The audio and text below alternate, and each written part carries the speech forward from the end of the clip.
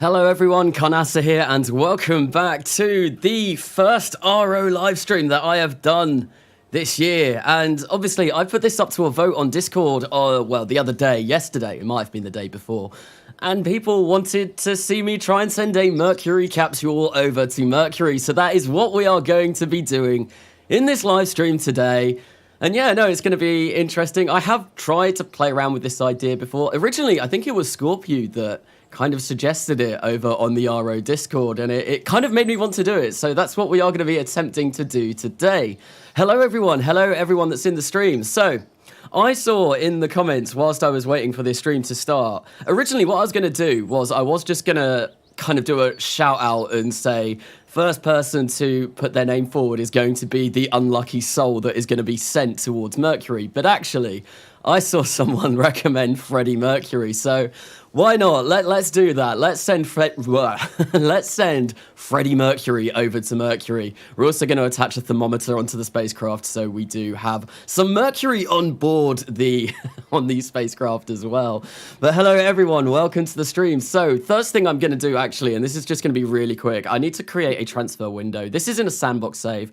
I don't have a transfer window planner even. I don't have a transfer window planner in this save.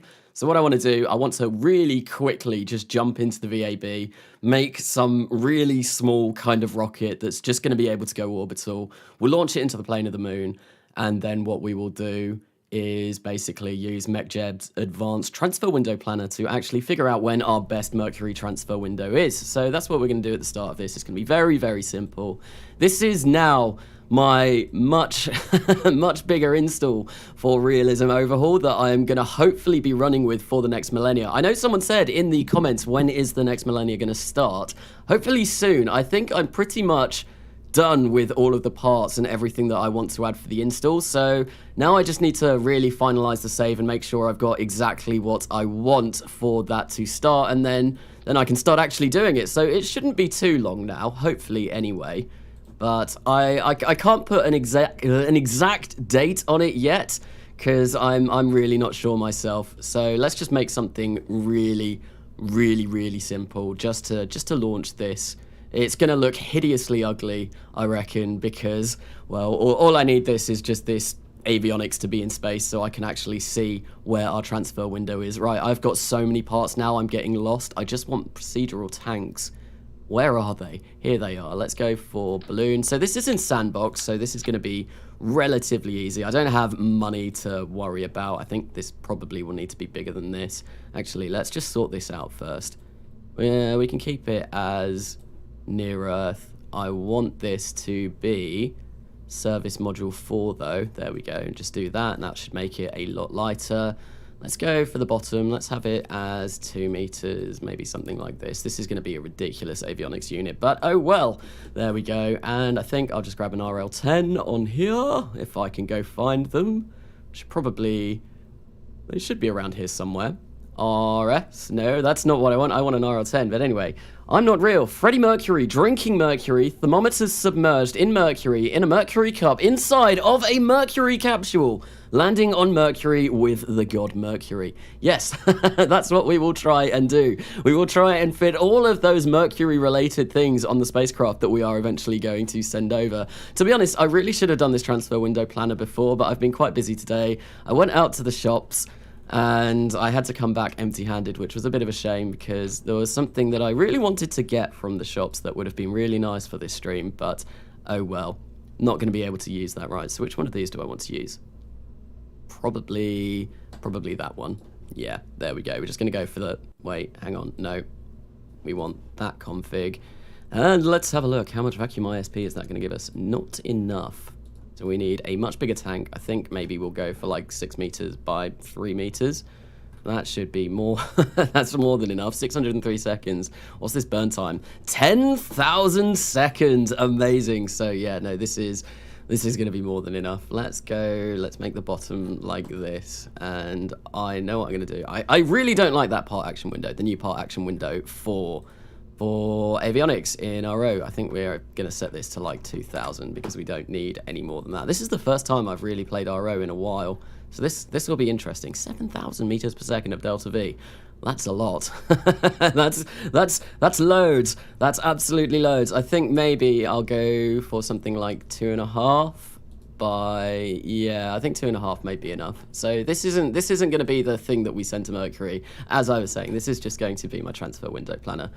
7,000 meters per second of delta V. That's insane. That's ridiculous. I suppose this is literally all we are going to be launching, so it doesn't really. That's why we've not got an actual payload. It's just going to be this. Why aren't? Oh, it's invisible. No, it's not. We've managed to get it. So let's make this 2.5. Make this 2.5.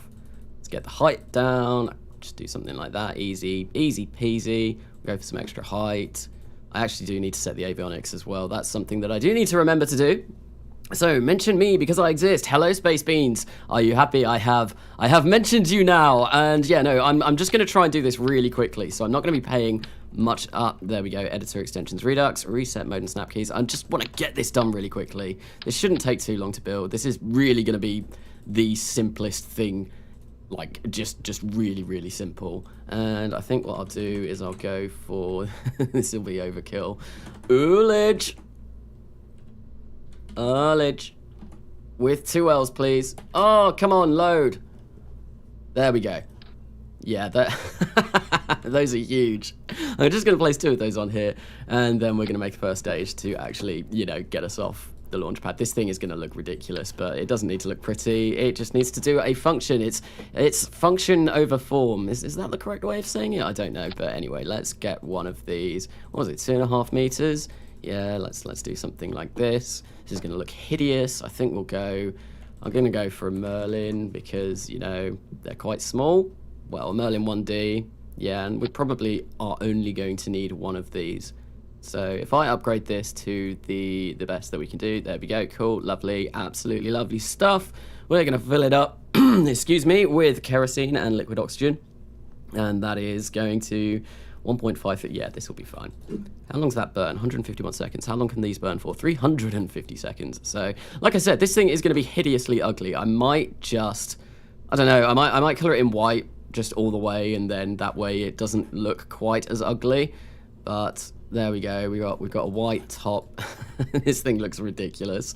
Now we're going to go for a white bottom, and we'll just leave that like that. Now, last little thing that I'm going to need to do, I am going to grab myself I've got no gimbal on this. I've got no roll control, which is a little bit annoying, but there we go. We'll just grab 4 of these like this, like so. Whack them. No, not that. We'll whack them on there like this.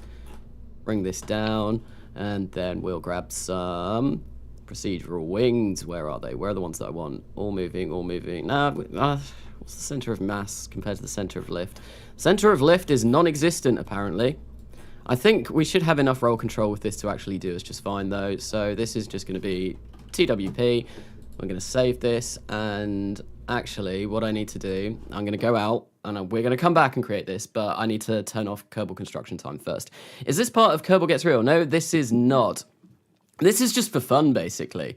This is just me doing something really silly on my live stream day, because that's what I put it to a vote over on Discord, and that's what people wanted to see. I gave the option of doing some prep work for the next millennia.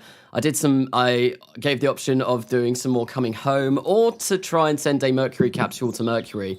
And most people wanted me to send a Mercury capsule to Mercury. So there we go, mod enabled. No, we don't want that anymore. We can go out. So yeah, that's what we're going to be doing. We're going to be trying to send a Mercury capsule and try and land it safely on the surface of Mercury. Can you make a list of mods you use? For this, I will finalize, once my mod list is finalized for the next series that I'm going to be doing, I will be doing a CCAN pack, and I will include a mod list with the videos. However, if you want to, if you're new to the channel and you want the kind of mods that I'm kind of using at the moment, if you go on any of my Kerbal Gets Real videos, then you can see the mods. I post the mod list in all of those videos, so you should be able to find the mod list there. I'm fairly sure, right, so there we go, that's all that done. We don't need RCS on this or anything like that. So this is just super simple, super duper simple, but we do need avionics. How much does this thing weigh? 60 tons. Okay, so this is going to be, so, no, we don't want this. We don't want 143 tons, that'll do. So how long is our electricity going to last? If I thought there was a way of turning this off in the planner. 2 hours and 38 minutes, that's more than fine. So we'll grab those, there we go. We'll save this up, transfer window planner. Let's launch this and let's get this done so we can start moving on to the Mercury capsule that we're going to be landing on Mercury. Yes, I feel rather excited today. I don't know why, probably no reason. I'm well rested and I've got a lot of caffeine in front of me. That's probably not going to help. But I noticed the last video that I did, the coming home video that I did, I must have had a bit of caffeine before doing that video because I was incredibly hyperactive throughout that entire video. Just joined. How will you fix Kerbalism? Kerbalism? What's wrong with Kerbalism? Ugh, UK is in lockdown. Yes, we are. That's why this stream is a little bit later than my usual streams. Usually I start my streams at 8 p.m. GMT. But for today, I have not done that because I wanted to listen to Boris Johnson actually spout some rubbish about what we're going to be doing in lockdown. So, right, there we go. Okay, we have built this up. Let's go. Yeah, that looks fine. I'm going to set the target, set the moon as the target. There we go. And we will launch into the plane of the target in 11 hours and 40 minutes. Unfortunately, because we are launching in February, this will be a nighttime launch, which is a bit of a shame, but oh well, I'm fairly confident that that should all be fine. That's all staged correctly. I'll do that there. And yeah, no, that should be good. So let's engage autopilot and we'll just wait for this. And whilst we're waiting for this and whilst the actual launch happens, I will be checking through chat just because it gives me the chance to check through chat. That's a bit of an annoying flicker. Why is that happening? I'm going to change the TFU xconfig to this. And actually, I'm going to turn Planet Shine up a bit as well, just so people can see what's going on. Let's do 0.6. I personally think this makes it look way uglier, but it means we should be able to see what's going on. So in 14 seconds, we are going to be launching. What's the plan then? The plan is, right, currently what we're doing, we're launching a transfer window planner so I actually know when my transfer window to Mercury opens up. Then once I've done that, what we're going to be doing is we're going to be going back into the vehicle assembly building and we are going to be trying to work out some kind of monstrous launch vehicle and some kind of monstrous, well, just spacecraft to actually get us over to Mercury with a Mercury capsule, which will be interesting. Send the Apollo capsule into the sun. Maybe at another time. Hey Kanasa, how are you? Just joined the stream. Hello MK245. Welcome to the stream. I'm not too bad. I'm really not too bad. Obviously, it's a bit of a bummer that lockdown is going to be once again a thing in the UK, but well, I was kind of expecting it. When Boris Johnson announced that he was going to be doing some kind of meeting today, I was fully anticipating that was going to be the reason why that we are entering another lockdown, which is a little bit of a shame, but oh well. Right, so take it to Germany. Take what to Germany? Scotland goes to tier 4 as of midnight tonight. So I thought Scotland was in its whole, an entire lockdown itself. I'm fairly sure that Nicola Sturgeon came out saying that the entire country is going to be in a lockdown, but I might be wrong. F COVID-19, yes, I thoroughly agree. I am so fed up of COVID-19 now. I want it to be gone. I went to the shops earlier today to get something for this stream, and the shops turned me away, even though I ordered it for click and collect. And they should have had it. They emailed me saying my order was there, and I got there and they were like, nah, mate, we're gonna turn you away. We're not gonna give you what you want, which is a real shame because I did want it for the stream today, but unfortunately I'm gonna have to wait for a bit for that to come.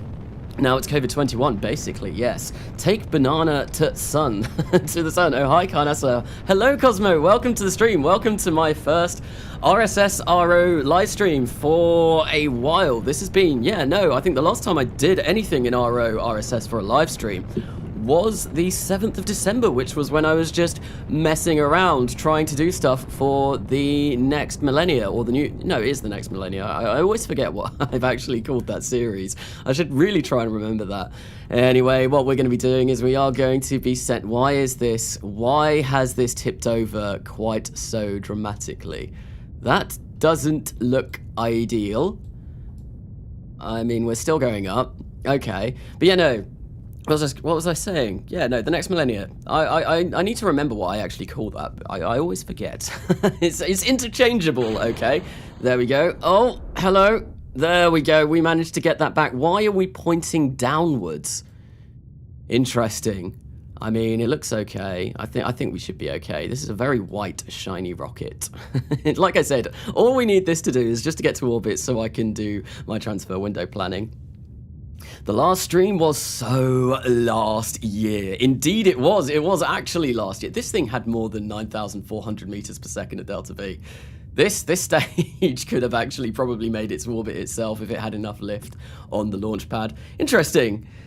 I'm very hyped for the next millennia. Yes, no, Cosmo, I'm very excited to start that. Hopefully, I've got my new RAM. My new RAM has arrived, so I am now playing with 64 gig of 32 megahertz, 3200 megahertz of RAM, which makes my install run a lot quicker and makes everything run a lot quicker, which is absolutely glorious. So now that I've got that, I am finalizing the actual build for that series, and then I just need to do a bit of background work, bit of behind the scenes work to actually make the career where it should be, and then hopefully I should be able to get the first episode out maybe within the next couple of weeks. I'll see how that goes because I do have university work to do as well. I've got a few assignments that are coming up, and of course I've got other series going on, such as Coming Home, so I still need to release stuff for that. And actually now, me and Alice, I think we're going to probably do live streams every Saturday for Minecraft, because that was rather fun on Saturday. I did notice, however, that my microphone wasn't turned up. Watching through the stream afterwards, yes, I was a bit quiet compared to Alicea, which was a bit of a shame, but oh well. She was kind of overbearing and a bit loud, but oh well. It was the first time I had a guest on a live stream, so yeah, I suppose it could have... There were a few kinks to iron out, but it wasn't too bad. Anyway, so we are now here. Let's do advanced transfer to another planet. This is the only reason. Look how smooth it is. It's so much smoother than Kerbal Gets Real. It's absolutely amazing. Right, so we want to include capture burn. So in 72 days, we've got one.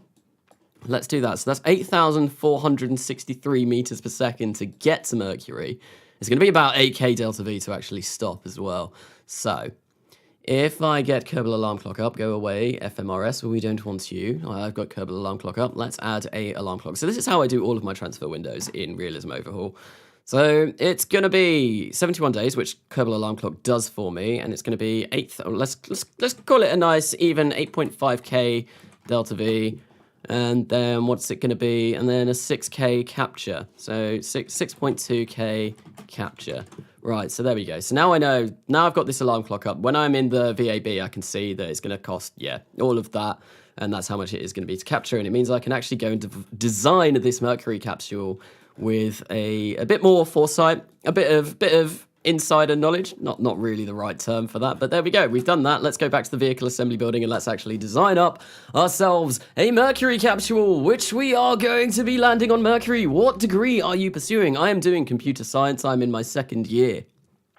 Do you know any mods that add spooling to KSP? Unfortunately not. Give me your skin or your PC. I think, I'm not sure. Skin. It's taken me a while to build up this PC. Canassa, quiet? I don't buy it. Yes, no, I was very quiet in the last stream. My microphone settings were turned all the way down. And it wasn't too great, and Alicea was being incredibly noisy. But anyway, as Cosmo is in the stream, I got to give a shout out to Cosmo. Definitely go check out Cosmo's channel because he has the longest running RO series, I think, ever, and it's definitely worth checking out. If you haven't got anything to watch, if you've run out of everything else, definitely do go check it out. It's a great series. It's been running on for a very long time now. I know there's not going to be much coming out at the moment, though, is there, Cosmo? I saw on your Discord that you are quite busy at the moment, so there's, I'm not sure. At least this is what I read. You're a bit busy at the moment, so I don't know. Canassa, what about Scorpius? Scorpio, yes, no, definitely go check out Scorpio as well, and Katniss, and So Not the Hero Type, and Calvin McClaw, and Beardy, and N9. I'm just going to say everyone at the moment, and Felix Yu. Felix Yu actually just uploaded a new video yesterday, I believe, episode 7 of Odyssey. I've not gotten around to watching that yet. Usually I click those videos instantly. Unfortunately, I've been rather busy. Yesterday, what was I doing yesterday? I was playing Age of Empires 2 with an old school friend, which was quite fun. It's funny, playing Age of Empires in 2021. I honestly can't believe it, but all of my mates bought it for Christmas. and they were like, yeah, get on with us, get online, let's all play a big multiplayer game together. So yeah, no, yesterday I decided to play that and got absolutely trashed because I'm no good at RTSs whatsoever. So I've spent a lot of today looking up some different YouTube channels for tactics and strategies for Age of Empires 2. So the next time that we play, I might not absolutely get myself handed to me. I could have gone rude there, but I decided not to. Anyway, so let's build Mercury to Mercury. Okay, save. Right, no, I can't save at the moment. So first things first, let's get ourselves a Mercury Capsule, because we are definitely going to want one of these. Okay, and I think what I'll do is I'll just get all of the standard Mercury parts from RO Capsules, and we'll just build it up in here. So there is a way that I want to just have the Mercury Capsule on the surface of Mercury. I don't want any kind of like landing engines. Literally, I just want this, and this, and then we'll go for this as well. That's placed in the wrong area. Come on, get on there. There we go. This is what we are going to hopefully land on the surface of Mercury, and it's going to be difficult because Mercury, obviously, well, we've got about 16k delta V to actually get us over to Mercury, and then we need to land on Mercury, and Mercury, I think, takes about 4,000 meters per second of delta V to actually land on. I know it's somewhere probably between 3,000 and 4,000 meters per second, so it's going to be difficult. It's going to be really difficult. Age of Empires 2 has a really active comp scene, especially after AoE 2 words. I can't get words out. Definitive Edition came out. Yes, that is what I got. That's what I got for Christmas. So that's what I've been checking out. And Spirit of the Law and T90 are good YouTube channels to check out about AoE 2. Yes, I have been watching a lot of Spirit of the Law over the past day. I went through his entire tutorial series just to see what he had to say, and I've been checking out how to efficiently use my villagers in the early game and stuff like that. So yes, I've spent a lot of time on his channel today, but I will check out T90. I think you recommended that in the Discord as well, didn't you? So I do need to go and check that guy, T90 out as well. Right, so what I want to actually use to get the Mercury Capsule onto the surface of Mercury is some kind of sky crane.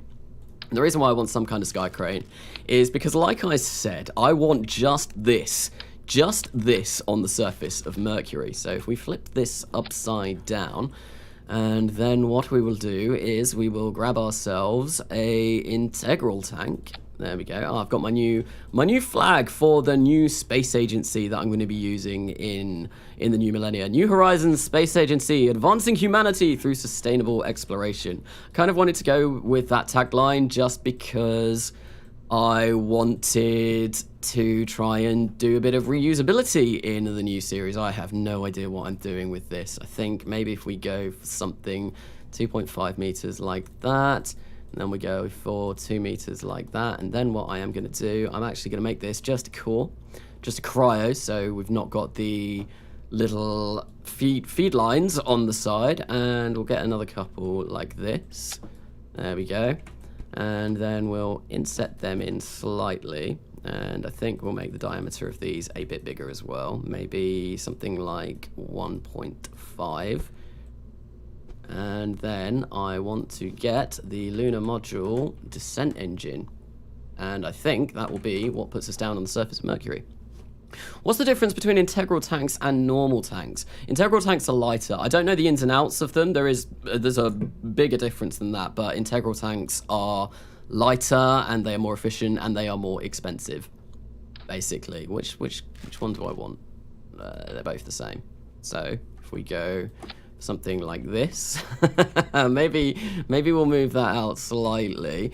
So I reckon 2 of these, and we'll fill these up. Actually, no, I'm going to make the engine to the LMDEJ, which I think that was the engine that took down the Apollo missions that also had the lunar buggy, I think. Maybe. I might be incorrect with that, but yes, so we'll put those on the side there. And this is going to be a ridiculously large sky crane, and that's giving us 6,000 meters per second of delta V, which is way more than enough. We do not need that much. We definitely do not need that much. So let's go. We want about 4,000, I reckon. I reckon we want about 4,000 anyway. So if we do this, we grab these in here. I kind of want... this is going to look so silly. Right, so we want something like that. And then actually, we are going to need some kind of RCS control system. Ah, I've got internal RCS, which is really nice. I've been meaning to get that mod for a really long time.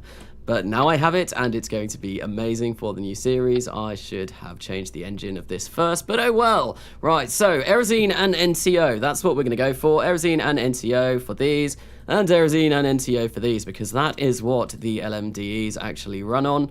And yeah, that should do us. So 4,873 meters per second of delta V with a thrust to weight ratio of 1.1. That's going to be ridiculous. Right, so... use AJ10137. No, yes, no. The reason why I can't use that is because that can't actually throttle, as someone also said. Kanasa, what do you think was the most important space mission? Oh, that's a tricky one. Well, I don't know. Probably... Is it a cop-out if I say Apollo, well, 11, or maybe even Apollo 10? Apollo 10 was the first mission to send humanity around the moon, wasn't it? Apollo 11 obviously being the one that actually landed on the moon, or maybe even if you go back as far as Sputnik 1 in 1957, because Sputnik obviously being the first man-made object in space. So, right, now we have this ridiculous looking contraption. I have no idea how we're going to launch this. How much does that weigh? 8 tons. And we are going to need food, water, and oxygen in here. So let's get some of that. And how long is that going to last us? So that will last us a day and 10 hours. So what I want is actually, we need this for a day and 10 hours. How our stress is only at 5 days. Oh, the poor person that's going to be stuck in this capsule. I think that should do us though. I think that will be enough to potentially land us on the surface of Mercury. But what I might do, I might just whack ourselves. Where are all of these have changed? These are different. These aren't what I'm used to in RO. These have really changed. Where are just the standard ones? Yes. We want one of those. No, we do not. We definitely do not want one of those. I think maybe, how much does that add? Not an awful lot of mass. That's actually not too bad. So let's place this. Like I said, this entire mission is going to be ludicrous. So this is all going to look really silly. I probably will eventually color this in and make it look a little bit prettier. But as it stands at the moment, I kind of just want to, yeah, just get this done. Right, so we are going to have that as an S-band. And let's go for antenna planning. We are going to go on the GUI and Mercury to Mercury. No, that's not what I want. Celestial bodies. We want Mercury. Okay. How long's our power going to last, actually? 21 hours. That's okay. That'll be enough to land. Right, so... S-band. Yes, we are going to be able to transmit fully from Mercury, so that's fine. That horrendous-looking contraption. So what about V2? Oh, Earthrise was from Apollo 8. Was it that far back? I didn't actually realise that. Big dish. Massive dish. So the manhole cover, the space hole. What is this manhole cover? I saw something about that on a Kerbal Space Program, like subreddit today, and I have no idea what's going on about that, because it was just suddenly spammed all over the place, and I had no idea what was going on. So if anyone can explain that to me, that will be greatly appreciated, because I honestly have no idea. Right, so I kind of want to actually test this. I am going to need some deep space avionics on this, actually. Yeah, I kind of want to test this in orbit of Mercury to begin with, just so that I know that once we get this over to Mercury, that it's going to be sufficient to land, because that would be a real shame if we get all the way over to Mercury and this can't actually land us. That would be that would be rather frustrating. So we are going to not configure experiments. I don't need any experiments on this. What we need to do, we need to configure our avionics. So how much does this weigh? 8 tons. So 8 tons to get to orbit of Mercury. That's quite a chunky thing, quite a chunky vehicle to get over. But I reckon it's doable. It's definitely doable. Right, so that will hopefully give us enough avionics. There we go, 11.5 tons. That's good. And I think what I might do is I might just sneakily just plop this in. There we go. Hide that away. Tuck that away nicely so it's not visible because, well, we don't really need it visible. We're not going to have any electric charge producing equipment, I mean like solar panels or anything on this, because this literally all we want to do is land this. We will have all of that on our stage that is actually going to get us into orbit. So there we go, Mercury to Mercury. This will be our stage that detaches from our main ship once we are at Mercury. And then what we will do is we will land this. So we're going to go into crash now, and we are going to go into orbit of Mercury, and we're going to see if we can land this. So I think if we go for an altitude of about 50,000 meters, that should do us just fine. There we go. Let's start the simulation. Hey there, Carnassa. Hello, Roch. Welcome to the stream. Did I say that correctly? RO, 1 out of 10. Too much thinking. What? Why are rocket avionics so big? It's probably due to the fact that you need a lot of computational power to actually, well, work out where you're going to be going. So the manhole cover. What was the manhole cover? During nuclear testing, they put a nuke in a deep hole and covered it up with a big steel dish, essentially a manhole cover. The manhole cover was on camera for only 1 frame and was calculated. Oh, is that what it got launched out into orbit? Wait, so it must have broken Earth's escape velocity then, which is insane.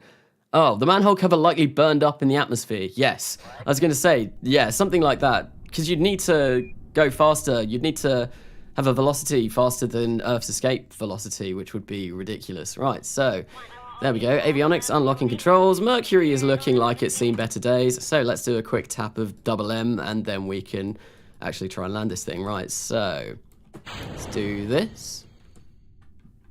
Okay. Any reason why you aren't firing? It's the correct... They work. So why is my RCS not working? Interesting. Real interesting. Okay, and now I have used up one of my ignitions. Fantastic. So I think what I'm going to do is we are going to attempt to use another one of these ignitions and then use the gimbal on these to actually turn us in the correct, well, the correct orientation. There we go. Come on, let's go retro. Let's go retro. Let's go retro. Come on, just turn. Center of mass shouldn't really be off. So there we go. This is okay. Okay, so let's have a look. Suicide burn length is 4 minutes and 25 seconds. Impact is in 10 minutes. So let's just burn. Hopefully we should be able to land.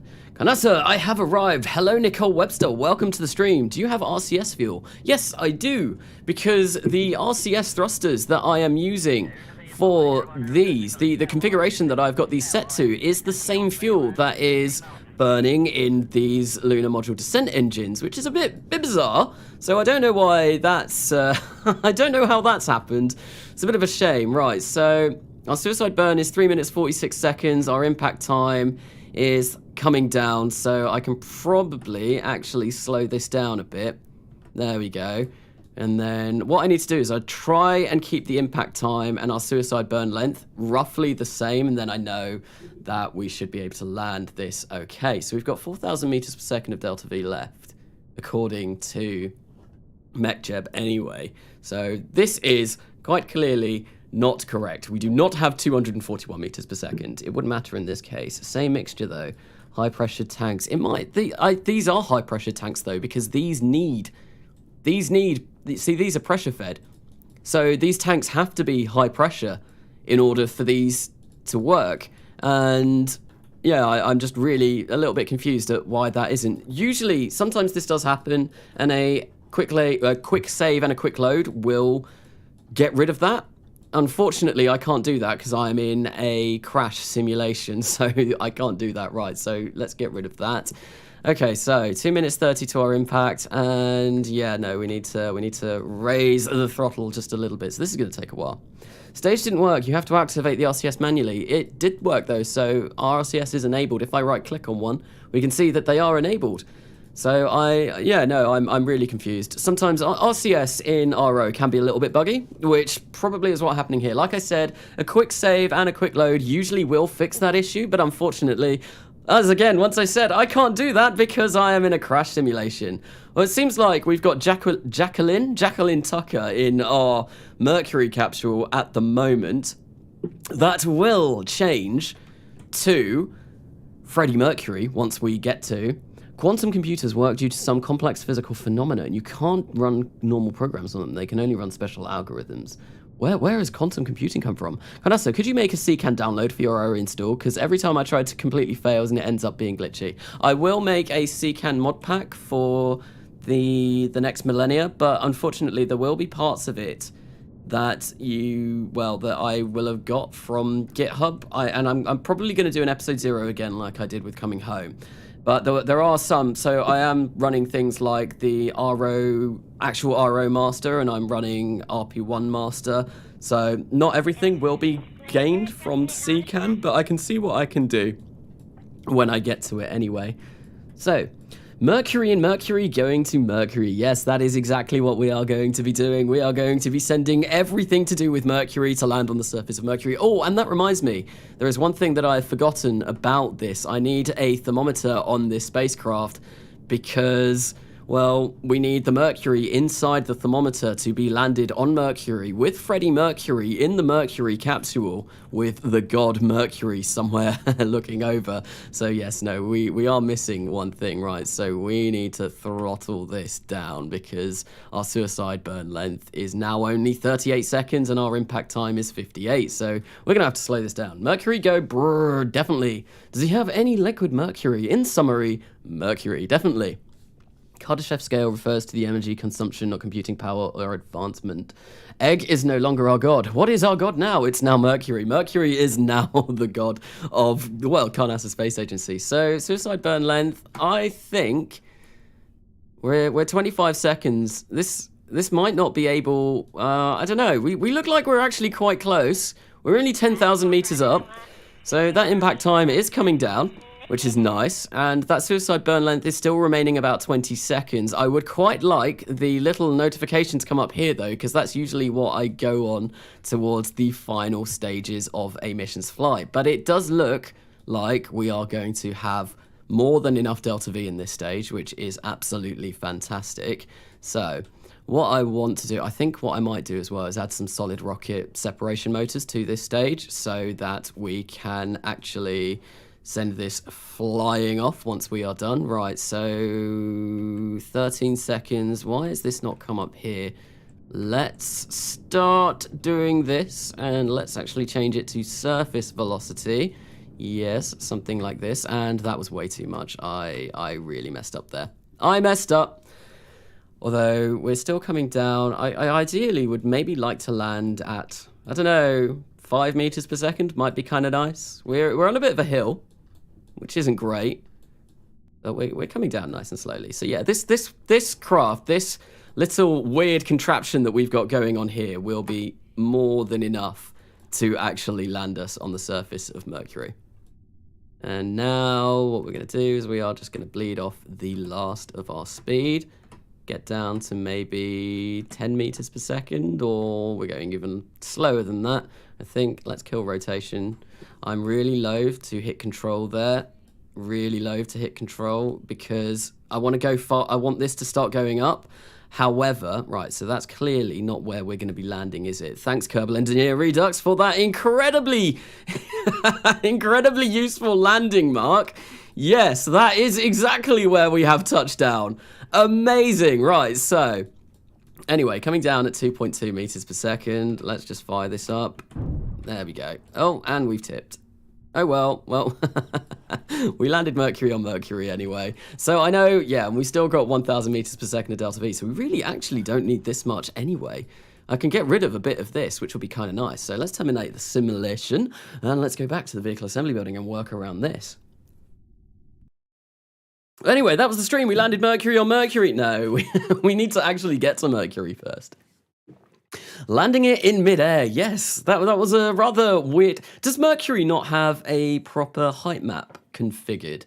Because I know, well, really, not many people actually do attempt to land on Mercury. So, oh, there we go.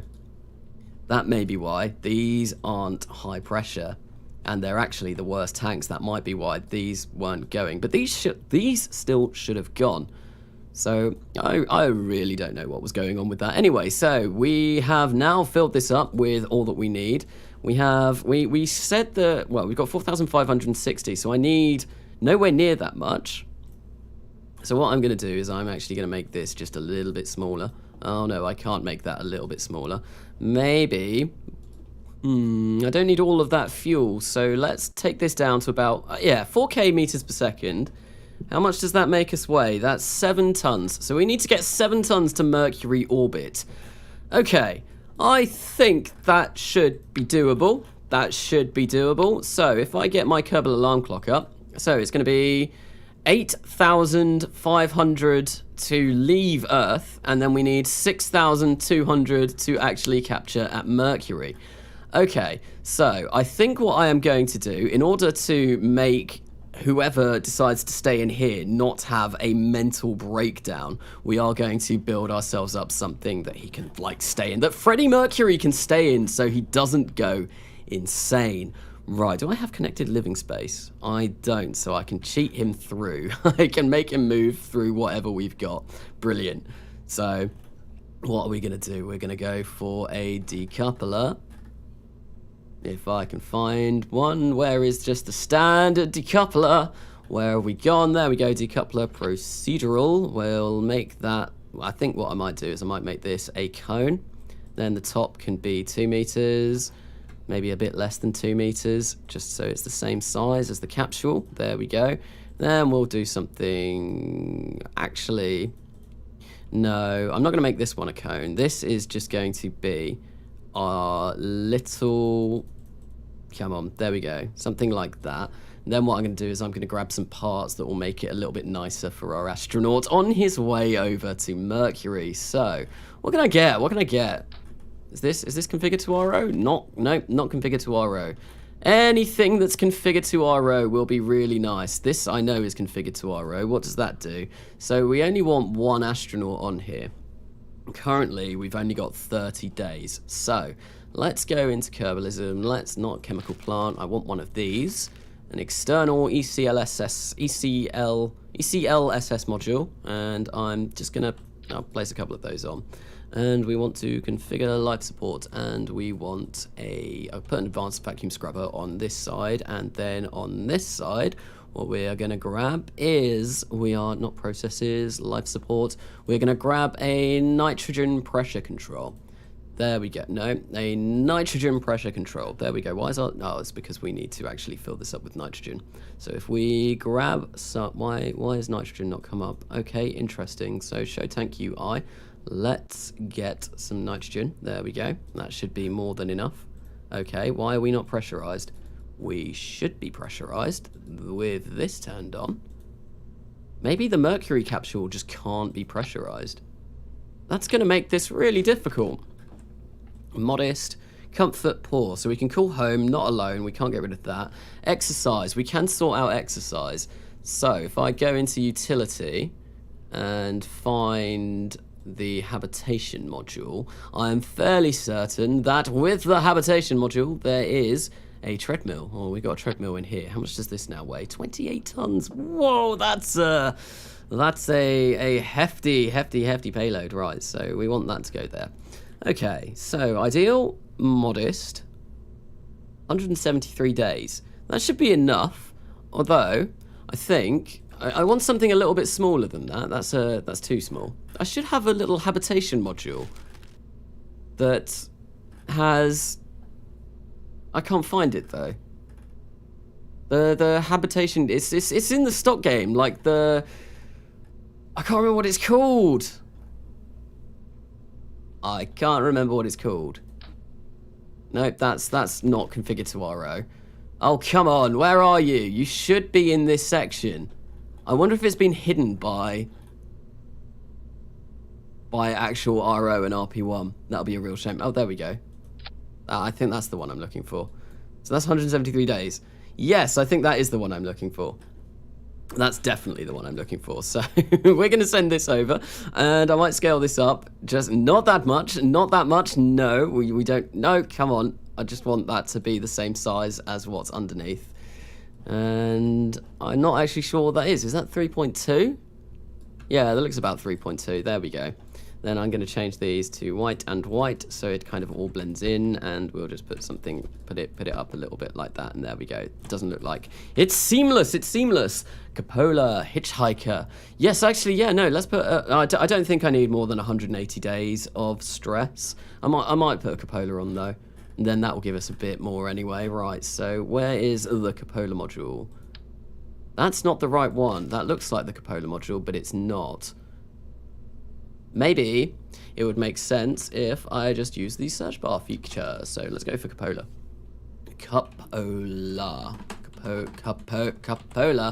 There we go. So, cupola observatory module, and we are going to need a radial attachment radial attachment point, because otherwise this won't work. There we go. We want 2. Let's just place 2 on like this, so it's nice and even. And we're going to be making some. Oh, hello. It doesn't like that. There we go. Okay, so 231 days. That's fine. There we go. And hopefully, I may be able to get all of my life support in here as well. So 204 days. Yeah, I think. How much oxygen have we got? 204 days. 204 days should be enough to get us over to Mercury. I'm fairly sure. So this should actually be all right. Now what we need to do is we need to figure out how to send 25 tons to Mercury. Which may be easier said than done. It hasn't pressurized yet, I don't think. I don't know why the pressurization isn't working. It should be. Because I've got this. I think maybe the Mercury capsule just cannot be pressurized. Because it's such a, you know, old capsule. it's not advanced enough to be pressurized. Ben Lonergan, hello, are you in the UK? Thank you for the donation. Yes, I am in the UK. I am from Essex in the United Kingdom, which is why this stream is a little bit late than normal, because usually I would start my streams at 8 p.m, but unfortunately, well, no, I was checking out and seeing what Boris Johnson had to say about the current situation that we've got going on. Right, anyway, so what I'm going to do now is we are going to make our transfer stage, our capture stage at Mercury, and our transfer stage. So what do I want here? I think I'm going to go for, I'm in decouplers. I'm not sure if this is where I want to be. Let's go for that. And we will go for 4 meters, something like that. Ben Lonergan again. Thank you very, very much. Thank you very much. UK lockdown. No, yes, I know it's terrible. Oh, yeah, no, it's not great. And yeah, no, it's been banned. But thank you very much for the donation of £10 now. Thank you very much. Very, very generous. Very, very generous. It's been a while since I've looked at the chat, so I'm just going to come and have a look and see what everyone's saying. So, take a shot every time he says Mercury. What's this? The Carnassa stream drinking game? Yes, every time that I say Mercury in this live stream. Why has my mouse stopped working? Oh, I can't go up the chat. My mouse has stopped working. My mouse on my no, that's not working. So I'm just going to be able to see what has been said anyway. So I love deep freeze. I don't know if deep freeze actually works in RO. Carnassa, Krusty Krab is unfair. Mr. Krabs is in there standing at the concession plotting his oppression. Wow, what a poet. We have a poet among us. Tier 5. Try hitting it.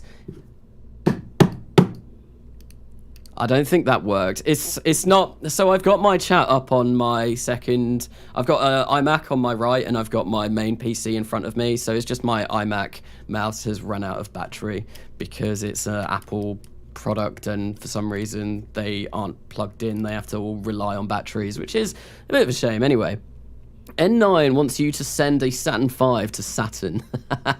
Has that 9 been in the stream, or has he said that on at some other point? Because I've talked to N9 about a lot of these silly things before, and he has definitely, there's some things I've discussed with him, but I think a Saturn V to Saturn would be the next thing that I do. Ben Lonergan, oh wow, thank you very much for the other £10. Wow, this is, yeah, no, thank you very much, kind sir. This, I think you by far been the most generous person ever on one of these streams. So is there a tier 5 now? I believe that is probably what is going to be happening. Yeah, tier 5 is kind of what we are going to be in. I didn't actually catch the full news report. I was sat on my phone on the BBC app trying to gauge what was happening because I don't have, I don't pay for a TV license because I don't watch TV. I just watch, well, I go on YouTube and yeah, I use Amazon Prime or stuff like that. So I don't watch TV, so I couldn't actually get the news report up. So I was just on the BBC News app trying to follow along. And it looks like schools are shut, everything's shut. It's pretty bad. It's pretty bad, but hopefully it means we can get back to normal sooner.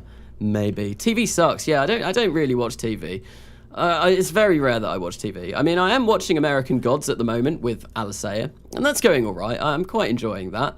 But apart from that, I very rarely watch TV. I sometimes watch a bit of Netflix, but yeah, very, very, very rarely.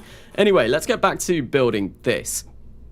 What did I want? I wanted some procedural tanks. So we are probably going to go with HG3s for this. Is it okay to sim for Carnassa? I just saw that. I mean, oh, well, there we go. Message retracted. Message retracted. Make a Saturn cubed. I don't see... Ben Lonergan, wow. Well, thank you very, very much, sir. Thank you very, very much for all of these donations. I honestly, there's got to be something I can do for these donations. If you're on the Discord or whatever, well, you'll get the Carnastronaut role just because that's for my Patreons. So, yeah, no, this is insane. Thank you so much. That's been absolutely. Yeah, no, I'm absolutely taken back by that. Thank you very, very much. But no, I will include your name in the end of a video or something because that's by far the most donations I've ever got. Thank you so much. And yeah, no, I will add you onto the, if you're on the Discord or whatever, you will be added to the special role for patrons and something like that. So yes. The only person who can sim for Khan. Oh my word! Thank you, Ben Lonergan, yet again. I'm joining the Discord now, my good friend. Thank you so much. Honestly, that is truly blessed. Thank you. Can you use a Kraken drive in RO? I'm not entirely sure. I think the docking. I've never really looked up. I'm sorry. I'm a bit blown away with the donations from Ben at the moment. I'm not really sure what to say. I'm really not sure what to say. I'm kind of a bit overwhelmed. Thank you so much. Carnassa, read this. Please read this. I have a challenge. Use a rocket to send a Falcon Heavy to the moon, to then send a Falcon 9 to Mars, and then release a payload that will land on one of Mars's moons. I can have a look at maybe doing that. So use a... Wait, what was that? I have a Falcon... Rocket to send a Falcon Heavy to the moon, to then send a Falcon 9 to Mars. So what do you mean? So get the Falcon Heavy to the moon, then use the 2 external Falcon boosters to get to Mars. And that means I'll have a Falcon Heavy at Mars, and then release something from that Falcon 9 that now remains to go to visit either Phobos or Deimos. Because that'd be a cool idea. That could definitely be something that I'm doing. Anyway, I am going to get back to doing this. I'm going to get back to working on this. I did start doing it, but sorry, yeah, no, pretty blown away by everything that's been going on. Thank you very much. Right, so Cone. We are going to go for a HG3 kind of build for this, I imagine.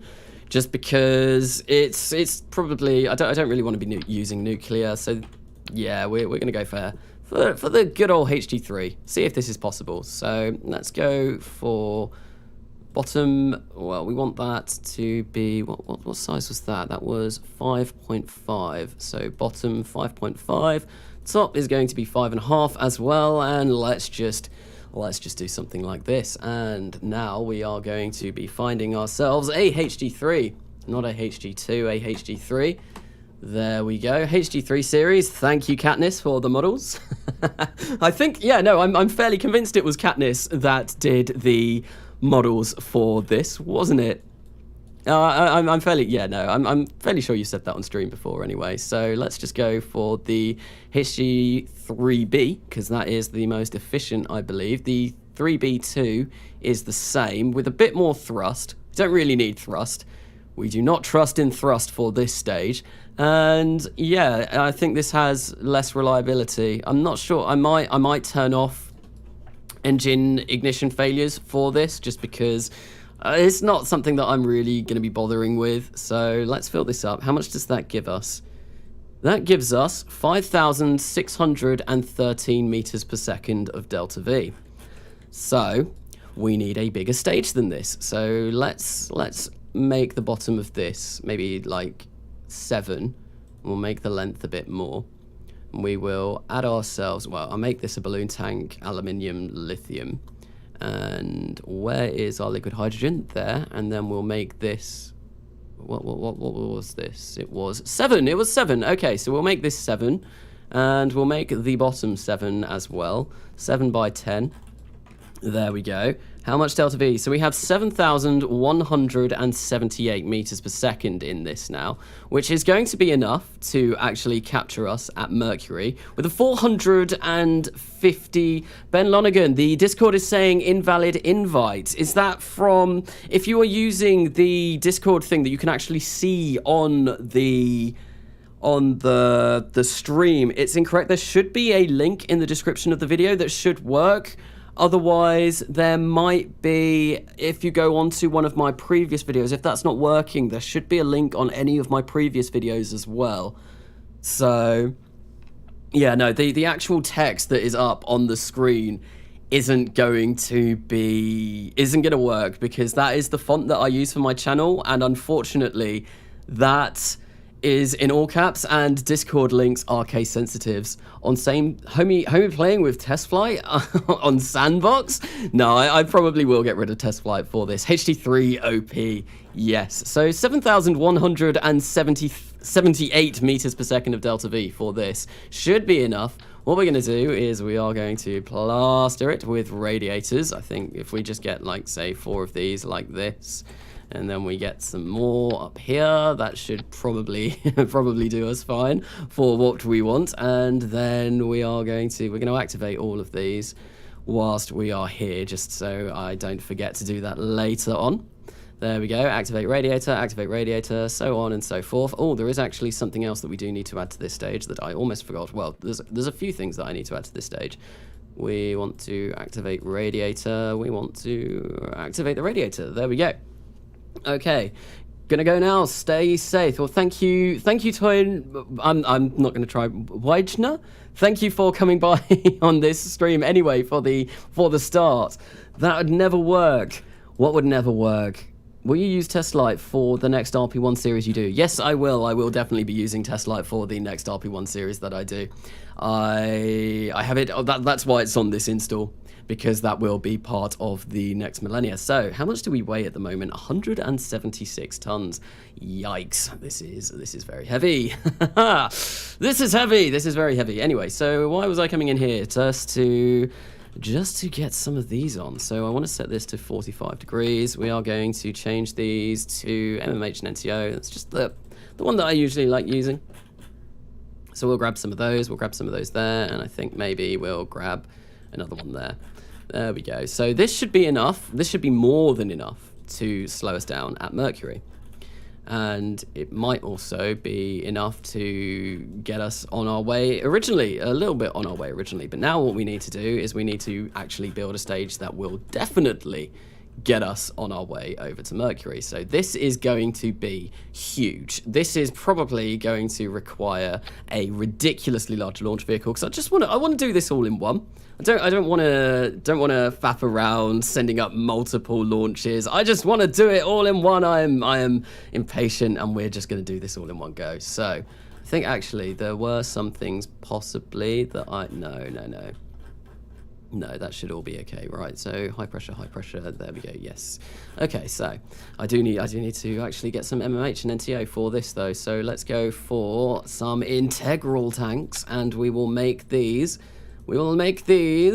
Fillet cylinders, and maybe about that kind of size. And we want these to be high pressure, and we want to fill them up with MMH and NTO, and that gives us 7,000 meters per second, which is still going to be more than enough to actually capture us at Mercury, according to the statistic, well, the data that I collected from the transfer window planner.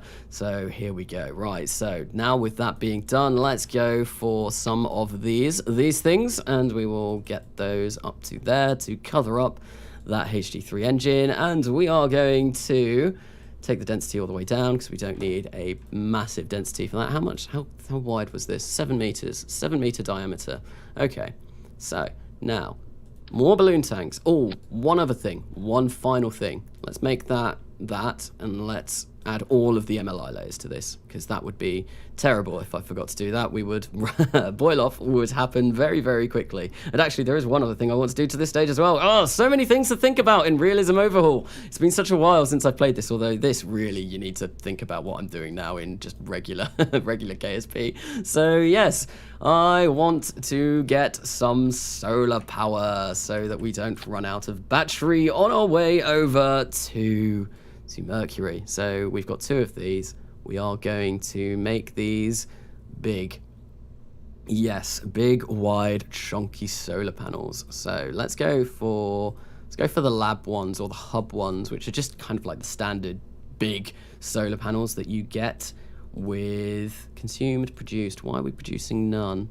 That should be producing extend solar panel. Okay, let's go. Oh, there we go. Oh, wow. Whoa, that produces a lot. That's more than we're going to need. That's fine, absolutely fine. But let's make sure they are tracking. And then we're going to retract our solar panel. This is going to look hideously ugly, by the way. I might see if, when we get back to this, trying to color it in might make it look a little bit better. But for now, yeah, this is going to look hideous. It's going to look pretty bad. Space name, editing config files. Boil off is broken. See, I told you there is too much thinking in RO. There is a lot more thinking in RO than there is in stock generic KSP. Although, to be fair, I have said it. Actually, where I'm getting up to on coming home, I'm finding it probably more difficult to plan out missions in that than I am in RO. Just because it's getting to the point with USI that I'm really having to struggle thinking about supply chains. It's quite complicated. And I really probably... I started that series thinking, well, it'll be a lot simpler to do than RO, but... it's actually turning out to be relatively complicated. So I don't know. It could just be me trying something new and not really knowing what I'm doing. But yeah, no. Oh, what is it? USI MKS. It's pretty tricky. It's pretty tricky. So we're gonna go for something massive like this, and let's see how much we can squeeze out of multiple HG3 engines, because that's all I'm going to be doing. How much does this weigh at the moment? So we are currently weighing 198. Oh, I picked up too much. Right. Nope. Wrong thing. There we go. Let's get rid of you. Get rid of you. There we go. Yeah, let's see. So if we go for 4 of these. Okay, and we fill this up to the brim with liquid hydrologs. Let's get rid of Kerbalism for a minute. And what we want to do is we want to grab these 4. How much is that going to give us? 5,000 meters per second, which, as we can see, is about 3k delta V short than what we need. Okay, so if we fill that up, their burn time is now 385, so we are still quite a way off. So we are going to need to make this even wider. How much is this going to weigh? 940 tons. So currently we are going for a kiloton into low Earth orbit. Okay, and it's going to be even larger than that. So let's go for, I think maybe we'll go for 6 of these. This is going to be stupidly big. Right, so there we go. Let's do something like this, and we'll make the bottom, we're 10 meters wide at the moment by 25 meters in length. We can make this even bigger. Let's actually make this 12 meters in length. So we're getting there, we're getting somewhere, we're almost there. We just need to go a little bit further. Rated burn time is 750 seconds. That's a really long burn time. I'm wondering if we're going to start, if we're actually going to be able to do this. That's 1.5 kilotons to orbit at the moment. I mean, this is 8,100, and with the extra that we get from that stage, that might be enough. So I do think I want to add another one there because I don't think I really want to be waiting for 702 seconds to do this. So 600, that's probably better. Still a long burn, and we're still quite far off. Can I get maybe like a couple of these in here? Set this to 90. So we put those there. And then maybe, I mean, if we're going for 1.5 kilotons, why not? Let's just make it a little bit bigger. Let's go for like 2 kilotons. 650 seconds, 2 kilotons almost. Yeah, there we go. This is, how on earth am I going to move this? I'm going to need so much RCS on this to move this around in low Earth orbit. This is going to be incredibly painful. Nuclear engines. I mean, I could put a nuclear engine on. Let's have a look. Let's try doing one nuclear engine. Or a couple of nuclear engines. Although the burn time is going to be so much that I don't think I really want to go for that. So no, I won't do a nuclear engine for this. We will go for this ridiculous amount of HD3s. Something like that. There we go. Something like that. Atlas Gaming. Hey, after stream, can you take a look at my question on the last video? I saw your question on the last video, and I wasn't sure if you were going to be... Oh, thank you for the donation, by the way. Thank you for the donation, by the way, first. Thank you for the $5. And... I saw your question on the last video. What was it? It was something to do with Kerbalism. Kerbalism, how is my Kerbalism working in Coming Home? So my Kerbalism for Coming Home, I have downloaded the science-only config, so that doesn't affect life support or anything like that. The only thing that you can do with that Kerbalism is get the Kerbalism science up. So that's... Oh, I need to put avionics on this. That's another thing that I've forgotten. So yes, no, that is what that does. Basically, I'm not making sense. Right, so why has this... Oh, because we need to fill this up with liquid hydrogen. Yeah, so Kerbalism science-only config is what I have on that save, which is why the life support and all of that isn't affecting anything. So, you need like nine nukes. Yes, you would need a lot for this. How many HD3s do I have? So I have 10. 10 on this stage.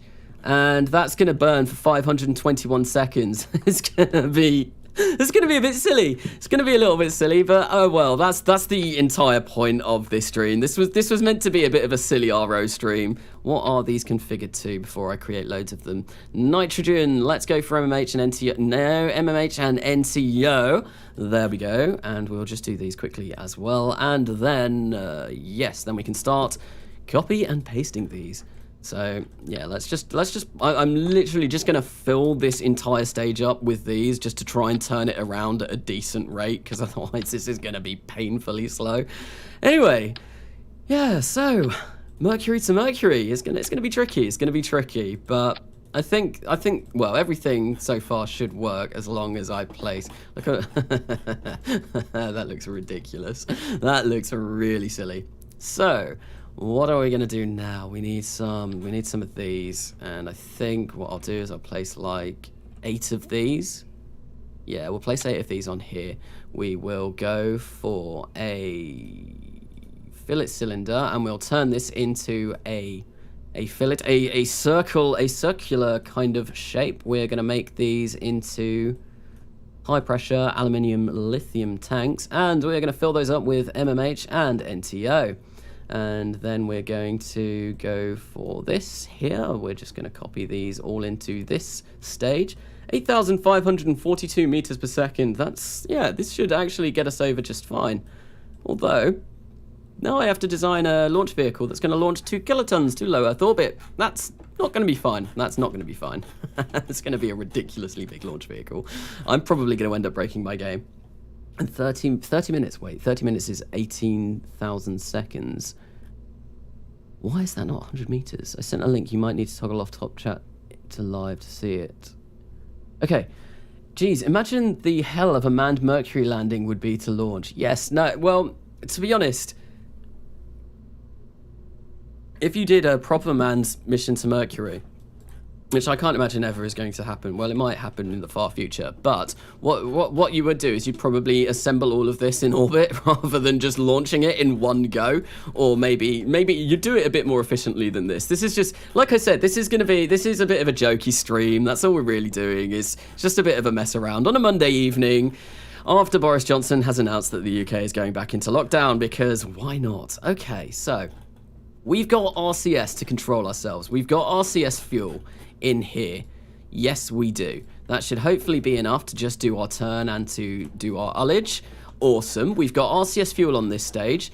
The only thing that I need to do now for this is to actually supply some avionics, which shouldn't take us too long. And I do want to, yet again, make these... Oh, you're gonna crash? No, we're good. We don't need that much MLI layers, though, because this is just going to be near Earth. Okay, so we're going to go for that, and then that. There we go. Thank you. And we also want that in here. And that gives us a lot more Delta V as well, so that's kind of nice, too, the fact that we've got better tanks. And we will add some more MLI layers on there. There we go. So, now, the next thing. So I'm going to make that height a little bit bigger. And I am going to check my avionics. So avionics, there we are. So we need 176 tons on this stage. Okay, that's fine. That's more than fine. I didn't even need a decoupler there. Yeah, let's get rid of that decoupler. We don't need that. What I will place there instead is avionics. So where is my avionics at? Where's my avionics? I've got so many parts in this screen now that it's actually becoming quite difficult to find everything. Please, I don't want you. Close, go away. If anyone else plays RO and RP1, that new part action window for avionics, I really can't stand it. Am I the only one? Oh, hello. Interesting. Oh, it's because I've got 8x symmetry on. But yeah, no, am I the only one that really can't stand that? Or is there anyone else that doesn't like using it and prefers the old way that they had? This thing here, it's just really, yeah, no, I really don't like it. I much preferred the old way of doing it, the old way that they had. But, oh well, maybe I'm just set in my ways. And yeah, it's just, I don't know. I might just be set in my ways. Right, so this needs to be about 200 tons, doesn't it? So, yeah, it's unusable. Yeah, it infuriates me. Okay, good. I'm not the only person that doesn't like it. Amazing. So, yeah, no, I really preferred the old way that they had. But, oh well, I probably should get used to using it. What mod gives procedural avionics? RP1, I think. Well, it's a mixture of RP1 and procedural parts. So, hello Lucy, welcome to the stream, Here you are going to be seeing me building something quite frankly ludicrous. The most ridiculous thing you've ever seen. Landing a Mercury capsule on Mercury and it looks hideous. It really doesn't look good. But anyway, we've got avionics for that stage now. So let's place this back on here.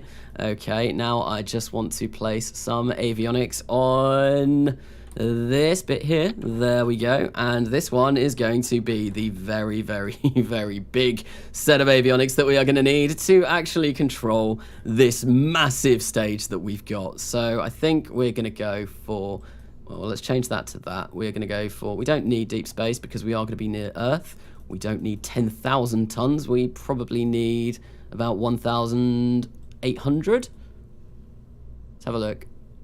Get this over. Avionics is sufficient, just. So I'm actually going to raise that just a little bit because sometimes it can be a little bit glitchy. So let's sort that out. There we go. Can we get rid of this screen now? Come on. There we go. Awesome.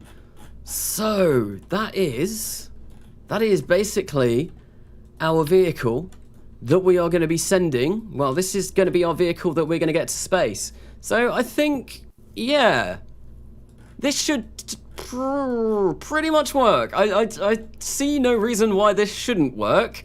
We've got enough Delta V according to the transfer window planner. And as long as we don't have ignition failures, which I'm not going to have turned on, these should all work fine. These should... Did I add... Yes, I did. Okay, so that should work fine. Our astronaut is going to have enough food, water, and oxygen. He's going to have enough stress. So that's all fine. Fairings. So this is what I'm going to do now is I'm actually going to save this. And we are going to go and make a launch vehicle that's capable of lifting 1,900 tons to low Earth orbit. It's going to be very large. It's going to be massive. And it's going to be big. Right, actually, do I color these in? Do I make them a pretty color? I usually use modular tanks rather than these, but I don't know, maybe we can go for something like this. Is that no, that's Able. Go for I'm British. He's British, so he's going for the Black Arrow. Yes, do I go for Black Arrow? No, I don't think I will. Maybe I'll go for something like this, and we'll just, I think we'll make it, do I want to go nice and shiny white? Yeah, let's do shiny white. Specular looks awesome, and we'll do something like this. And then I think maybe for this top section we might change it up a bit, switch it up a bit, make it a different color. We don't want it to be foil. I think no, I don't really like the checkered. I mean, that looks okay, kind of black and white Saturn-esque. I mean, that also looks... I'm not sure if I like how busy that is. And... this is upside down, I've just realised. It's a Long March, Redstone, Skylab. I quite like the Skylab one. Yeah, I'm going to go for the Skylab one.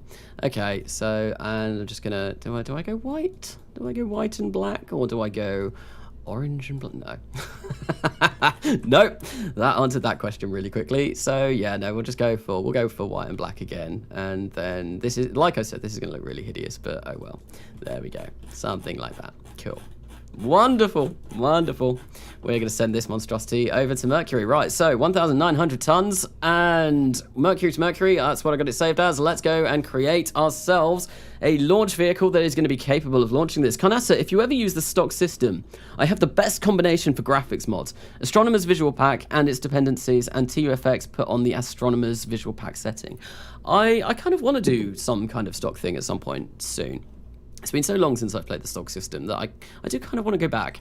I might go back at some point. We'll see. Kind of, obviously I've got Coming Home at the moment, and I've also got the next millennia coming up, so starting a stock save as well. I'm not sure how long that'll be. It might be something that I do, like I might live stream some of that every now and then. I kind of thinking I want to start doing some more live streams, which is why I'm doing the Minecraft live streams on Saturdays with Alisaia now. I think we're going to continue doing that because that was really fun on Saturday. I really enjoyed doing that with Alisaia, and it was kind of nice. My mic was broken. Did I fill that with lead? Thought I did. I did. Okay. Right, so we need this to be mega big. But yeah, no, I had a really good fun time playing Minecraft with Alisaia on Saturday. And it's just a nice chill stream, and I think, yeah, we will be doing those every Saturday. And then maybe, I don't know, if I have the time, I might see if I can do some kind of maybe stockish kind of live stream every now and then, but I don't know. 2 live streams a week for me, probably going to be okay. I got to leave. Bye. Well, thank you, Stephen Zhang, for coming by for the stream. Anyway, I'm not being very good with chat today, so I do apologize. I am looking over occasionally, and Carnassa, make a freaking lower dome on that 2 kiloton tank. Okay, all right, I'll make a lower dome on that when I get back to it. I'll make a lower dome when I actually get back to it. I can't remember how wide it was. So I think, I can't remember how wide it was. That's annoying. Oh well. What I might do is I might make this. There we go. I might make this 15 meters in diameter. That should be enough, I think. Maybe we'll go for 18. 18 meter core stage. What do you reckon? Do you reckon an 18 meter core stage to lift 2 kilotons is going to be okay? I think it might be. If we get some monstrously big engines up in there. This is going to have like M1s for a stage or something, because we're going to need those powerful engines. Although there are actually... Go away! There are actually engines from... Sorry for that loud outburst. There are engines from CH4 that I'm probably going to use for this that are going to help me immeasurably. So let's make an 18 meter avionics. Yes, that's what I want. 18 meter avionics, cool. M1s are bad. Boosters, I probably will have boosters on this. I probably will have a second stage, I'll have a core stage, and then some boosters on the core stage. Where's the fairing? You want the fairing? You ask for the fairing, you get the fairing. There's the fairing. There it is. It's there. And yeah, let's make it... I don't know. Don't want the black arrows. Black arrow color. I'm not going to make this look like the black arrow, like the Christmas tree to Jupiter video, because that was silly. Let's go for some satin stringers for now. there we go. Oh, I love the black and white. It's very, very nice. Very, very pretty. Okay. N1s are good. I think I'll need several N1s to launch this. Because, oh, do you mean M1s? Is there any way to get 2 playthroughs with different mods without uninstalling and reinstalling? Yes, there is. You can just copy your entire game data, not your game data folder, your entire Kerbal Space Program directory. If you copy the entire thing, then that way you can copy and paste it somewhere else, and then you can have 2 different installs of Kerbal at once. It's what I do. I've got Kerbal Gets Real still, I've got Coming Home, and I've now got the Next Millennia Save, which is what I'm on at the moment. F1 Upper Stage. On F1's ground lit only. I don't actually know. They might not be. Oh no, they're not. Ignition's 1, subject to ullage. I mean, I think I'm going to go for some kind of Hydrolox upper stage. Probably something from CH4. F1As are better, really, than M1s. LH2 core stage only. So right, so our avionics is done. Let's go and let's slap on a balloon procedural tank. Now, the reason why I'm using procedural tanks for this rather than the much nicer RO tanks, which are... Where are they? These ones? Yeah, I'm using procedural tanks. Now, the reason why I'm using procedural tanks is because procedural tanks don't have a limit. You can make these as large as you possibly want. So the fact that this is going to need to lift, well, a kiloton to low Earth, no, 2 kilotons to low Earth orbit, we're going to need to have this as big as possible. Right, so, God, is this, oh no, I was wondering why it's 2 kilotons, but I've already got the payload. M1s are huge! But yeah, no, I'm probably going to use some of the Hydrolox engines that CH4 adds to the game. And I think, what was it? Was it the Cobra H? That was one that is a very, very nice Hydrolox engine that I think I'm probably going to use. I think it was called the Cobra H. Let's actually look it up. And I think I used it for several... Yes, there we go. So, 4 ignitions. It's got a throttle. Its max thrust in vacuum is 4,400 kilonewtons, which is pretty beefy. And its specific impulse in vacuum is also 454. So this is a rather nice upper stage engine, I feel. And this is what I have been using for pretty much all of my silly videos to get to something silly to orbit. Right, so this is way too big. This is way too big. I think maybe I want about 5,000 meters per second from this stage. So if we go for something like 18 meters by 50 meters, there we go. And that's 769 seconds, 0.4 thrust to weight ratio. I want something a bit more than that. Let's do something like, something like, like that. And let's move these. Where's the 90-degree snap one? There. We do that. And then we do that. That's 4,976. And that's burn time of 385 seconds with 0.79 thrust to weight ratio. There we go. I think that should be us for our second stage. That's this ludicrously big second stage. And whilst we've got this, let's actually go for our ullage motors, which we're going to place loads on. And we're actually going to need a lot of these rather than just the 2 small ones that we had on the, what was it? The little transfer window planner that I did. Maybe 4 will probably be enough. I don't think we're going to need more than 4. There we go. That should be fine. Okay, so now with that, what we need to do is we need to build a first stage. So we are on almost 5,000 meters per second of delta V, so we need 4,400 meters per second of delta V, or thereabouts, to actually bring this up to orbit. So how are we going to go about doing this? This is 18 meters in diameter, isn't it? So this is massive.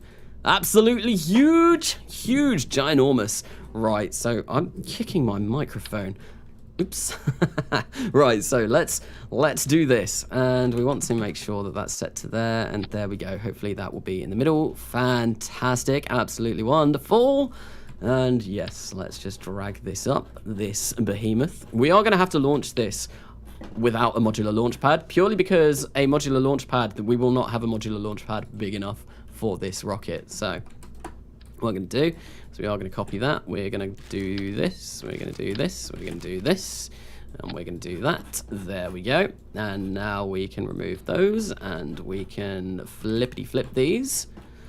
Did I flip those the right way? No, I didn't. Flippity flip those. We'll make another 4. And then that way, I think maybe rather than have them firing into each other, what I will do is I will place them like this, so they're not firing at each other. Hello, Conasa. I'm very happy you are streaming tonight. Bastion to Pask. Well, thank you. I stream every Monday, 8 p.m. till 12 p.m., 12 a.m. GMT. It was a little bit late tonight. That's because of the COVID announcement in the UK. I wanted to check out what was going on. So, yeah, but usually 8 p.m. GMT to 12 a.m. GMT. Was that boat tail ring? No, it wasn't. Is when I usually stream. So where is the boat tail? There it is. Okay, so let's do this. 18 meters in size. Hey, Kanasa, did you remember to add shielding? I imagine going to Mercury without any would be pretty bad for the crew. I haven't added any shielding, actually. And I don't know. I think, actually, wherever the capsule is, it should be okay from solar radiation. I should actually go back in, though, and check that and see if I can add just a tiny bit. Although that's going to make it really heavy. I'm not sure if I might have to redesign the entire thing. I really hope I don't have to do that. I really hope I don't have to do that. Katniss. Now we need 20 kiloton transfer stage. Basically, yes. Shielding is so incredibly heavy. So incredibly heavy. I might be able to get away without using it. I'll see. It's not a particularly long journey to Mercury. It would be sad if the Mercury capsule couldn't survive Mercury. Yes, indeed it would. It's around 450 degrees, if I recall correctly. What's that? Isn't Mercury something like 800 degrees? Yes, it's going to be hot, but we're not going to be getting anyone out. Use water for shielding. I mean, I've got the fuel tanks. If you were there when I was building the actual Mercury component of it, I've got on top of the Mercury capsule a fuel tank full of aerosine and NTO. Yeah, is an aerosine and NTO. Yes, so if the worst comes to worst, if I get hit by solar storms, I can point the capsule towards the sun, and hopefully we should be able to kind of mitigate solar storms. And on the other side, anyway, there's the big fuel tank, so hopefully it should be all right. Hopefully we shouldn't need shielding, but I do need to check the background radiation that we are going to be receiving, because if it's too much, then we will need to add a little bit. But I really kind of don't want to have to add shielding, because shielding is incredibly heavy and is going to make the mission way harder to plan for. Yes, it really will. So, what's that? Oh, okay. Oh, that's non-RO. Okay, interesting. Why have I got so many non-RO engines on this save? I don't know. These are all like non-RO. Okay. Right, so I think what I want is not the RD170. That's not the engine I'm looking for. I want the RLA 121 of these, basically. How many of these can I fit on, realistically? I can fit 6 there, ish. No, not really. They don't really fit. Unless I kind of cheated them into each other. So all of those engines in the middle, there's actually 2 engines on there, but oh, do I do that? No, that's a bit cheaty, isn't it? That's not all right. We want to remove our tanks first. Okay, and we want some kerosene and liquid oxygen. These don't have an upgrade. So these are some of the CH4 engines. They are ludicrously big. They are the most powerful engines in the game by quite a considerable way. Right, there we go. If we do something like that, how much is that going to give us? That's actually not going to give us anywhere near enough. And actually, our thrust to weight ratio is nowhere near enough. Oh, jolly. Oh boy. Oh, great. Fantastic. So I think what we're going to have to do is we are probably... Oh, this is going to be big. We're at 20 kilotons at the moment. Katniss, I will add boosters. Kanasa, how many installs of KSP do you have? At the moment, I have 3, although only 2 of them work. My Kerbal Gets Real install, I have butchered that since stopping that save, and it doesn't work anymore because I've removed a lot of the files. So I've got the Next Millennia install, which is what I am currently on right now, and I also have Coming Home. And yeah, those are use Merlin's highest thrust to weight ratio of any engine. Thing is, they may have the highest thrust to weight ratio. If they do, I'm not sure if they do or not. I'm going on what you're saying here. However, they don't have that much thrust. These things have 12,000 kilonewtons of thrust. So they are, and if I wanted to get that much with the Merlins, I would really kind of, yeah, it would lag out a lot because I would need a lot of them. I'd need thousands of them. Wonder how much space those take up all together. if that's the Merlins, then they probably take up a lot. Right, so I'm going to actually make this 20 meters, and I'm going to do a little bit of a lip at the bottom, and then that way I should be able to fit these 6 on, and then maybe another one in the middle. Right, so we want a balloon tank. Balloon tank, there we go. We're gonna go for, we need a cone. Top is gonna be 18 meters, and then bottom is going to be 20. This is such a ludicrously large launch vehicle, it's taking a long time to actually get up to 20 meters.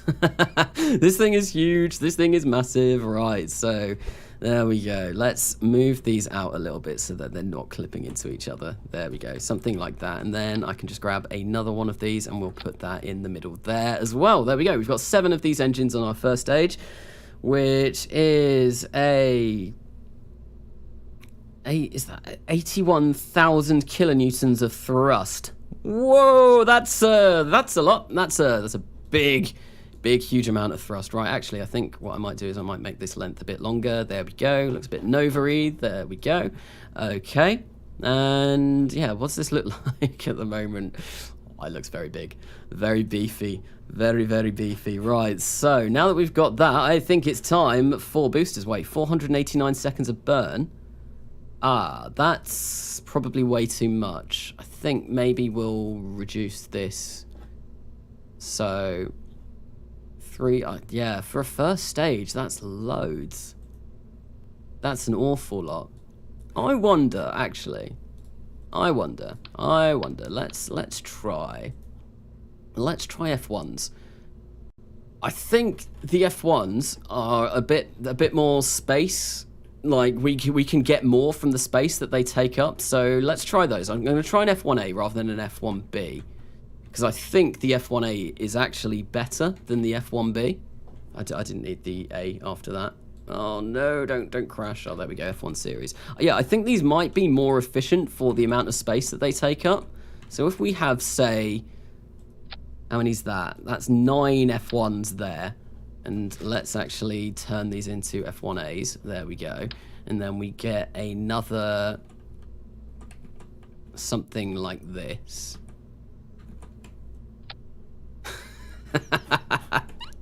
So we've currently got 24 F1As. That's actually giving us enough thrust to weight ratio to get us off the pad. Nice. Right, so let's just whack one more in. What's the burn time on this?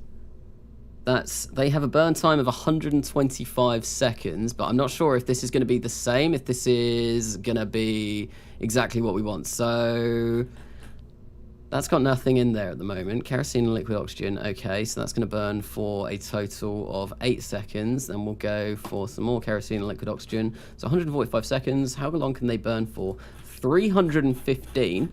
Okay, but yeah, our delta V, total delta V has gone down a bit because these aren't as efficient, but oh well.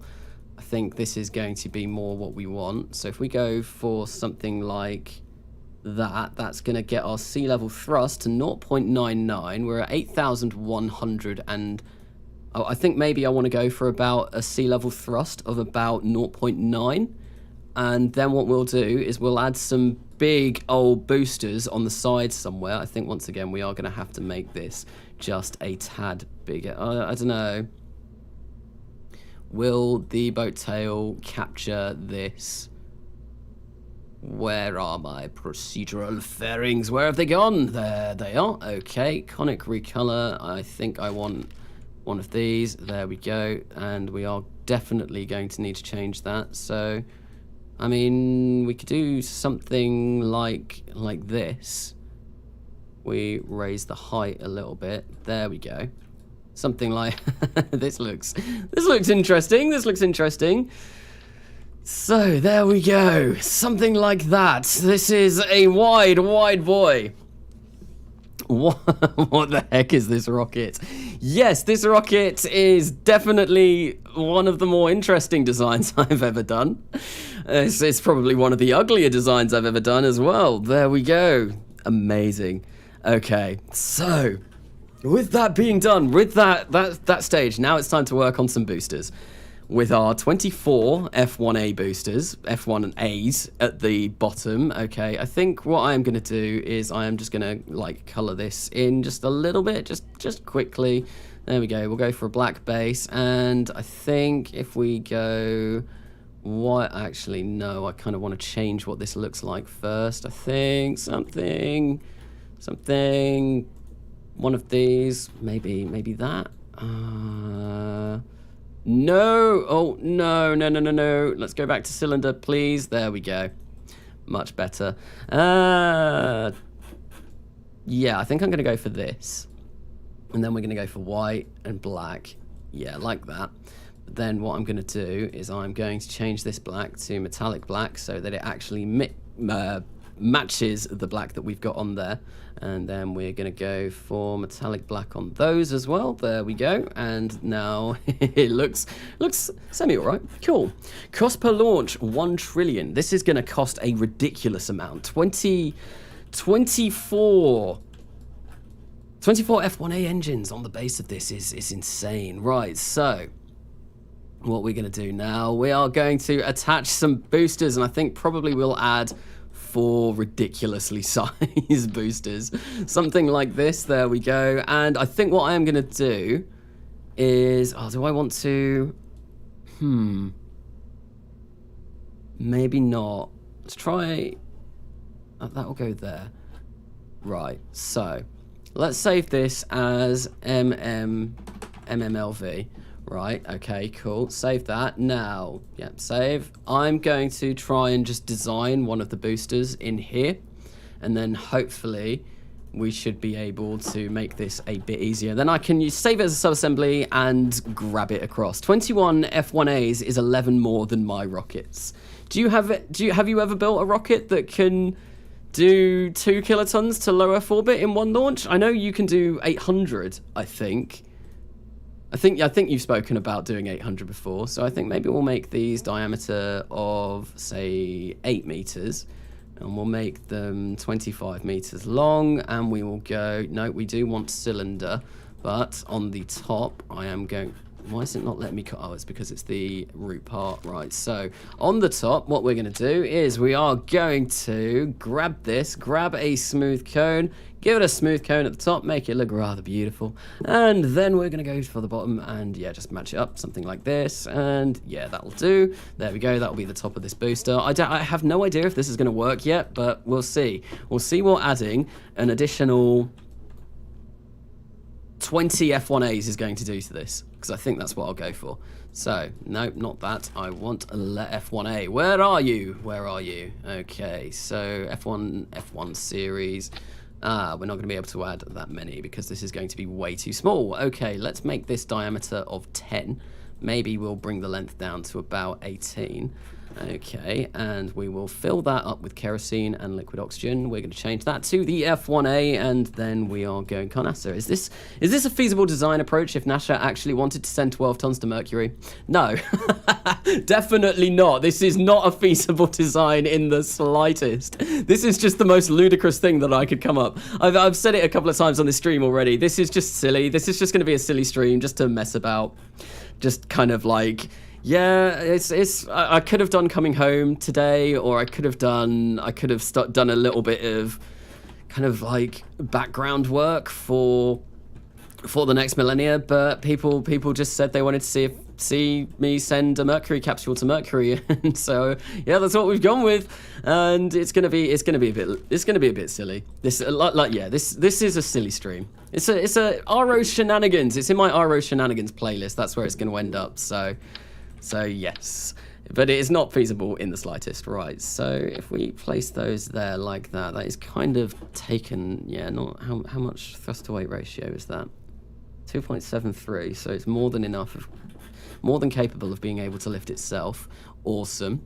So if we do that like that, and we also filled that, and so that's 2.08. Let's maybe get it to about a thrust to weight ratio of 1.5. Or no, I think, yeah, it's at 1.6. So if we save this as the booster, let's just quickly color it in. No, wrong button. There we go. I think, what was the core state? I think we'll have these as boosters. Yes, that'll do us. That'll do us. And then maybe we'll go for something like that. Okay, and we are going to... I'm just going to paint them white. I might paint them a different color when we actually get into the main build, but there we go. We'll do something like that. There we go. Hopefully, I've not done any calculations for this, but this should be... No, I don't want to overwrite that. So, LV boost. There we go. Save that. And then that way, if it doesn't work, I can come back in and I can try and fix it. Right, so drop that.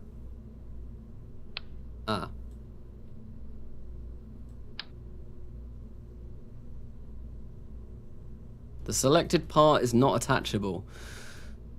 Oh, great.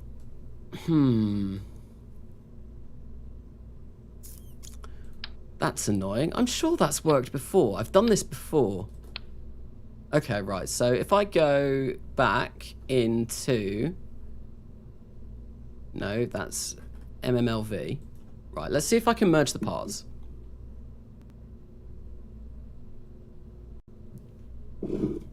Yeah, let's see if I can merge these. Because I might be able to, and that might fix it. So, MMLV boost. Merge. Yes. Yeah, there we go. There we go. Come on. There we go. Cool. Oh, I should have placed separation motors on this. Oh, well. Right, so this is almost kind of like, you know how you get cartoon rockets? In like, and they've got like these boosters being stuck all the way out. This is kind of what this reminds me of. This is very cartoony. Very, very cartoony. So that apparently has made our delta V go down. That's interesting. Why has that done that? There we go. If we place these, wait, what were these ones? Yeah, no, we place these over here. 9,479 meters per second with a thrust to weight ratio of 1.10 on the pad. I don't think that's going to be enough. So what we're going to do, we're going to make 6 of these boosters. And actually, I think maybe I will make these just a tad bigger. Just a little bit bigger. There we go. So now what's our thrust to weight ratio? 1.05. Okay, cool stuff. And yeah, we're gonna try and grab these. I'm gonna save this first. This is gonna make my game really hate itself. We're gonna grab this. We're gonna change our symmetry to 6 ways, and we're gonna place these on, yeah, something like let's actually go for 90-degree angle snap. There we go. There we go. A ridiculous 10,000 meters per second of delta V. 10,000 meters per second of delta V. So that is more than enough to actually get us up to orbit. That's fine. And what is our thrust to weight ratio? 1.10 still. Okay, well that's probably because I made these tanks a little bit longer. So now that I have done that, and that was a terrible idea, what I can do is I can make them a little bit shorter again. All right, so let's place those out like that, so that we're not kind of burning through. Something like that. There we go. Okay, Mark 1 command pod, F1S. How big is this compared to a M1 command pod? So what? Just like the smallest command pod. Yeah, let's get the Mercury command pod, because I don't think the Mark 1 command pod is. Oh no, here it is. Mark 1 pod. Let's try and get it as close as possible. All right, so there we go. There we have a Mark 1 command pod, completely dwarfed by the F1 engine on the booster, one of 5 that is going to be on the booster. And yeah, let's just zoom out and, and see. So yeah, it's pretty big. It's pretty sizable. That is actually as far as I can zoom out. I cannot zoom out any further than that. There we go. It's pretty big. Pretty damn big. There we go. So now with that being done, what I probably want to do is probably place some separation motors on here. And I think maybe I'll go with these big boy ullage motors. These big boy ullage motors, I think they are probably what will be desired. Right, so length, I'm going to make these a little bit smaller just to get our thrust to weight ratio. Ideally, I want it above 1.2. I think 1.2 is kind of like the absolute minimum that I want. So I think, yeah, 23 meters. Maybe we'll go for 22 meters. Yeah, there we go. That should actually be okay. That should be fine. We've got a thrust to weight ratio of 1.21 off the pad.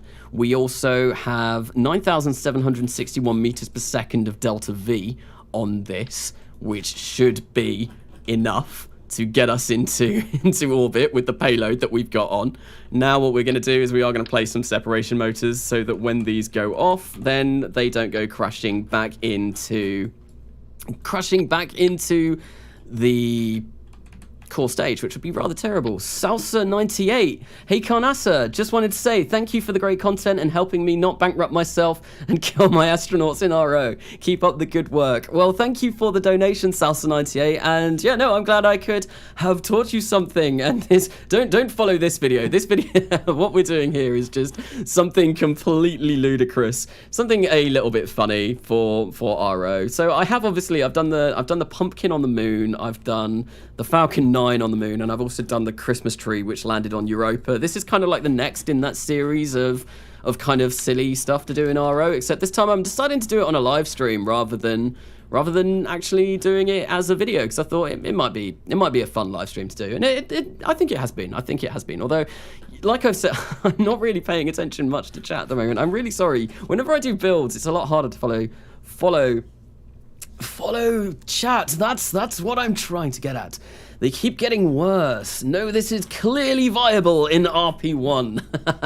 Yes, it costs almost $1 million without the actual payload. No, the launch vehicle just costs $1 million, but yes, this is clearly viable in RP1. Right, so 1.21, there we go. I think I am pretty much done with this. So now what I want to do is I probably just want to maybe color this upper stage in a little bit. Let's have a look. Sides, playmat, no, we don't want that.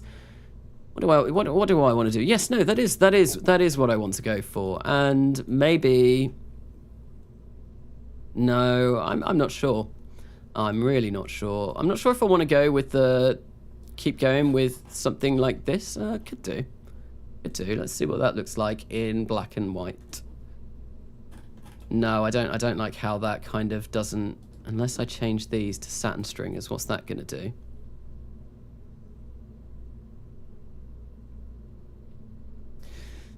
See, they don't quite match up color-wise. Unless I change that to metallic. I suppose they kind of do. I don't know. What do people think? I'm gonna have a look at chat now. What do people think I should do for the color of this monstrosity? Do people like what this looks like? It's very kind of Saturn-esque, but not really Saturn. I mean, I'm using all of the Saturn colors. Or do people think I should go with something different? Put the USAF skin on it, as it looks like something they could come up with. Okay, there is a USF skin, isn't there? So it's... We've got United States there. I think there is just one, unless it is part of this skin. No. There's definitely a US Armed Forces one on here, though. There. Something like that. Some crazy contraption that the US Armed Forces have come up with. Pink, make it pink. I like using red black. So yeah, that's better. Yeah, with the USAF, I do quite like that actually. I quite like that. That's United States Air Forces, not Armed Forces. Did I say Armed Forces?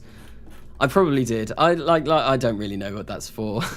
I don't really follow the different versions of the US military.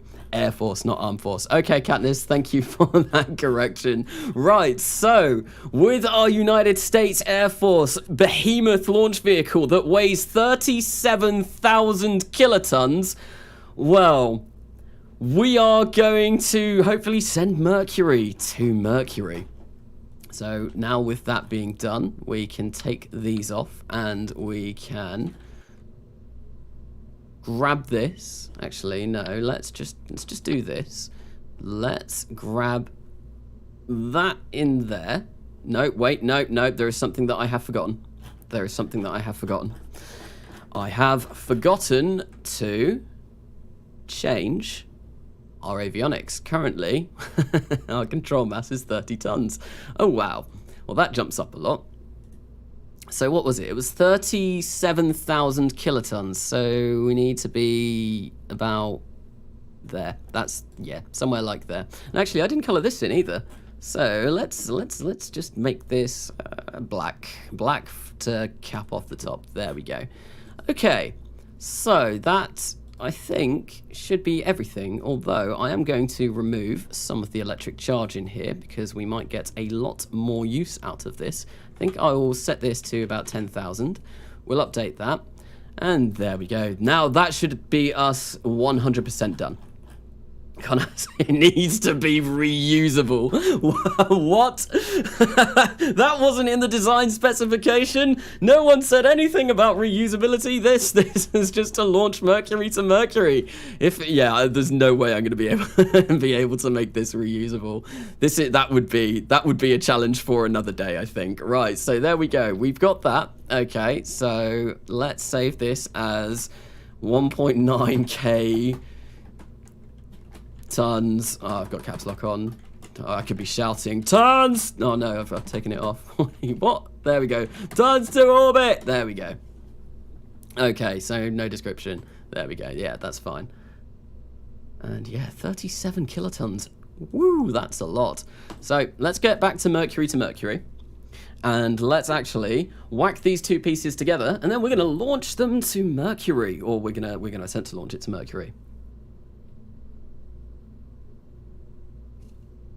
Taking a while to load now, probably because I've had KSP2, KSP open, not KSP2. I don't have KSP2. I wish I did. I've had KSP open for the last 2 hours, but here we go. So yes, what I wanted to do, let's check radiation. So interplanetary, we have 1 year. 1 year and 97 days, that's going to be fine as long as we can maneuver ourselves. So when we get hit by a solar storm, we can move this in the way of the solar storm, so we don't get blasted by the full amount of radiation. So yeah, I don't think we are actually going to need.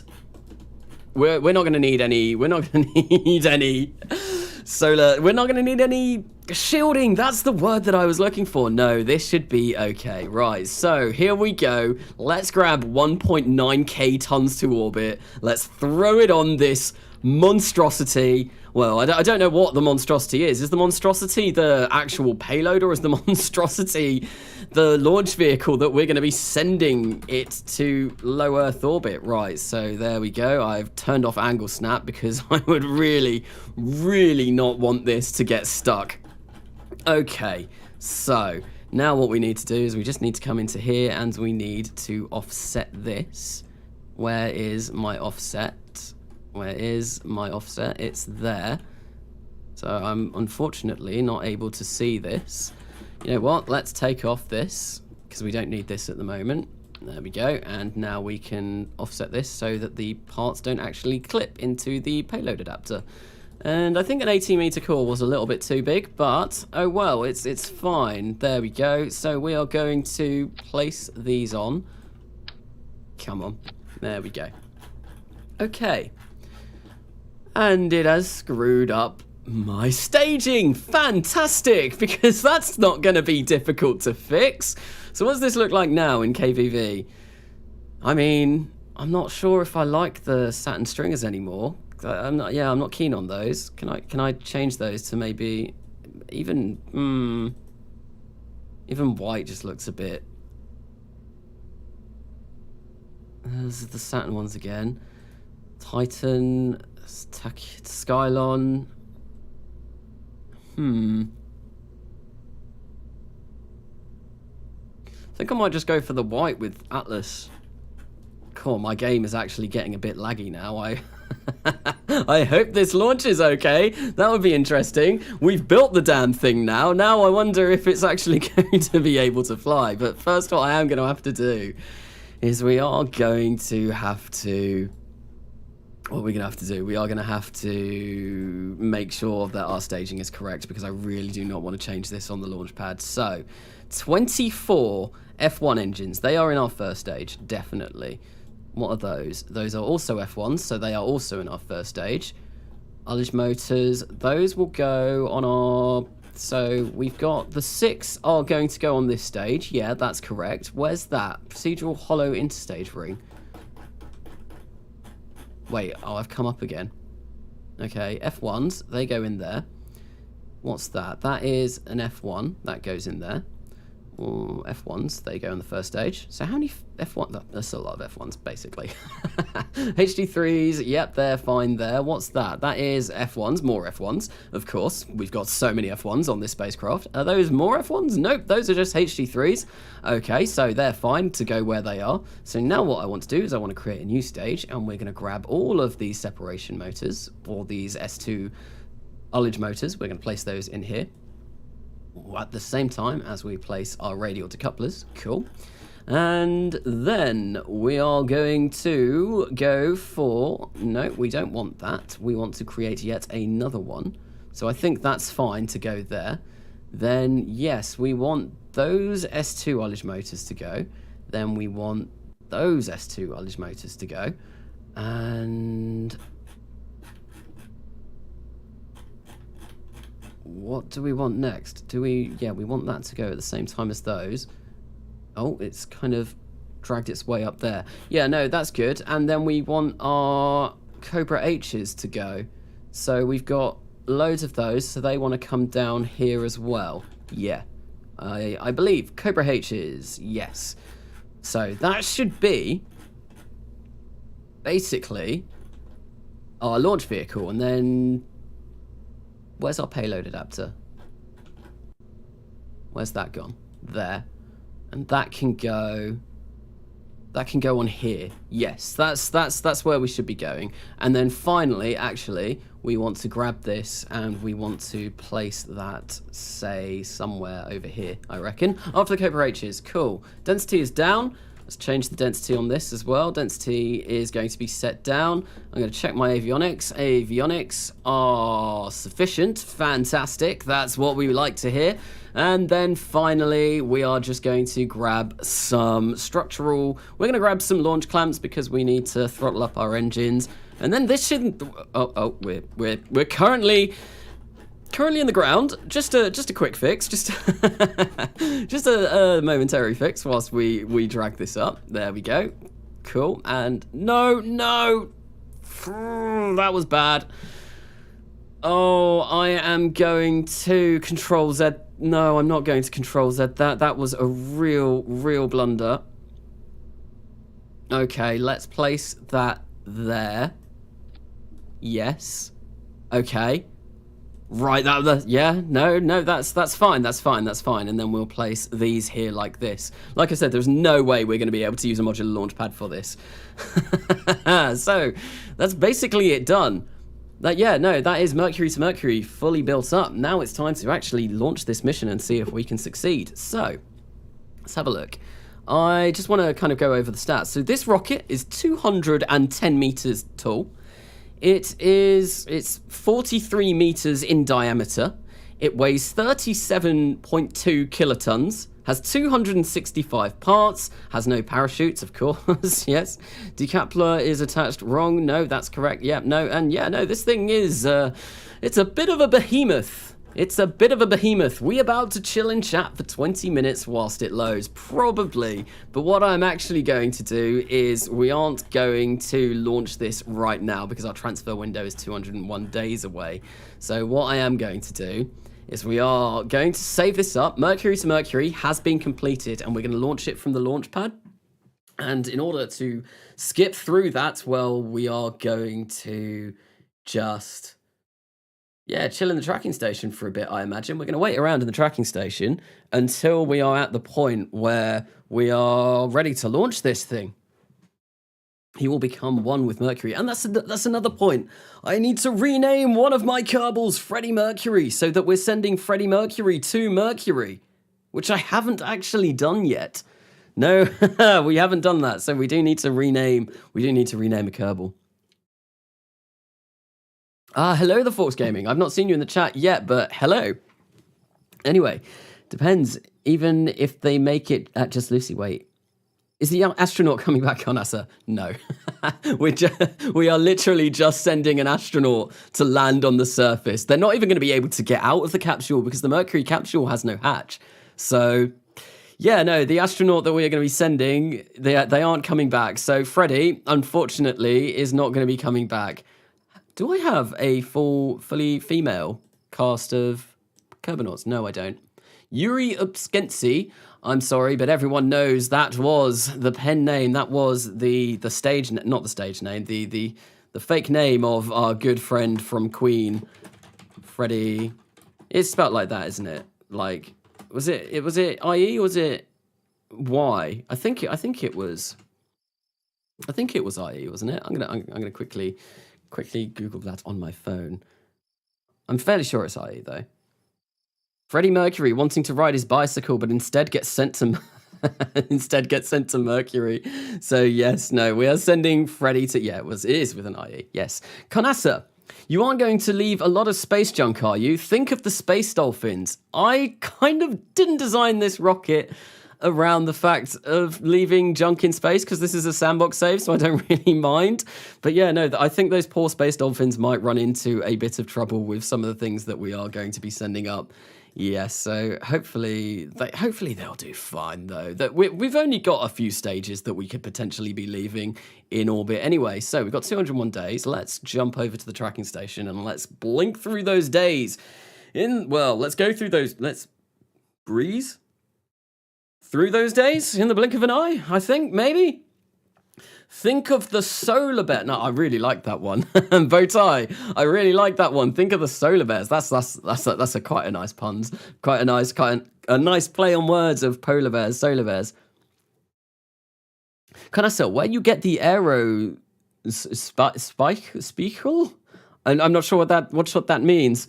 Now you have to launch the Redstone missile to Mercury and then launch that back to Earth with the Mercury Capsule. You know what? Yeah, we'll launch the Redstone and we will also launch a crane. We'll grab the Mercury Capsule and we will attach it onto the top of the Redstone and then send the Mercury Capsule back to Earth. Although even with, I don't think we would be able to do that. I think that would be That would be nigh on impossible with the amount of Delta V that we do need. I'm not sure if the Redstone would be capable of doing that, because we'd probably need about... Well, the Mercury Capsule doesn't have a LEO-rated heat shield, so there's that. That's going to be a problem. Oh, I don't care, Kerbalism. Go away. Right, so, yeah, if you want to turn off notifications for Kerbalism, just do this. There we go. And I will keep Show Vessel up. But yeah, no, how much Delta V will we need to make a return from Mercury? We probably need about 3k to get us back into Mercury orbit. And then we'd need probably an additional 8k to actually get back to Earth. Then once we're back to Earth, we would, we'd need to slow down, which would probably take, I don't know, like maybe like, another probably like 6k. So that would be really, it would require a lot of Delta V to come back. Oh, 3 days. Let's, what are we on? We're on September, so we might just have a day. Yeah, no, we will have a day launch, which will be pretty cool. We will have a day launch, which will be pretty cool. Mike is short for Michael, bike is short for Bikeall, so Aerospike is short for Aerospikeall. Okay. I can't argue with that logic. That is definitely logic that has been thought through 100%. So, yes, the Aerospikeall. Frame rate on launch estimation. Oh, I don't want to think about it. Maybe 8 frames per second. Maybe 265 parts. It's not actually that huge. This is a completely blank save, so like everything is still pretty smooth. I'm getting 104 frames per second at the moment, so yeah, it's not too bad. Right, so we want Mercury to Mercury. We are going to be launching Freddie Mercury to Mercury in the Mercury Capsule, and there we go. So I've not used, yep, we want the New Horizons Space Agency's flag. Let's launch this vessel. Let's see if we can survive the lag that we are going to be achieving on the launch pad. But we are go. I've not tested any part of this mission other than the actual Mercury lander, so I have no idea if this is going to work. This will be interesting. I didn't test the launch vehicle.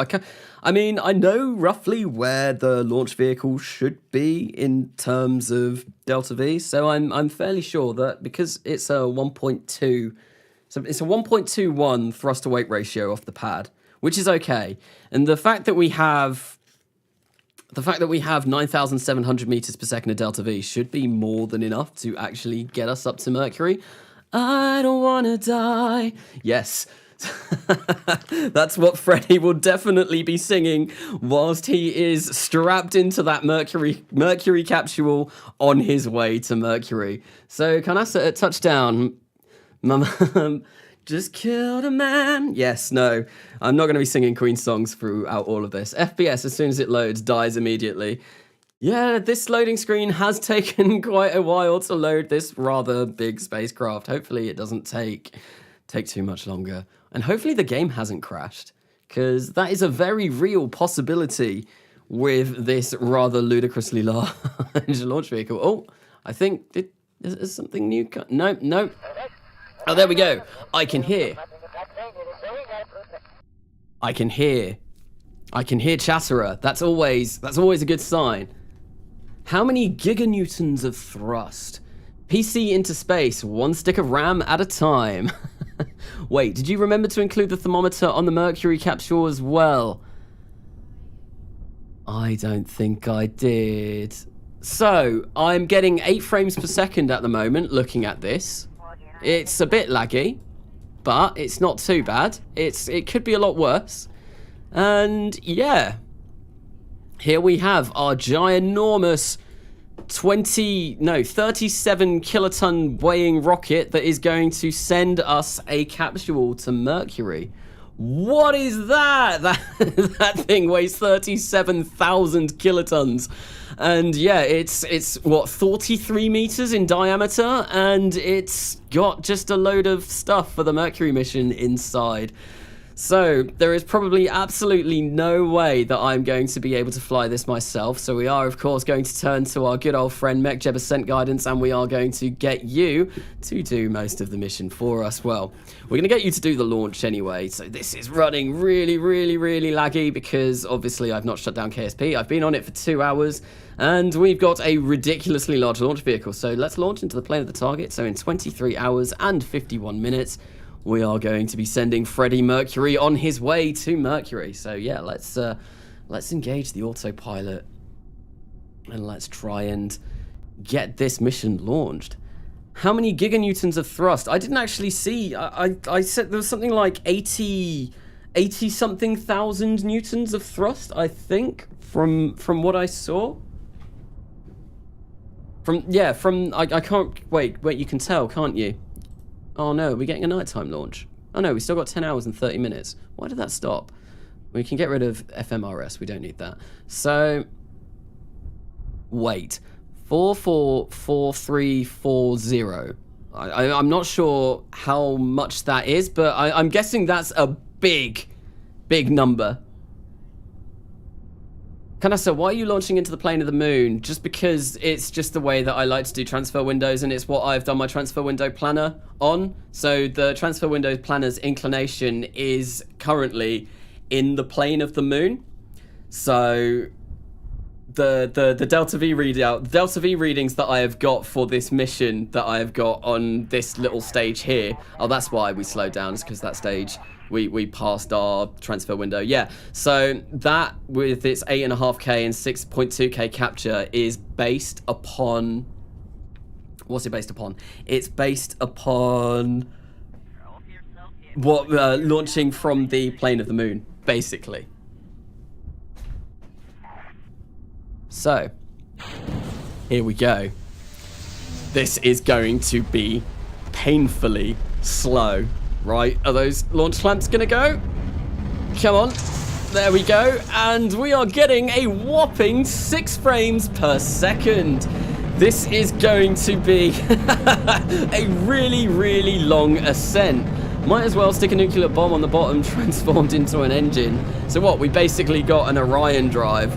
But yes, the engines, I love that sound. The F1s going off are pretty damn cool. But yeah, this is going to take a while. So, on the off topic, whilst we are waiting for this behemoth to make its way into low Earth orbit, what are those engines doing? Why are they doing that? It's the dance of the engines, apparently. Look at, I mean, I'm not sure if you can really see, like, this might be a bit bright, but they're just dancing. They're rolling left to right. I don't know why they're doing that. That's a little bit bizarre. The engines sound exactly the same as Carnassa's PC right now. Yes, the engines have AirPods in. They groove in. They definitely are. Look at that. But it doesn't seem to be affecting me in the slightest. I mean, yeah, no, it seems to be working as intended, which is interesting. So we should start making our gravity turn now. There we go. We are turning, hopefully. Oh, that does look like it is turning. It's roll. Oh, it's because I've. Wait, why is turn 348 degrees? That's interesting. I'm not sure I'm not sure why we're turning in that direction. How peculiar. Center of lift is above center of mass. Yes, the center of lift will be above the center of mass because I've not got any kind of tail fins on this, but it's just this should hopefully control it. But I don't know why they're rolling side to side. They shouldn't be doing that. You know what I didn't do? Oh no, I can't change the settings. I'm just gonna have to hope that this all works. I haven't gone in and I haven't disabled test flight for this save. So there is a chance that some of these engines might stop working, which would be a real shame. And yeah, I really don't want that to happen.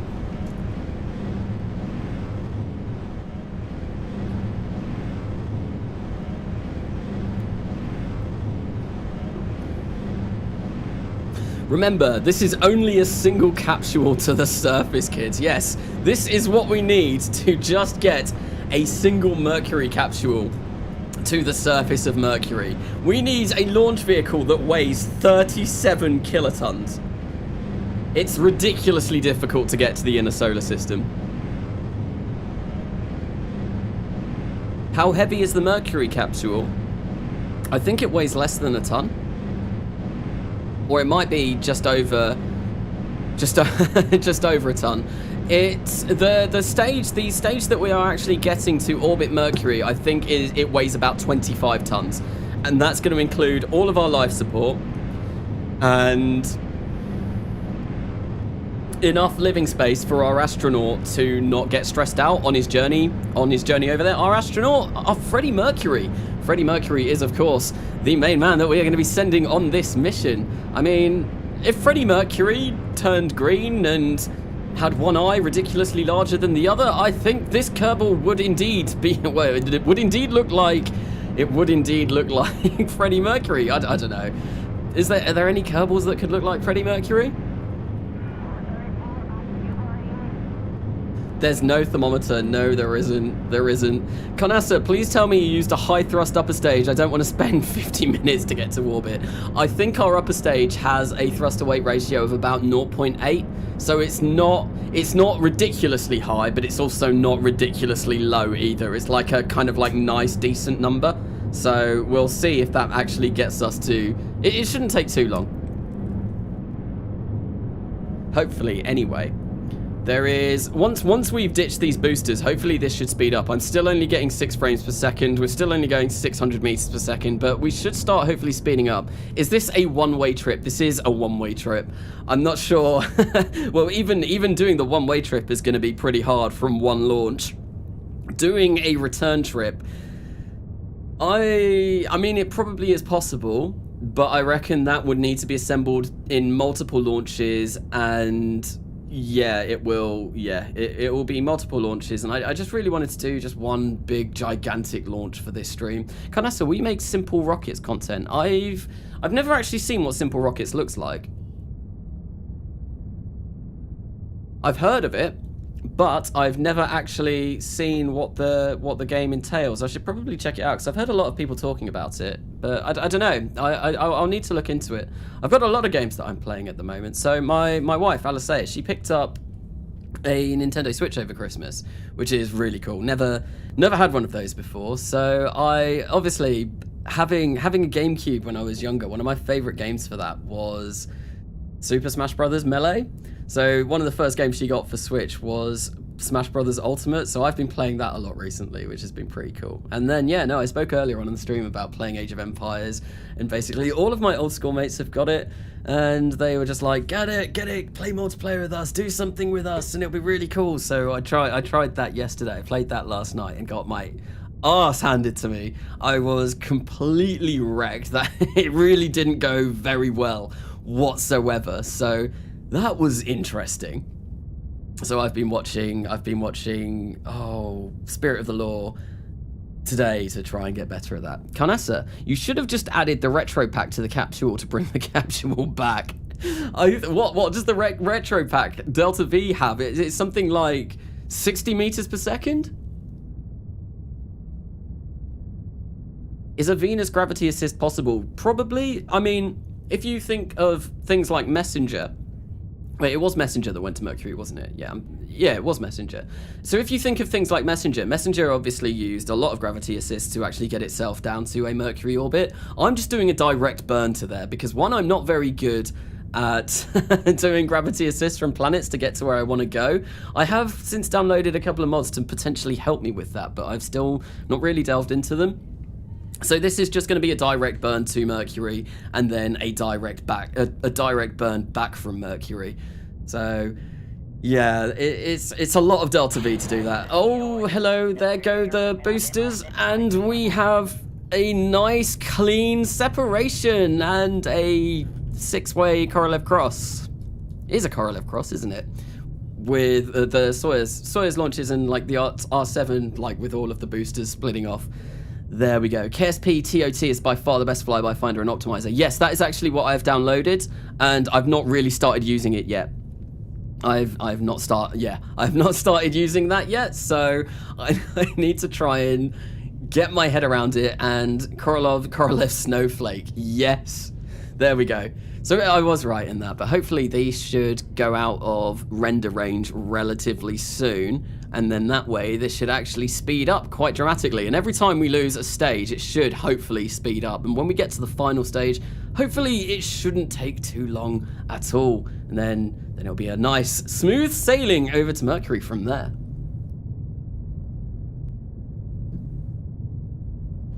So I've never screwed with gravity assist personally. It seems all too complicated, despite all the other stuff I've done. Gravity, I would honestly be of the opinion that doing gravity assists from planets to get to other planets is probably one of the hardest things to learn in KSP. I mean, I've done a lot in KSP, but that's still something that I've never picked up, doing stuff like that. And it's just, it's a lot to work out. There are obviously mods like Katniss has suggested to help out KSP TOT, which I do need to try and have a look at. But yeah, no, it's difficult. It's difficult. Destination. If you're using Transfer Window Planner, you can work out rough gravity assist by looking at the delta V needed to get a flyby from Kerbin Earth to Y, then look at the transfer window from Y to your destination. Set the time to be when you would arrive at Y. See, I've never used the Transfer Window Planner mod. I know, I think it works with RO. It's just something I've never used. Like I've spoken about it in videos before. What I like to do is use my transfer window planner using MechJeb transfer, advanced transfer to another planet. I find that always works out rather nicely for me. I could have separated the fairings already. We have passed the Kármán line, so actually having the fairings separate at the next stage, probably they could have gone now. Although I think I'll feel more safe with the fairings go without this stage. Right, we have main engine cut off and we have the Cobra. What is going on there? Uh-oh. Oh dear. What?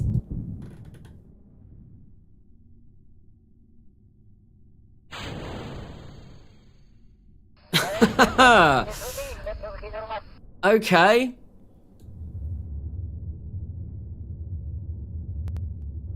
What happened there? And why is that? Oh, we've lost. No.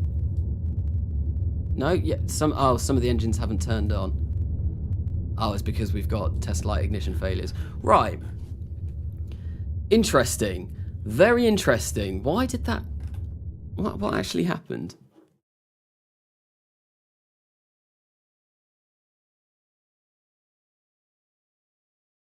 Okay. Right. Let's revert to the vehicle assembly building and let's see if we can figure out what went wrong.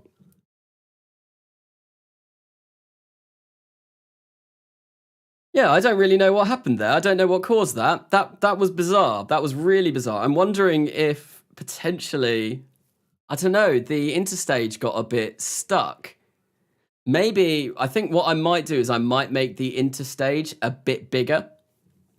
The stage between where the Cobra H's actually are positioned. And if I remove those fairings when we also deployed that stage, I might be able to get over that. That's really annoying though, because now we have to sit through the start of the launch again, which is ridiculously long. That thing took forever. Oh well. So yeah, this is why I probably should have tested it, but also add thermometer. Oh, is that a threat? Okay, one Freddy sacrifice. Yes. Okay, I will also add a thermometer. You are not yet at peak Mercury. No, I'll add a thermometer to the Mercury craft as well.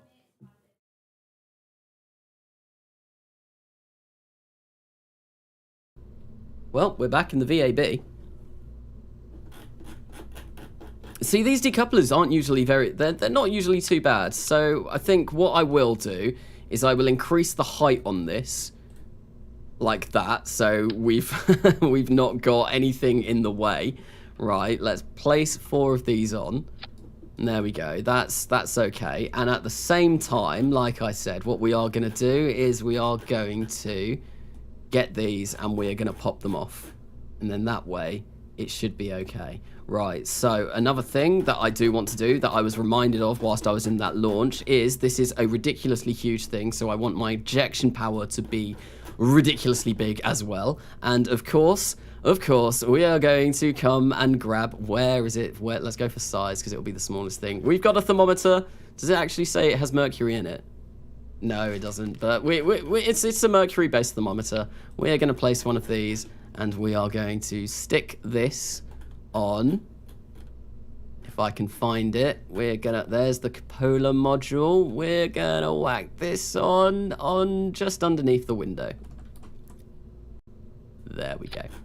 Cool, that should, hopefully, those slight alterations should make this okay. Right, so let's save this and let's just go straight to launch, because I don't think we need to do anything else. Although, I don't think I set Freddie Mercury in this. Oh, that's going to be annoying. I think we'll have the wrong astronaut. Why is the capsule white? I don't know. I kind of decided to make it a white Mercury capsule rather than the black Mercury capsule. With the kind of, I'm not even sure if it's the latest version of RO capsules now, but you can change the Mercury color. There's quite a few settings. So test light, I will turn off the test light settings as well when I actually get to the launch pad, but I think I might have to go to the VAB again. Oh, this is a pain. Audible pain. But yes, no. Thank you, Simon. I will not forget to turn off test light. So Messenger had 2 Venus flybys, 3 Mercury flybys, and even an Earth flyby. Yeah, that is kind of what you'd usually expect to actually get into an orbit of Mercury. Mercury's incredibly hard to get to.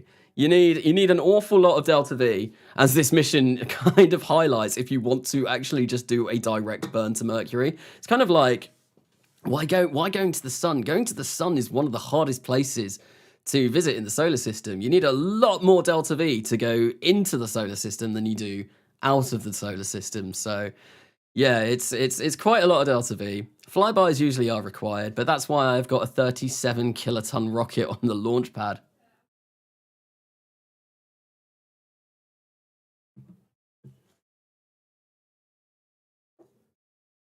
So Ethan Bennett, let's hope he can get out with the thermometer in front of the hatch. There is no hatch on the Mercury capsule. The Freddie Mercury is going to be stuck inside the capsule, unfortunately. I really hope it's still Freddie Mercury because I reverted to the VAB and I had him in it originally. If not, I'm just going to have to recover this vessel and try and launch it again, which will be a real shame. Yes, it's Freddie. We have Freddie. Freddie is ready. Freddie is ready and steady and ready to go. Okay, so right, we are gonna we're gonna launch into the plane of the moon. Let's just set as the target. Right, so launch into the plane of the target in 23 hours and 52 minutes. You know what? I'm just gonna launch into our current inclination because I don't want to wait that long. 180 by 180. We want to keep all of the settings the same, except we need to move that up. There we go. And once again, we are ready to launch this behemoth of a launch vehicle, and we are on our way. We will be on our way to Mercury. Right, so that all looks good. Let's engage the autopilot. And for the second time today, we are going to be sending Freddie Mercury to Mercury with his Mercury thermometer, with the god of Mercury in tow for the ride. So here we go. In 3, 2, and 1. There light up the F1A engines again. Oh, I don't know how many of them there are. How many are there? A lot. Basically, there's a lot. There go the launch clamps, and we are on our way yet again. See, I would quite like to use physical time warp for this, but I'm not sure if that's a good idea, considering how large this launch vehicle actually is. It's gonna be very kind of risky trying to do that. So I'm gonna try and do 2 times physical time warp. There we go. That's really not made much of a difference. Do we have the dancing engines again? The engines actually seem like they are maintaining their position rather well, funnily enough, because that was something that they weren't doing in the... Wait, hang on. No? Are we pointing the wrong direction? And actually, no. Let's just turn this 360 or 90. I think 90 should be kind of where we want to be, and then that way it shouldn't actually turn. Yeah, there we go. So now we should hopefully be performing our gravity turn. I am at 2 times physical time warp this time, which means it's going to be hopefully a lot quicker. And yeah, as long as that interstage doesn't kind of break again, then we should be good. And yes, sorry about the opening a can of Diet Coke noise there. Yo, we got time warp. At least Freddy seems to be excited. I mean, he's got a rather nonchalant face on him at the moment. He's kind of just chilling in the spacecraft whilst we send him to his demise. Freddy doesn't know that he's not coming back. He thinks we've designed this spacecraft as a return vehicle. So, little does he know what we're actually going to be sending him on this ridiculous venture that we have. No, he is in for a bit of a shock when he actually arrives on the surface of Mercury, is unable to leave the capsule, and then he phones Mission Control, and Mission Control are like, well, you do know this was a one-way trip. You have gone further into the inner of the solar system than any astronaut before you, but you're not coming back, Mr. Mercury. You're not coming back. Freddie Mercury is having the time of his life, yes. Sip, sip, simp. Seemed. If I'm not back again, this time tomorrow... There we go. I should just start singing Queen songs whilst we're sending Freddie Mercury to Mercury. I don't actually know many... Well, no, I know a lot of Queen songs, but I don't... I was going to say, I don't know any Queen songs that I can play an instrument to. That'd be something to suggest to my band. My band don't do many covers. We do a Beatles cover. I'd quite like to do a Queen cover. I think a Queen cover would be quite fun. As if nothing really matters. When I see like Mama like that, I just really want to burst into that. But I don't know, that would be... I'd have to sing that loud, and that would probably be ear-splitting down the microphone. But yeah, no, this is actually going a lot quicker than the last time, because obviously we are at 2 times time warp. And we're still getting a grand total of about 5 frames per second, which isn't bad. Do CCR cover? Who are CCR? And a King cover. Is it a King as in like Elvis, or... Yes, and wait. Yeah. I can't even say that. I guess Freddie Mercury is a living space oddity. So yeah, no. He is a starman now. He is definitely a starman. He is on his way to space, on his way to Mercury, right? So we're about to lose these boosters, so I am going to turn off physical time warp, because I really don't trust this with physical time warp. Let's get that Korolev hexagon again. They seem to be separating a bit nicer than last time as well. Not last time, I think this one here kind of did a really funny wobble compared to the others, but there, look how pretty it is. That's amazing. Just gonna take a screenshot of that just because it looks cool. There we go, and now we have got our core stage. We're on our way. Now send a dragon capsule to the sun and survive. Now that would definitely be an interesting challenge. I'm not sure if sending it to the sun, I mean, do you mean land on the sun, or get as close to the sun as possible while surviving?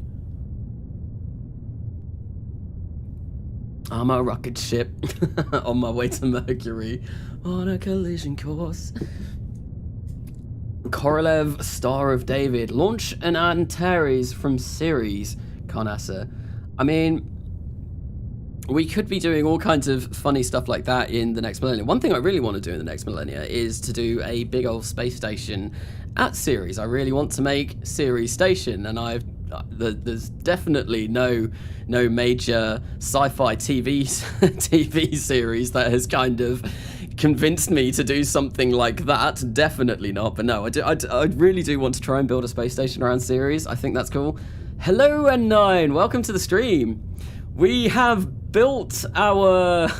We've built our ridiculous launch vehicle.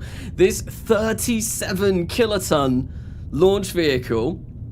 And we've built our Mercury mission. And now, hopefully, with a little bit of luck, we should be on our way to Mercury. This is actually the second time that I've launched this. First time, we had a bit of an issue with the interstage doing something a little bit weird, but hopefully, with a few minor adaptations, we should be able to get this up to orbit so our shenanigans can continue and we can send Freddie Mercury to Mercury. Here we go. Oh, well, that stage blew up. Interesting, but our main stage didn't. Our core stage didn't. This all worked. That is very promising. We are on our way to space, ladies and gentlemen. Despite the booster blowing up, our actual second stage has managed to survive, and we are going to make our way over. Well, we are going to make our way to low Earth orbit. You know what I did say? I said I'm definitely going to remember to turn test light off. What have I not done? I have not turned test light off. So I think what I'm going to do is when I get to orbit, because if I change the settings during a launch, it will kill the avionics for some reason. I don't know why that happens. So yeah, no, it's a bit bizarre. I really don't know why that happens. So I don't want to mess around with the settings whilst we are still on our launch. But once I get to orbit, I'll make a quick save and then I'll turn off test light because I really do not want any of these engines failing. I mean, there are there are a lot of engines to actually fail on this stage. So yeah, we would rather not that happen, right? But yeah, let's actually go for a bit of physical time warp so we're not sat around waiting for ages, because this burn is going to take 300 seconds from this moment here, so 5 minutes. Let's see if we can zip through that rather quickly. Phineas Masters, test light. Yes, no, I forgot to do it. Is Scorpio here as well? I've not seen Scorpio in the chat, but wait, so wonder where Werner von Kerman will have to take a look at that, at what the booster suddenly deciding to spontaneously explode. N9 Gaming, will there be another episode of For All Kerbal Kind? So I know the reason why there haven't been episodes coming out. Didn't Beardy get tendinitis in his arm, so he's not been able to play anything? I remember he updated his community page with it, and I think that he injured his arm. So that's why there hasn't been any For All Kerbal Kind recently, as far as I'm aware. At least I think so. Oh, Scorpio is here. Oh, no, he is not here. No, he's not. Scorpio is trying to hide. I think I already mentioned a lot of the RP1 YouTubers earlier on in the stream. And I said, yeah, no, I went through a whole list. I think it was Cosmo, Calvin McClaw, N9, So Not the Hero Type, Beardy, Scorpio, Katniss, Justin Bright. No, I didn't say Justin Bright before. Justin Bright, yeah, all of these people that you should definitely go check out, because they are all great RP1, RPO, RP0 YouTubers that definitely need love. Scorpio, quick hide. Yes, but we have yet to begin work on it for the next video until his recovery. So yes, no, I didn't think For All Kerbal Kind had finished. I just heard that Beardy had an oopsie. Beardy had a little bit of a boohoo, and he injured himself by strenuously revising or doing revision or something for his exams at uni or assignments before he went home for Christmas, I think. Why the dumb emoji, but not the dumb emoji? Wait, okay, why YouTube? Wait, what's YouTube doing? Kanasha, you should get Scrapyard. It lets you actually reuse parts over and over again. And a Scrapyard-based part failure mod. So I know I've got FMRS up here, which I don't need. So with Kerbal Construction Time, you can reuse parts. Yes, plugin will close. I don't need that. Yeah, no, with KCT, you can reuse parts as many times as you want, as far as I'm aware. I think, anyway, so I think this staging should be good for that. Yep, there we go. So I can comfortably stage and we be good. Yes, fantastic. So how much did we actually get to low Earth orbit? What is our vessel weight? It is 1,900 tons. So this thing weighs, this thing is beefy. This thing is incredibly huge. Right, so if we just do a little bit of a quick puff to get us away from our spent stage, which I probably should have put deorbit separation motors on, but I forgot to do that because I am a little bit of a lemon. Well, now what we can do is we can start planning our maneuver over to Le Mercury. How far off the plane of the moon are we? Not particularly far off. That's okay. That's okay. So we can start going to Mercury. Okay. So let's set this as our target. We are going to get maneuver planner out, and we are going to do an advanced transfer to another planet. It's going to take us 119 days to get there, although I think what I want to do is go as soon as possible. It's going to take us 122 days to get there. 18.51 kilometers per second. That's, oh dear. That's not good. That's really not good.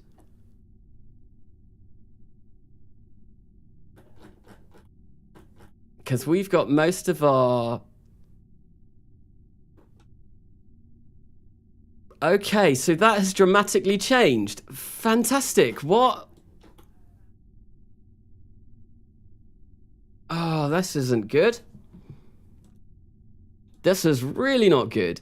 Okay, so include capture burn.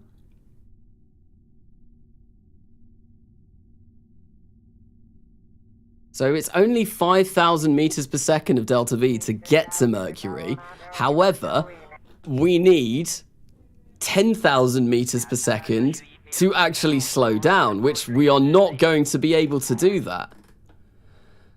Oh, why? That's completely not what this said. That was not what that said at all in the slightest.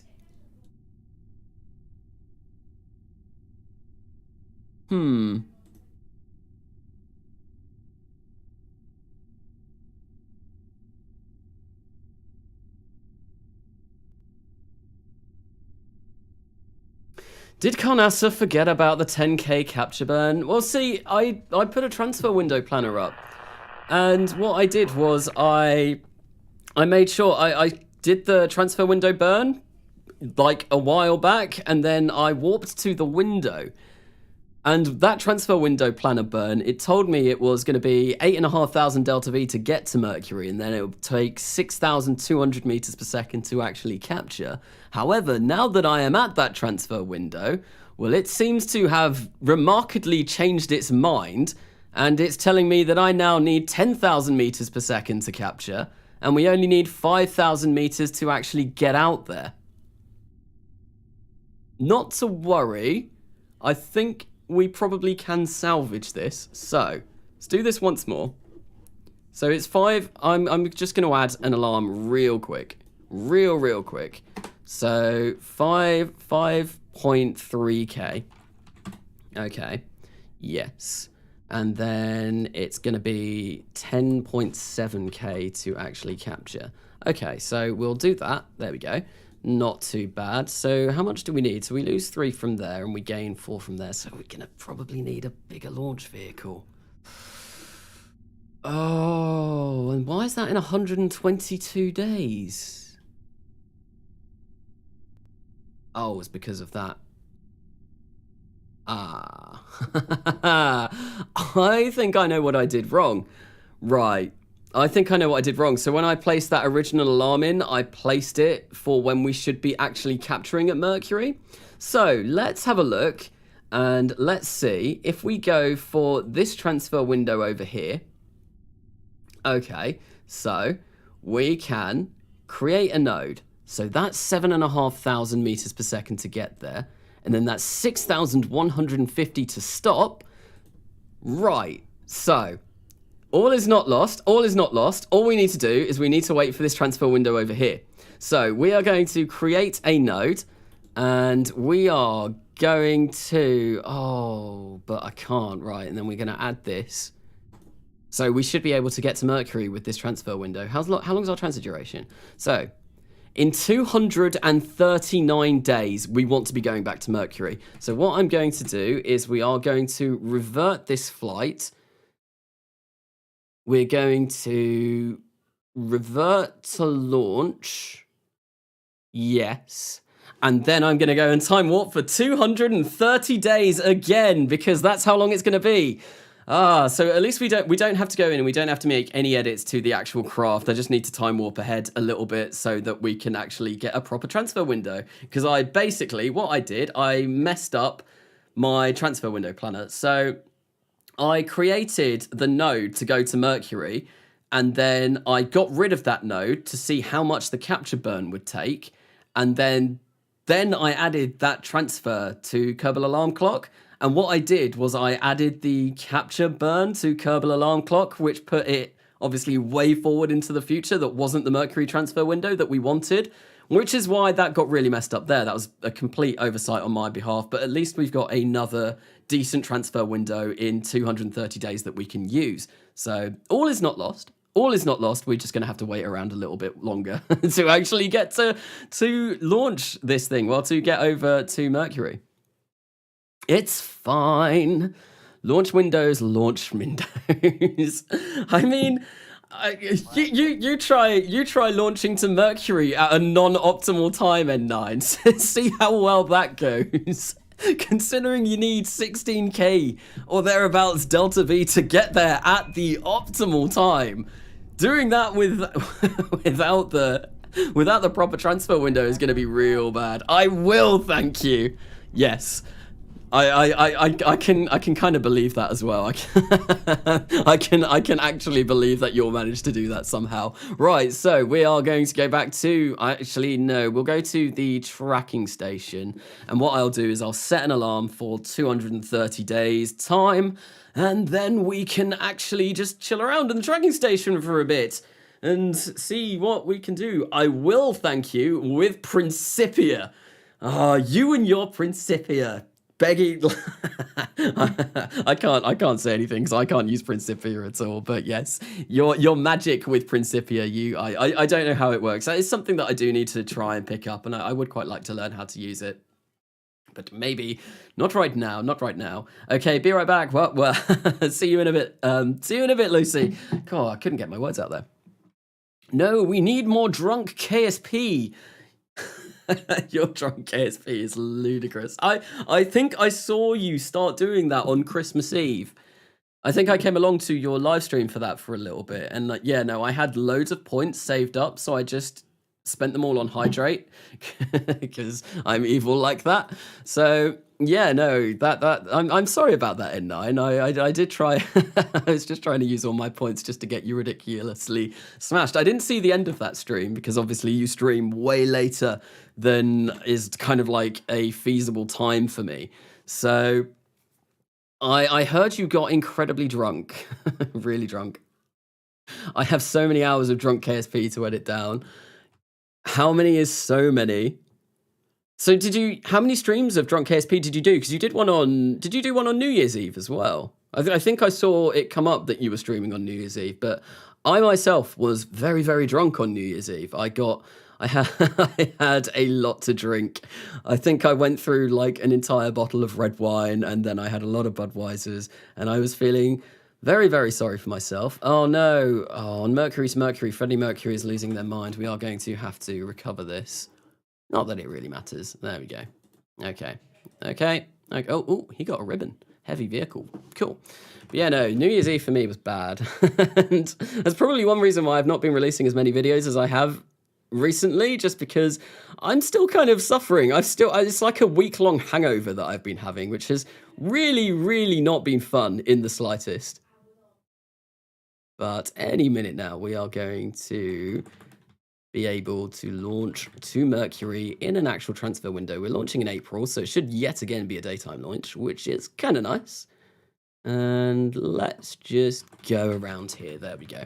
Now let's go back to the Space Center. And one sec, I will be right back.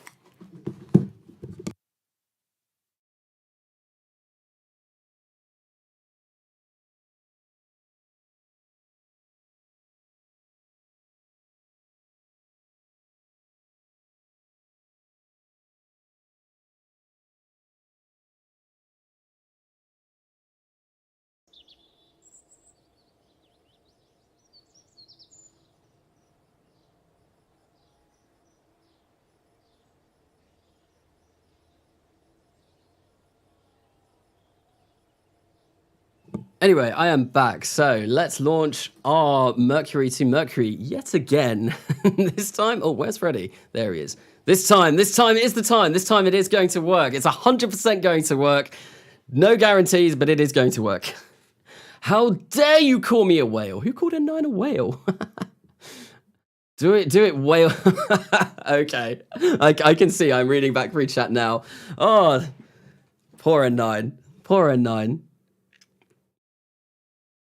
Katniss, do you have any huge missions on the way? I yearn for more. Have you not heard? Katniss is doing his Neptune Grand Tour.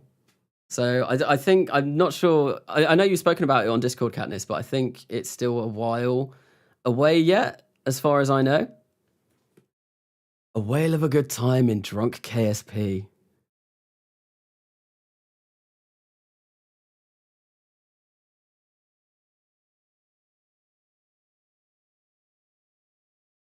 I'm just trying to catch up on the live stream whilst the live chat whilst I was away momentarily. But oh, these loading screens are getting long. It's because I have had KSP open for an entire 3 hours now.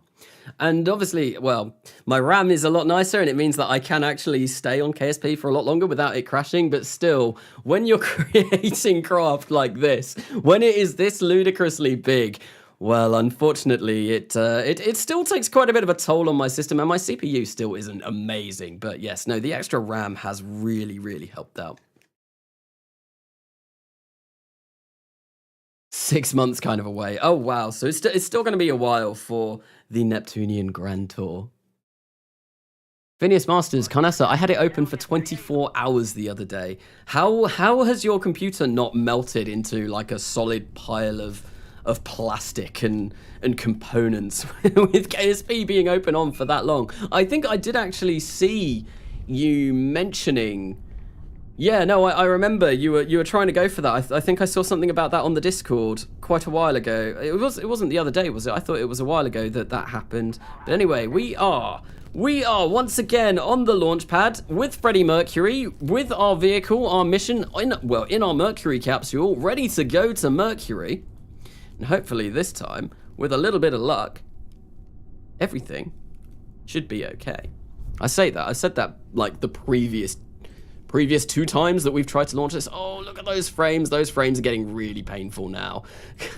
So, yeah. N9, how are you finding For All Kerbal Kind without MechJeb? I think I saw in one of the videos that you did actually convince Beardy to get it back so that you could just use Smart ASS, because you really, really miss that. I would miss Smart ASS so much as well. Like, I could do without Ascent guidance. I have done without Ascent guidance in a career before, but Smart ASS is just so much better than stock SAS. So much better, and I swear by it. I hardly use landing guidance or anything like that. I use docking autopilot all the time though, because I can't dock to save my life. Right, so 10 hours and 4 minutes. We are going to be launching into the plane of the moon, and once we do that, although we've had a bit of a crash.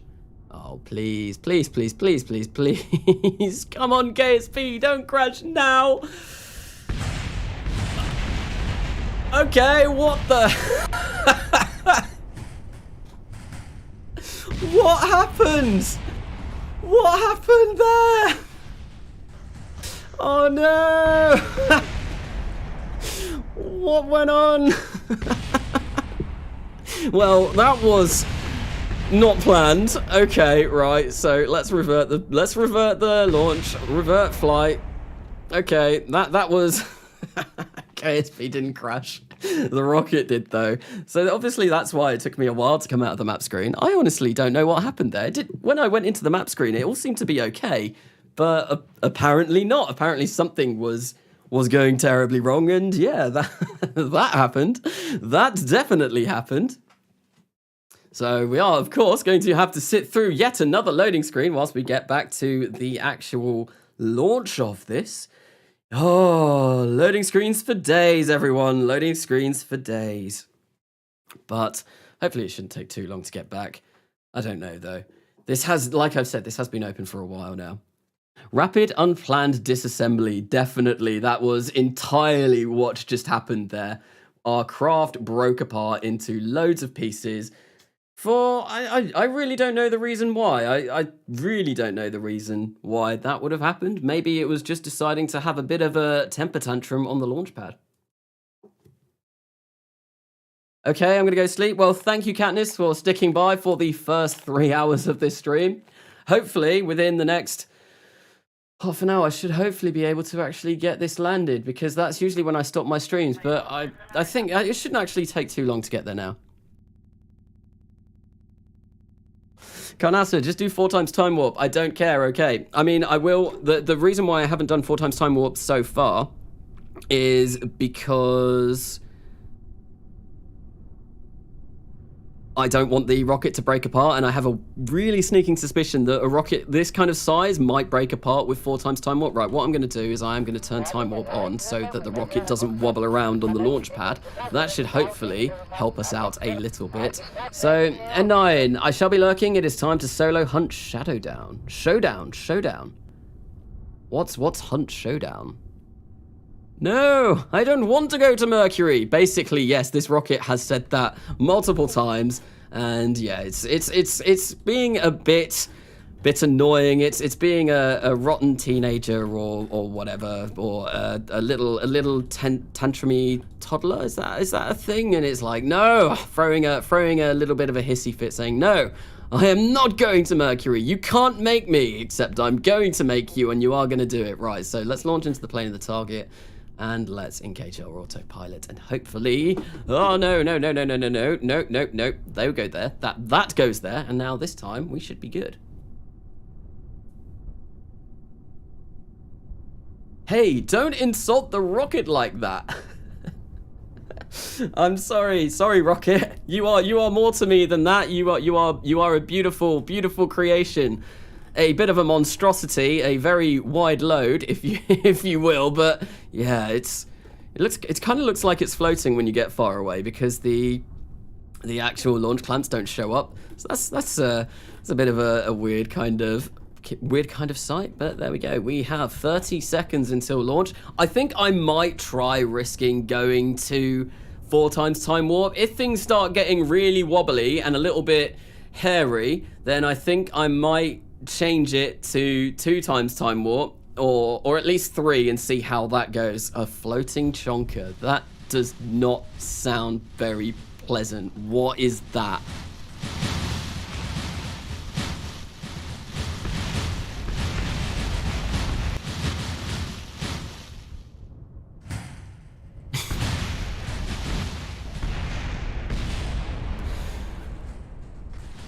Okay.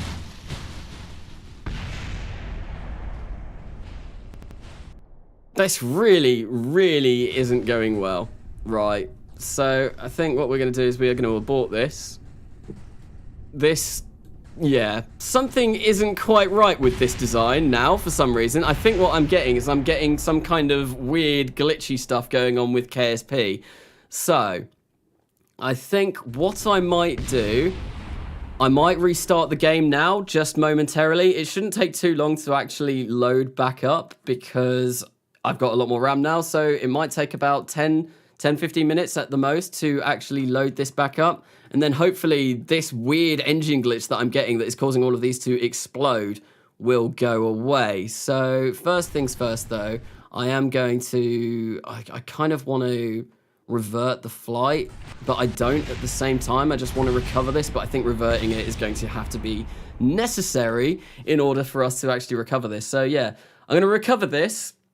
I'm going to quit KSP, I'm going to reboot it back up, and then what we're going to do is we are going to attempt to actually launch this and get it to work. I'm not going to Mercury, and you can't make me. Basically, yeah, the rocket has said that again, and it seems to be very adamant that it is not going to be going to Mercury, because, well, it's foiled us again. I think what was going on is the engines were all doing that kind of weird roll thing that they were the first time I launched this, and for whatever reason, they decided to do that on the actual pad, and that's causing them to glitch into the tank and then blow up. It isn't even the Kraken at this point, something more powerful. Serpent has a home in Mercury. Ask it nicely. Rocket, Rocket, will you please just calm down for a minute? Will you let me launch you to Mercury? We want to go to Mercury. We want to send Freddie Mercury to Mercury, but at the moment, well, we can't because the rocket really isn't, it's not having a good time.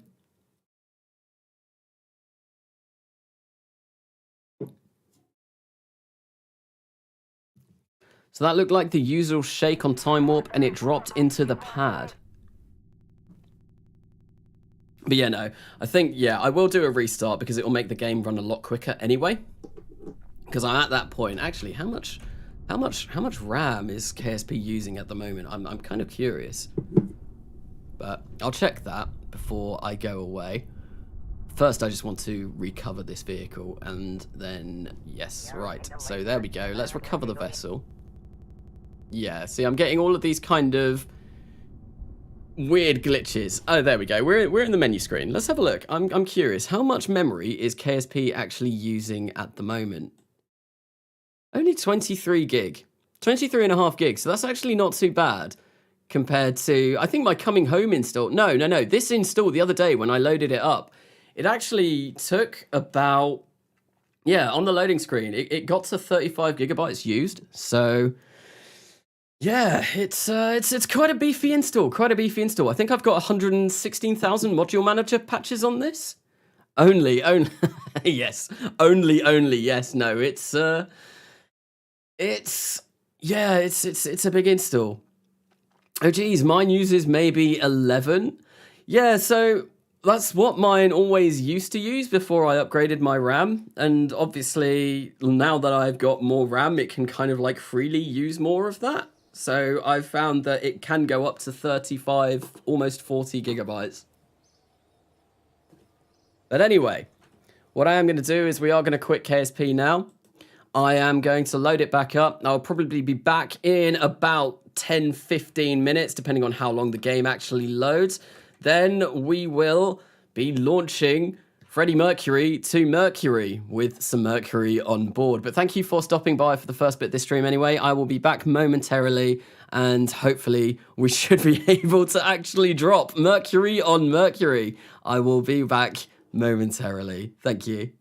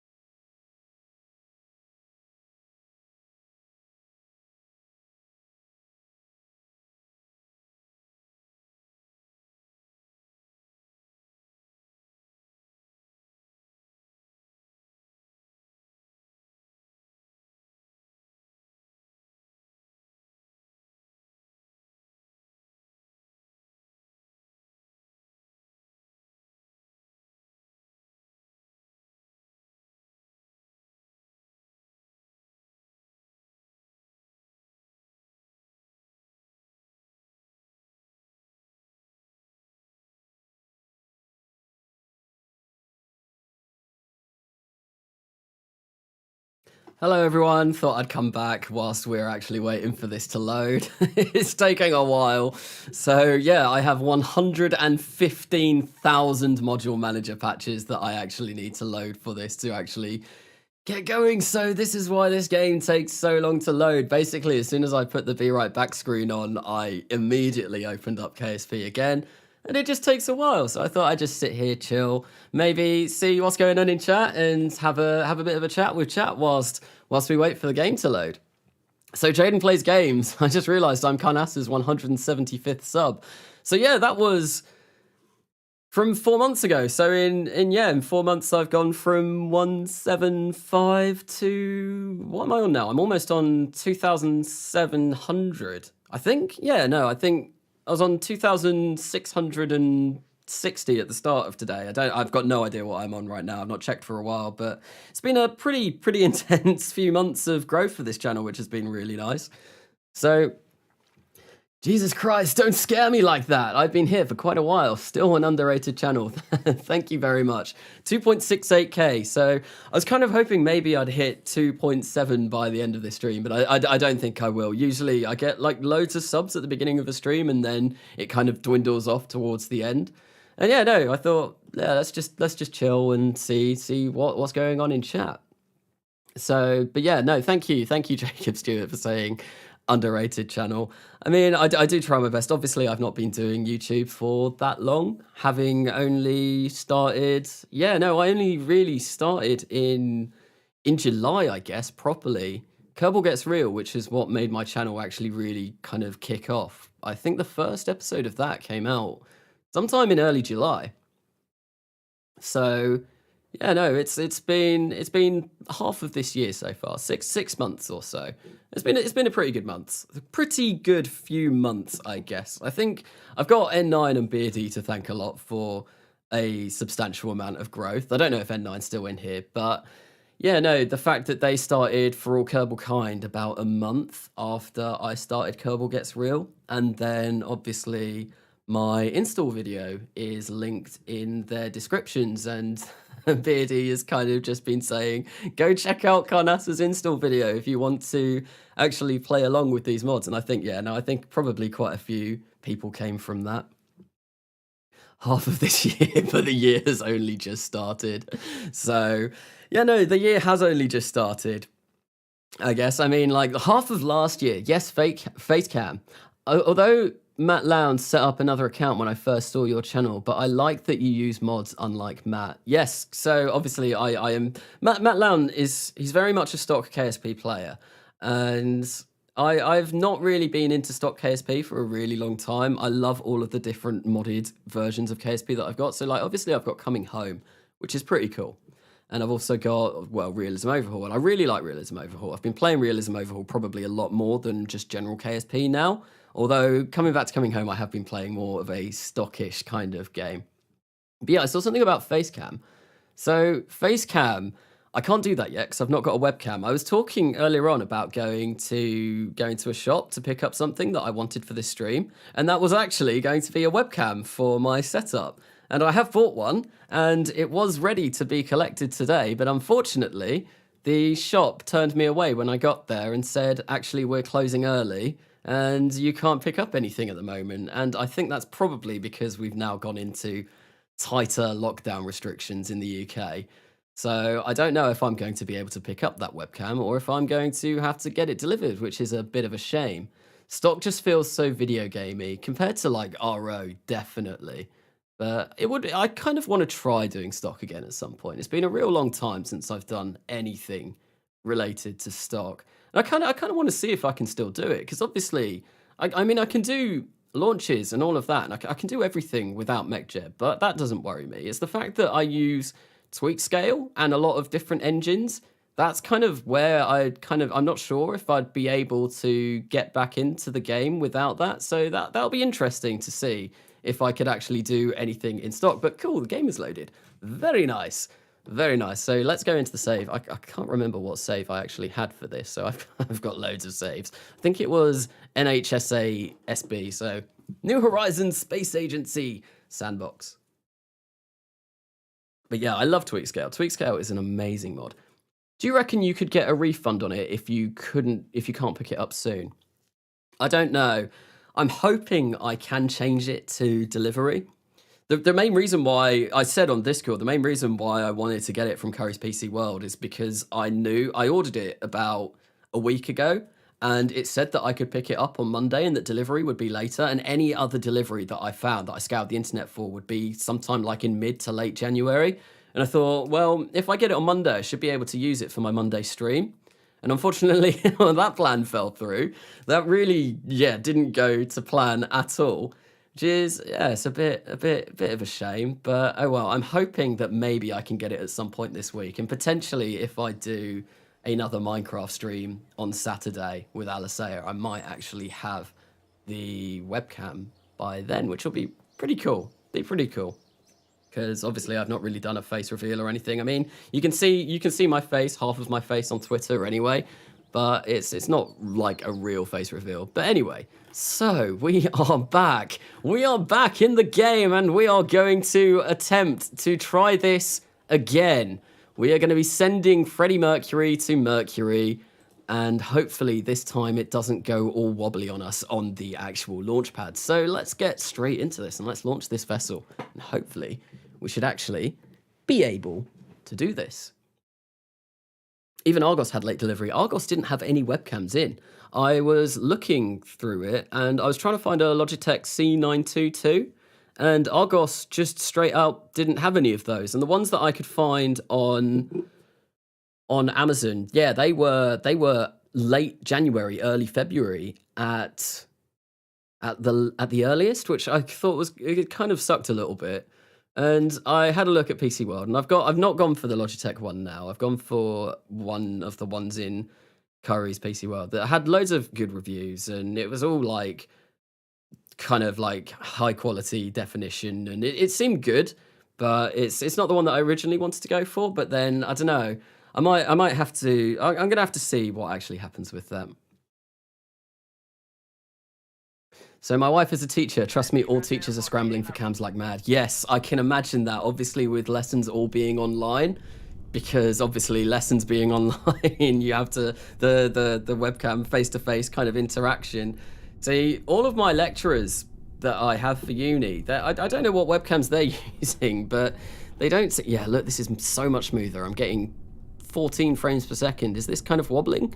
I think it looks good.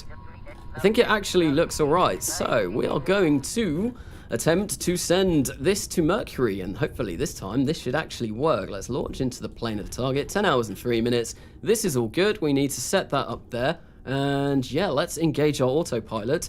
And if this doesn't work now, I am going to be incredibly frustrated. So I've been doing my homework this whole time.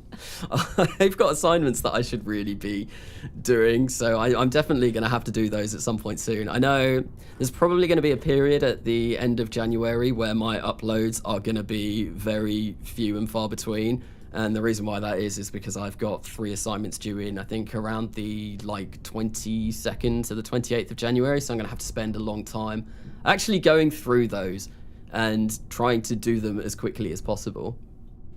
I've been using my phone as a webcam for some Discord calls.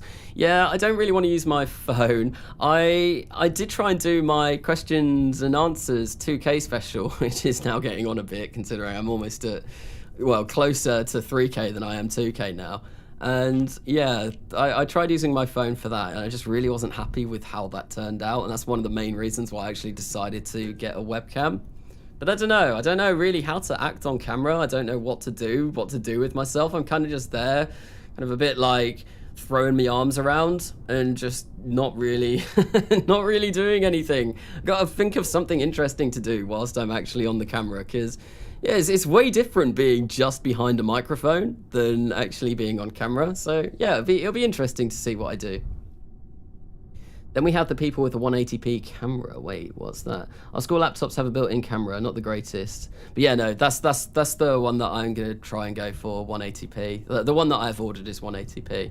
I think there was like a 2K camera, but I didn't really feel like I needed that, especially as most of the time it'll only really be for streaming for the most part, and what it'll be is like I'll have like where the chat is at the moment, I'll probably make that a little bit smaller and place my face just above it. I think that's probably how I'll eventually end up doing it. This looks like it is promising. So a restart of the game seems to have fixed our issue with the engines being bugged, but in 2 seconds, which is going to take a lot longer than 2 seconds because we are yellow clocking considerably, we are going to be launching this behemoth for the 4th time, I believe. There we go. The F1As have all fired up.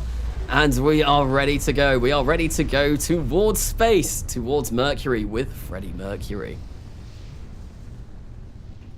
This is taking way longer than it was before. I mean, I've got vastly improved frame rates, but I think the physics clock is a lot worse than it was. So, yeah, this is moving way slower. What's our thrust to weight ratio on this? Oh, I can't actually see it because there's so many engines. Let's have a look. Come on. What are we on? 142 seconds. No, 1.24. So we should be going up a lot quicker than this. So let's see. Can we do physical time warp? Times 2. Times 3. No, we can't do times 3. Do I not have Kerbal joint reinforcement on this or something? Because that really wiggled all over the place in a way that I've not seen since installing that mod. I should have Kerbal joint reinforcement on this. You're all going with 180p cameras, but what about the 1p camera? 1 pixel camera. What would they even... It'd just be like a pink blob. Well, well, for me, it would just be like a pink blob. The real life slow-mo cam. We're all lagging behind assignments, so I mean, I don't know. I'm in my 2nd year of university now. I'm finding it way harder to actually do work and to get kind of into the mindset of doing work this year. Just because I've not been in university the entire year, it's just kind of, yeah, it's a bit like, I much prefer being in a classroom, in a lecture hall, with other people, learning stuff with an actual lecturer in front of me, and I found like it really difficult to find the motivation to actually do a lot of my university work, which is a bit of a shame. But I mean, I'm still doing all right this year. I passed my last year with on the dean's list, so I was doing really well. I think I got over 80-90%, and now this year I'm still on for a first. But it's not, it's definitely not as high a first as I was achieving in my 1st year. 2nd year of uni, how old are you, Kanasa? I thought you were 24 or 25. I am actually 28. I just turned 28 not that long ago, for about a week ago.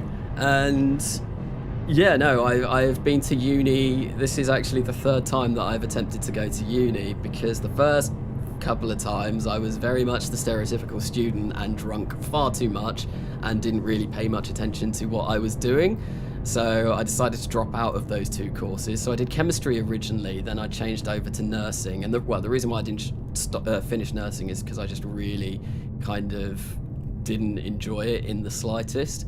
And then I spent a couple years working in an office in London, and then yeah, saving up some money to actually go to uni for a 3rd time, and that is what I'm doing right now, and I'm studying computer science, which I'm enjoying a lot more than any course that I've done before. It's just been pretty cool. It's been pretty cool, and yeah, no, I'm really enjoying that, and I'm kind of like looking forward to where that goes. But it has, it's been, yeah, I've spent far too long at uni. Third year here, I just sit around thinking all day now. What are you in for? Computer science? Boomer? I mean, I am definitely not a boomer. I'm not what even are the generations before me? There's a generation before boomers before me, which I think is like Gen X. And then there's, yeah, I think it's boomer, Gen X, millennial, then Gen Z, and yeah, I am kind of like a youngish millennial. But good on actually dedicating yourself to uni. Yes, no, this time round it has been, it's been great. I've been very focused on what I do, and I've just enjoyed it so much more, and I find the actual content that I'm doing a lot more interesting. Oh, there go The main boosters, bye-bye. Korolev Cross, Korolev Hexagon, Korolev Star of David, as I think someone said before. What is going on here? Why? What is going on? Well, this is certainly interesting. That was a very interesting separation. I'm not entirely sure what happened there. It seems to be making its way back, but that has removed a lot of the Delta V that ideally we should have had. That was bizarre. That was really peculiar. I'm not sure why that did that. Although we have managed to gain control of the spacecraft again, so we should be okay. Korolev ignition failure, indeed. That was strange. I don't think I've ever really seen something like that happen before. But oh well, we have managed to reorient ourselves into a position where we are going to be getting into orbit, which is nice. It's still, MechJeb ascent guidance is still telling me that I'm going to have 440 meters per second left at the end of our ascent. So I am fairly sure we are still, despite that little hiccup, we are actually going to be able to make our way into orbit. Let's increase our physical time warp again though, because no, okay. Right, so physical time warp does not agree with this, apparently. That's what seems to be causing the issue. So unfortunately, we're not going to be able to physical time warp. Fantastic, so this is going to take a really long time. Amazing. I'm making a Carnassa Dame Dinner meme. What is one of those? I'm completely lost on that. I don't actually know. I may be showing my age here, but I don't actually know what that is. The upper stage tried to turn around and go back to the KAC. Yes, right. Oh, there we go. There goes that again. That exploded. Wow, that really... Look at that, there's pieces flying everywhere. That's a really interesting separation there, but well, this stage actually went off and we are okay, so we're still reading that we are going to be able to get to orbit just fine, which is nice. This is where we should be. So why is this 8,657 meters per second delta V? Yep, that's cool. Yeah, we should be good. We should be good. Right, I am going to try and physical time warp through this. Okay, we are at 2 times time warp, and we don't appear to be pitching up. That's promising, so let's see if we can go to 3 times. 3 times is also still looking good. Do I dare 4 times? Yes, we can go to 4 times physical time warp, which is going to make this go by a lot quicker than it will have done, so nice.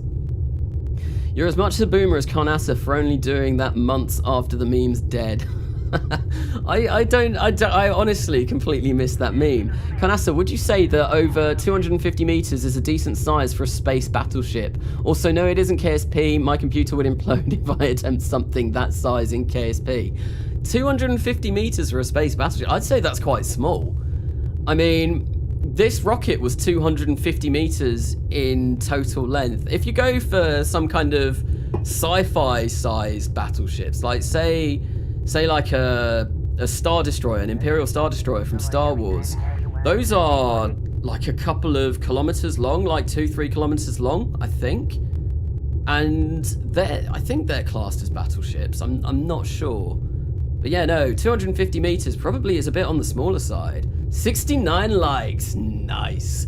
Yes. Oh yeah, no, it's only 68 for me at the moment. I saw someone disliked this as well. Not that I worry about dislikes. I think my last live stream that I did for Kerbal got massively spammed with dislikes because I was talking about it a lot.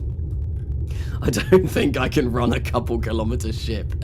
Yeah, but I think, yeah, no, if you wanted to go for sizes of generic kind of spacecraft in sci-fi that are kind of battleships, they are really, really large, like miles long.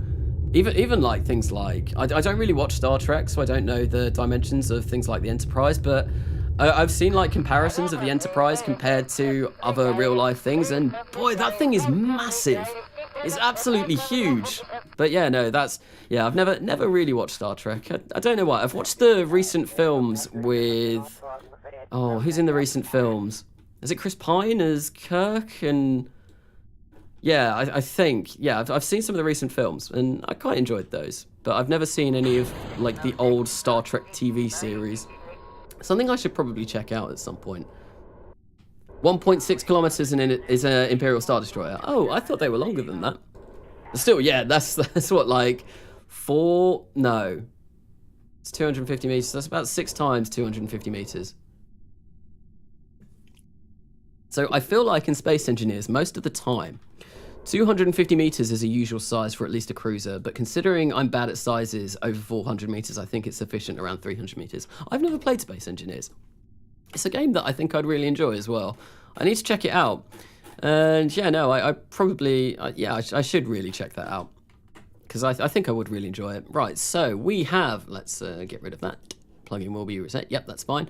Okay, so we want to go maneuver planner. Now, please, for everything, the love of all that is holy, make this what it should be. So we can go, if we go as soon as possible, it's going to be, oh, yeah, that's going to add 2k delta V.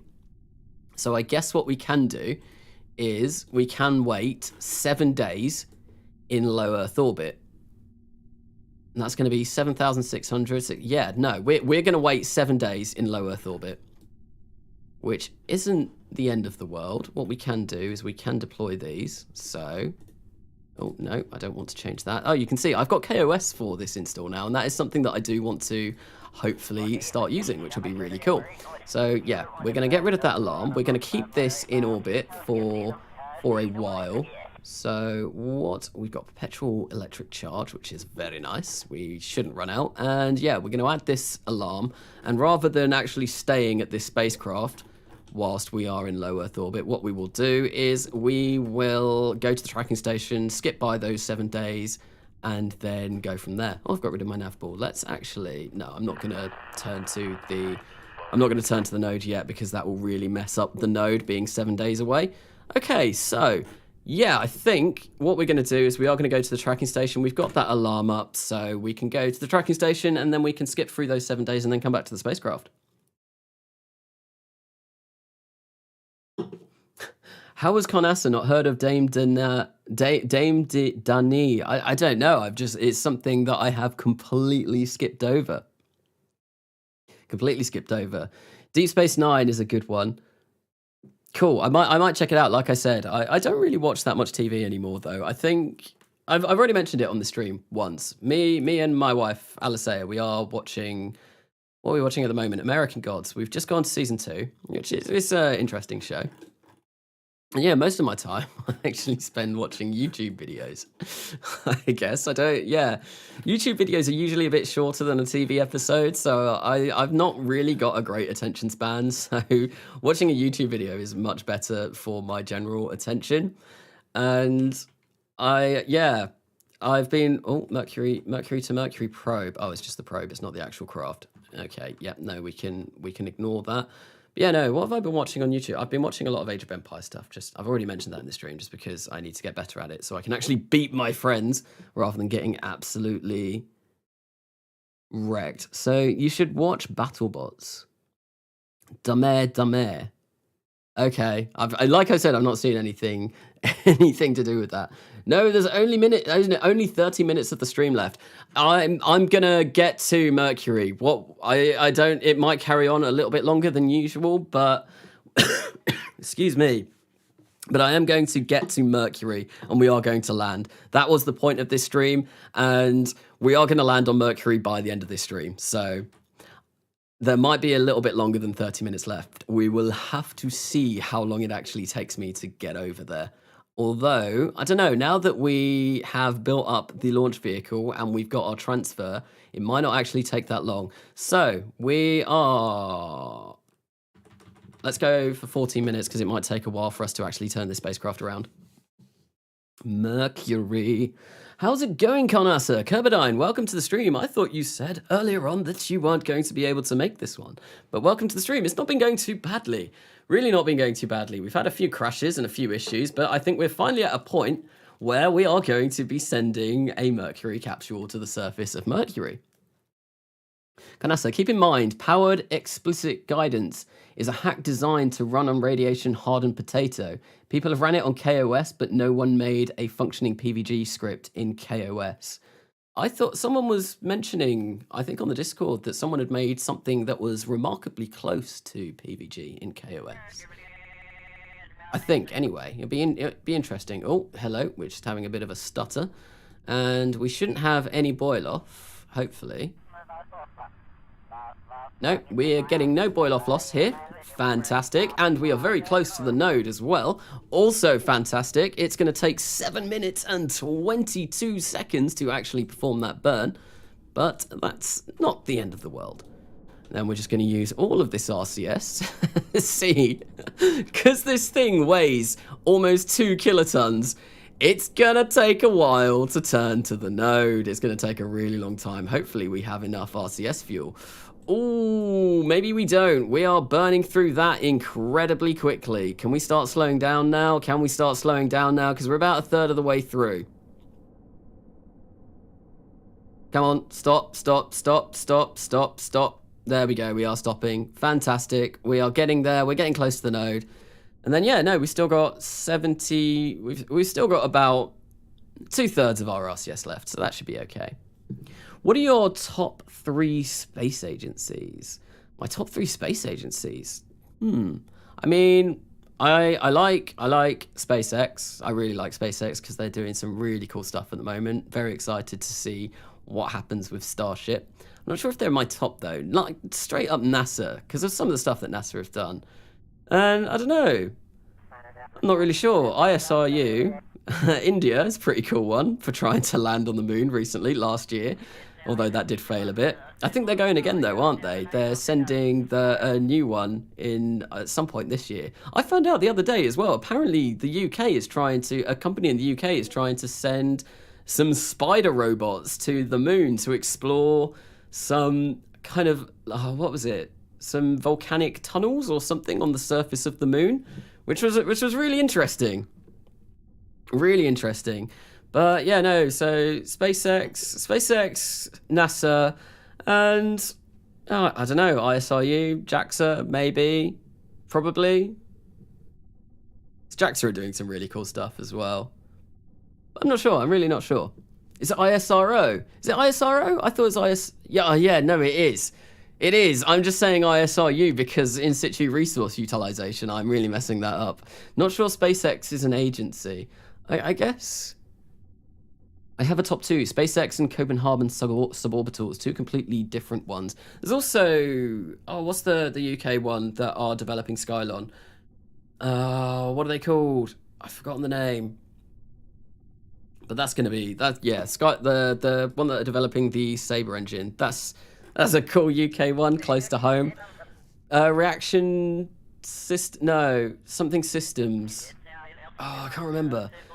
Does anyone know Blue Origin exists? Does Blue Origin know Blue Origin exists? I mean, they kind of getting forgotten by the side at the moment, obviously with the fact that SpaceX are doing so well and Blue Origin are just really faffing about getting some of their stuff out. Reaction... Is it Reaction Engines?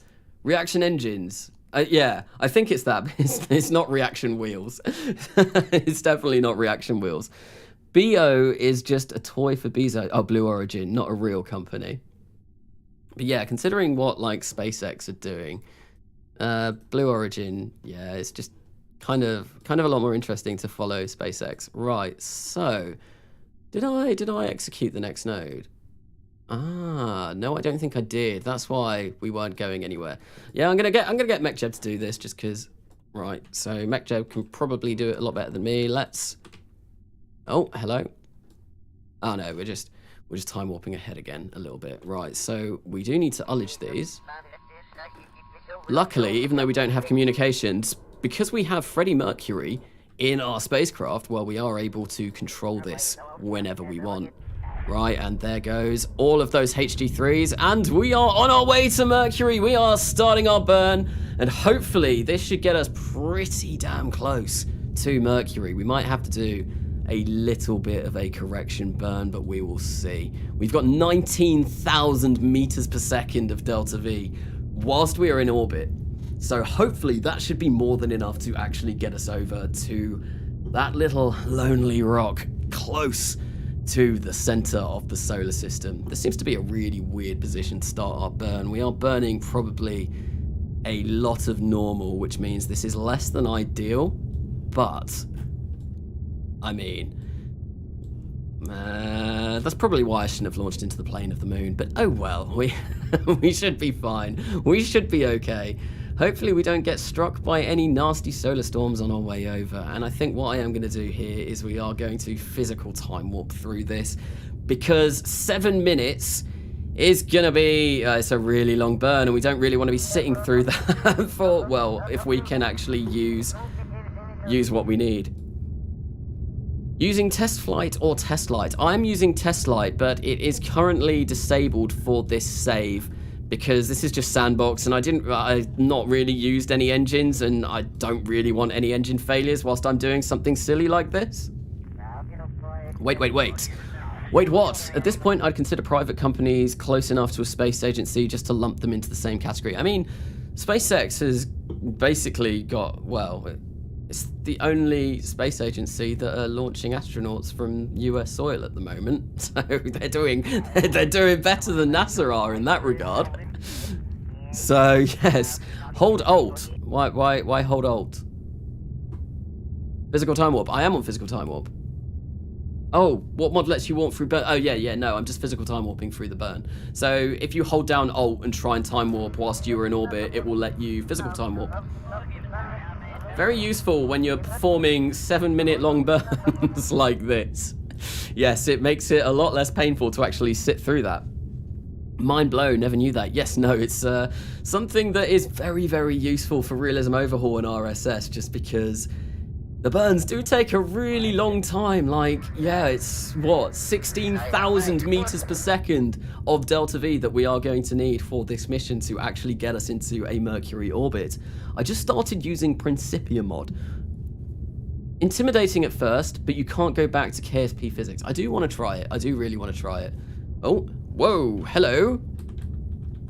Hello. What was going on there? We seem to be wobbling all over the place once we came out of that bit of a warp. Okay. Right, so it's gonna try and spin us. It's gonna try and spin us. Yes, it did spin us. Great, thank you. Really not cool. Actually, I've got persistent time. I don't have persistent rotation on this save. I need to install that. I really need to install that for the next Kerbal Gets Real series. So,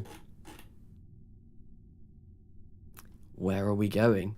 Let's set Mercury as the target. Let's focus the view. So we are still quite a way off, or we've not got a close encounter yet. So we need to do a little bit of a maneuver to try and fix that. Where do we want to go? So we're going this way. Okay, so let's create... Why aren't you letting me create a maneuver node? Oh, that's not good. Come on.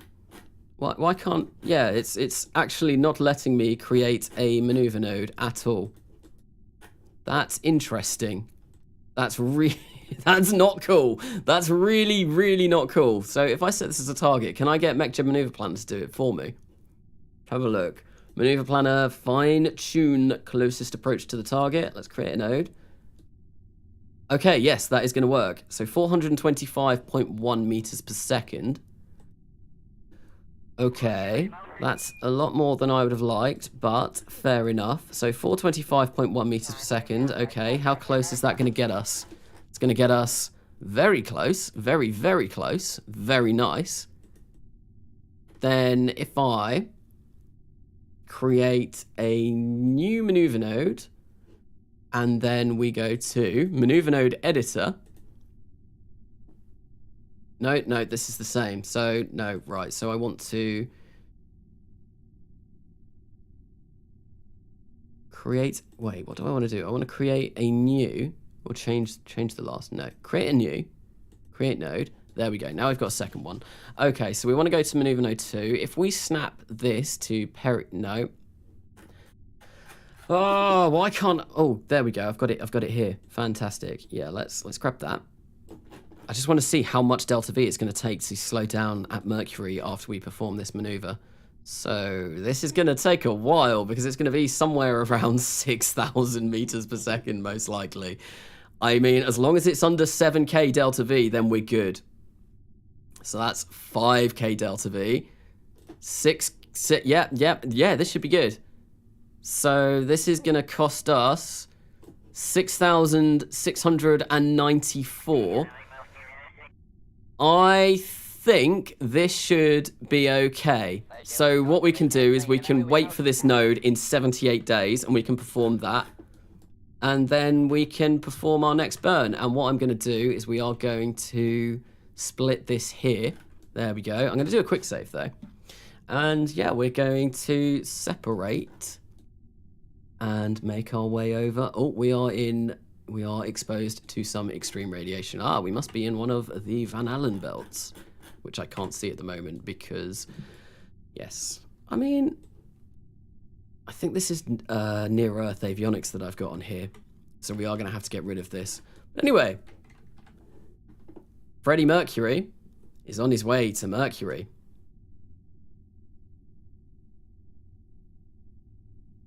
Isn't that just beautiful? The Earth disappearing off into the distance as we scream our way at how many meters per second? 10,000 meters per second towards Mercury. Well, 10,000 meters relative to Earth anyway. What did I miss? I left when Carnassa paused the stream, so we are on our way to Mercury. We have actually performed our burn. The launch vehicle worked like a treat, like a charm. I tried to combine those two then. And yeah, no, we're on our way to Mercury. And everything should be okay. So he's got 4% stress already. So he's a bit stressed, but only 1% radiation. Okay, so now that we are well above... Where is Earth? Where's Earth? Earth's over there. Do we have control over this? Insufficient avionics. No, we don't have control over this. So when we get to, I think, maybe 70 odd days, I need to check this. Oh, hello. I've got a vacuum scrubber on there. Why is our liquid oxygen almost gone as well? Why is our liquid hydrogen being used? Oh, due to boil off. Okay, so we shouldn't have boil off on this. Oh, we are. Wait, no. No, we're not. Okay. We might be getting boil off on this. Yes, that doesn't matter. As long as we're not getting boil off on here, which we're not. Oh, we have lost a bit of liquid oxygen, though. But we haven't... 864. That's weird. Liquid hydrogen should go before liquid oxygen. Interesting. Treat and charm equals cheat. Yes. Wait, I just realized it's a manned mission. What the heck? That's ballsy. Yes, I mean, we're only going to be sending them to Mercury. We're not going to be returning from Mercury. But yeah. So it's not quite as bad. I just saw I used all of my RCS fuel. No, I haven't. I still have fuel left. I still have a lot of RCS fuel. So I think what was I doing? Lithium hydroxide perpetual. So we do we have an advanced vacuum scrubber on here, which is okay. So that doesn't matter. We're not going to have any CO2 scrubbing issues. So let's time warp ahead. And I just need to make sure that we don't get blasted by any solar storms. If we do get blasted by a solar storm, we are going to have to turn this spacecraft incredibly quickly because he's only going to last an hour to that intense radiation. So I'm not sure if I want to go any faster than this. Yes. Okay, right. So brilliant. Oh, that's not cool. Okay, right. So we need to... He's being blasted by radiation. Oh, he's been hit by 61% because it doesn't give you... It lets you get blasted by a bit of the solar storm before you can affect anything. That's not cool. That's really not cool. Right, so advanced, we want to turn sun and we want to go... I think we want to go up. So let's turn this so that we have that massive tank in the way. How much radiation is he being exposed to? 0.039, 0.049. That's not too bad. He's been blasted by 61% radiation, though. I'm going to do a quick save here, because I really don't like the way that that worked, because he was exposed to a super amount of radiation before we even had the chance to counteract that, which really isn't fun. So I don't know. We should be brought out of time warp as soon as the solar storm hits, but it doesn't do that. So what I'm going to do is we are going to make this before Rads, just in case he gets blasted by radiation. But now that we have turned to the sun, hopefully we should be all right. Producer of electric charge has... Oh, you're kidding. We can't go faster than 1,000 times time warp. Oh, no, we can. Oh, it was something on there that was having an issue.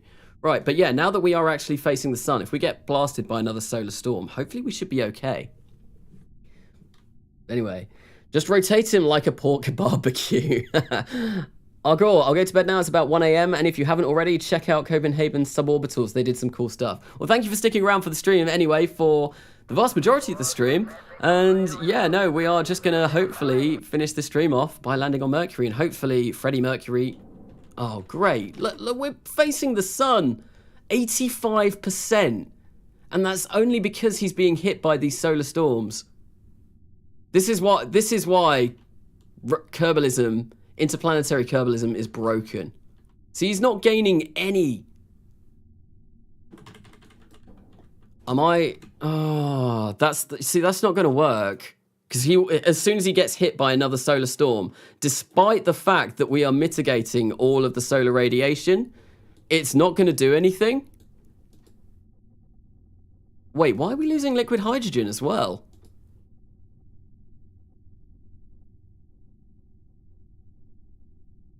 Oh, do solar storms affect that? Oh, this is cursed. This isn't going well. Oh, we've only got 9,910 meters per second now. Yeah, this isn't working out quite as I planned. Right, so settings. I think I'm going to turn Kerbalism radiation off because that's ridiculous. No storms. Storm probability 0%. No storms, thank you. Because they are just breaking this. And there we go. Because I can't be bothered dealing with that. I tried to do what you should to mitigate it, and it didn't work. I'm a little bit concerned why we have our wall temperature this high, though. Considering we've got all of those radiators, which should be doing something, and they're not. There we go. That's coming back down to where it should. So why did we get hit by so much? Seems like the temperature is in a bit of flux. It's like going up and down. Probably because we are getting closer to the sun. I don't think that really helps. But there we go. This seems to be doing a bit better.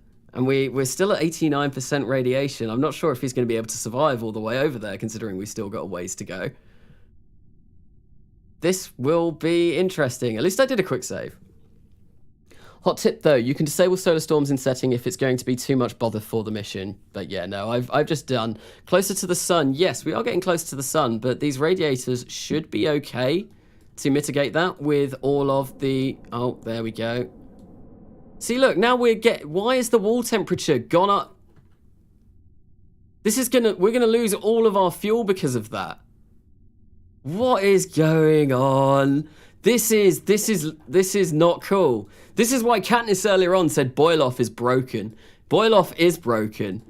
And I'm fairly certain we now don't have enough fuel to actually slow us down. I'm going to see, though. We're going to follow this through. We've only got 5,000 meters per... Yeah, we need another 1,000 from there.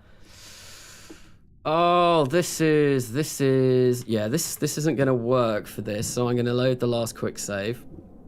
And we're going to change the settings. And hopefully... What I might do is I might just sit in the space center in the tracking station whilst we wait for it to get to where it needs to be. I've found doing that makes boil-off not be as buggy as it does if you're sat looking at a vessel. Haha! Alt F12 times, the radiators may become saturated. It's only when you go into and out of time warp though, which is really, really bizarre. Hey Carnassa, how would you say the mission is going up to this point? Not as well as I would have liked. There have been some issues, some very interesting issues. What we're going to do is we are going to go to settings and we are going to turn off those Kerbalism storms because they weren't fun. So nope, storm probability, yep, that can go all the way up there so we don't have solar storms to worry about. Now what we're going to do, we're going to resume the flight, but I am going to add this into Kerbal alarm clock, add an alarm, and we're going to go to the tracking station and we're going to follow it in there. And then I will do that burn, and then once I've done that burn, I'll come back to the tracking station, we'll change it up, and then hopefully that should mitigate all of the boil-off problems. Because boil-off, like Katniss was saying earlier on, it is a bit broken.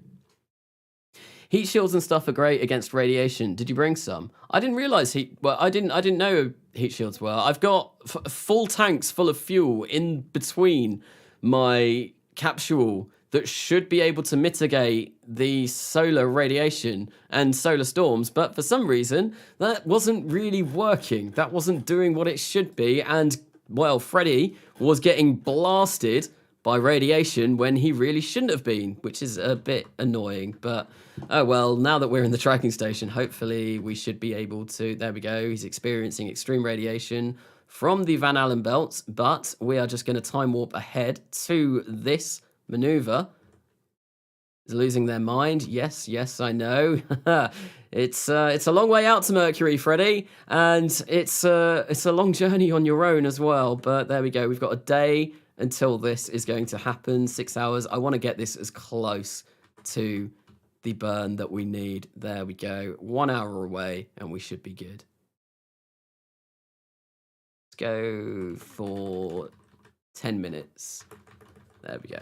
Okay, so 7 minutes away. We're going to switch to Mercury. We're going to fly this thing.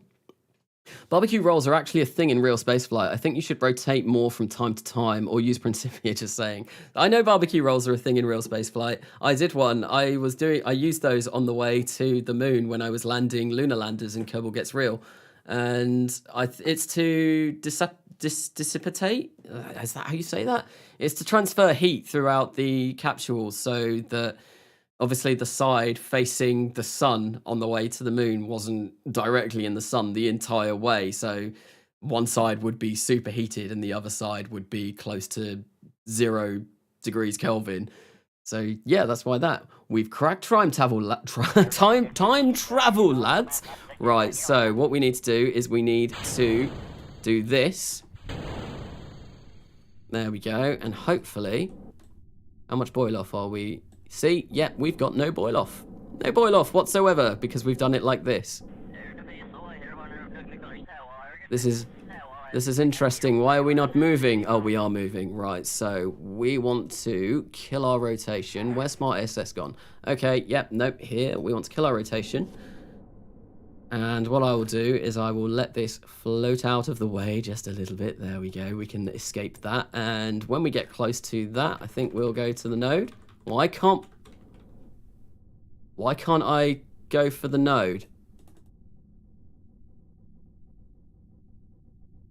That's not promising. And I can't, right, off. Go for the maneuver. We're gonna have to use stock SAS for this. Node has disappeared from Smart ASS. Usually that's locked behind a tracking station upgrade. But I am playing in Sandbox, so I should have a fully upgraded tracking station. I don't really know what's going on here. SpaceX launch in an hour. Is there a launch in an hour? What are they launching? Very, very hot when not rotating. They just could open a window and let some cold space in, but that's just me. Yes, why didn't they think of that? Why did they have to have some crazy janky maneuver to rotate them whilst they are on their trip to the lunar surface? Why didn't they just open a window? You could try going at night. I heard it's a bit cooler. Is this to the sun? Yeah, it's like my suggestions are traveling forwards in time. Both times now you've done it instantly on stream as I've typed it. Amazing. What was the last suggestion? Boil off isn't simulated when the craft isn't loaded. Oh, there we go. Yes. I think sometimes it might be, and it kind of, when you get when you come back to the craft, if you've not got radiators or anything on there, it will try and figure out how much you should have lost during the trip to where you are. But I think for the most part, no, it's not simulated. Right, so our maneuver in, how many is 425 meters per second. How many ignitions do we...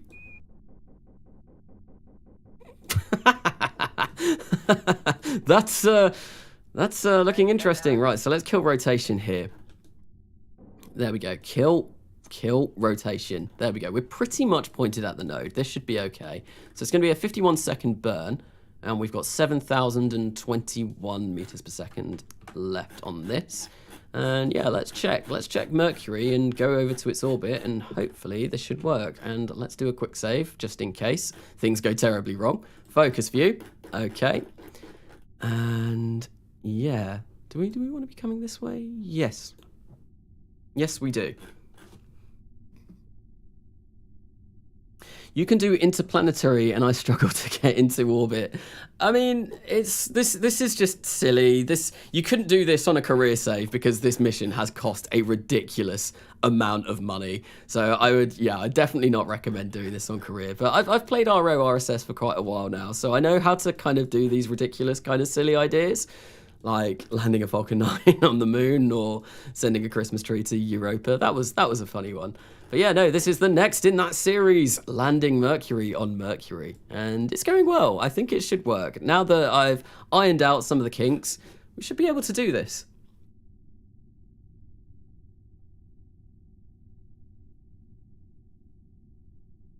So what's the... Oh, SN9. Oh, it's undergoing pressure testing. Oh, so are they going to be launching SN9? Obviously, I know SN9 had a little bit of a hiccup by falling into the side of the assembly building, which was interesting. But yeah, no, are they actually going to be launching that? I think I've talked about this on stream before, but it'd be really cool if they launched that. And hopefully they stick the landing this time. That was honestly one of the most awesome things I have ever seen, is watching Starship SN8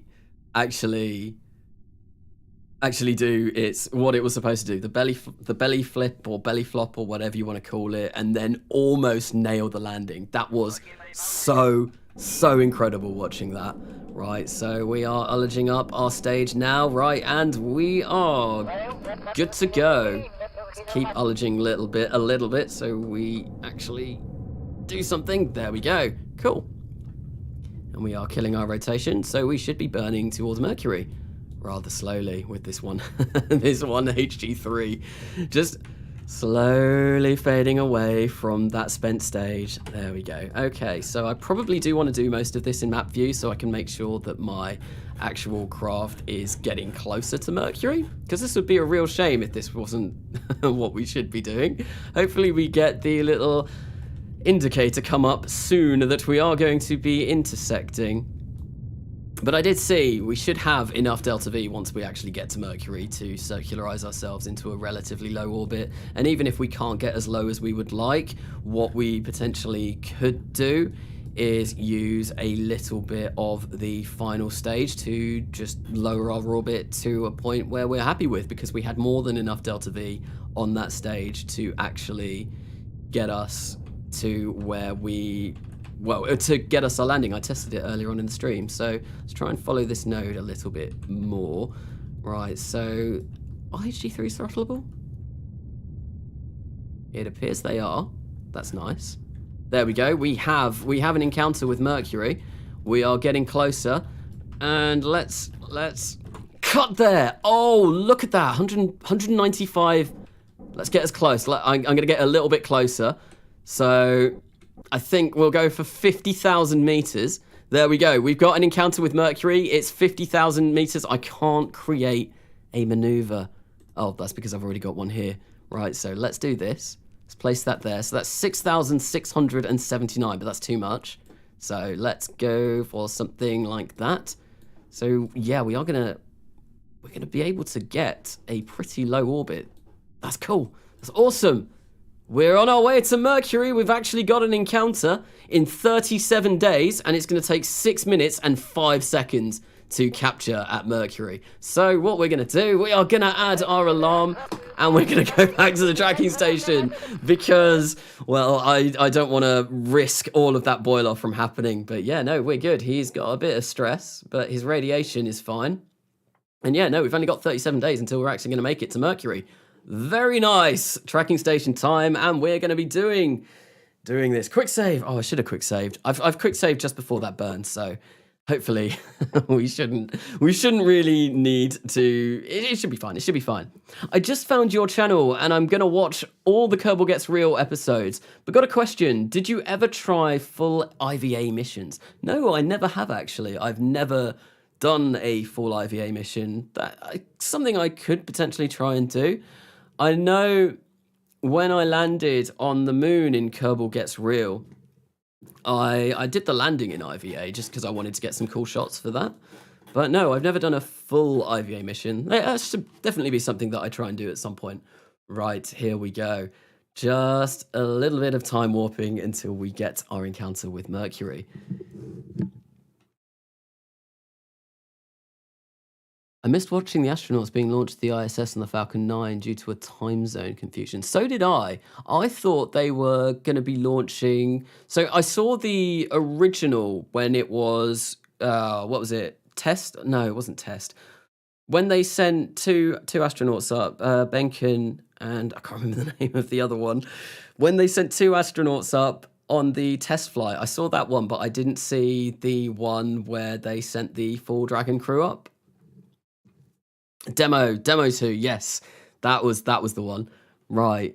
But yeah, no, I missed the actual one because of a bit of confusion over the time zone. I must go now. I shall see you soon. Thank you, brothers and sisters. Thank you, Jacob Stewart, for sticking around the stream. Thank you for coming to the stream. And yeah, no, I think probably, I'm not sure how much longer the stream's going to last. I think, well, it probably won't be too long now. We're going to land on Mercury, and then that will be that. We've successfully done what we set out to do at the beginning of the stream, which will be really cool. I've never sent a person to Mercury before, an astronaut to Mercury, a Kerbal-naut to Mercury, or, well, I've never sent, the only planet that I've been to ever in our row is Mars.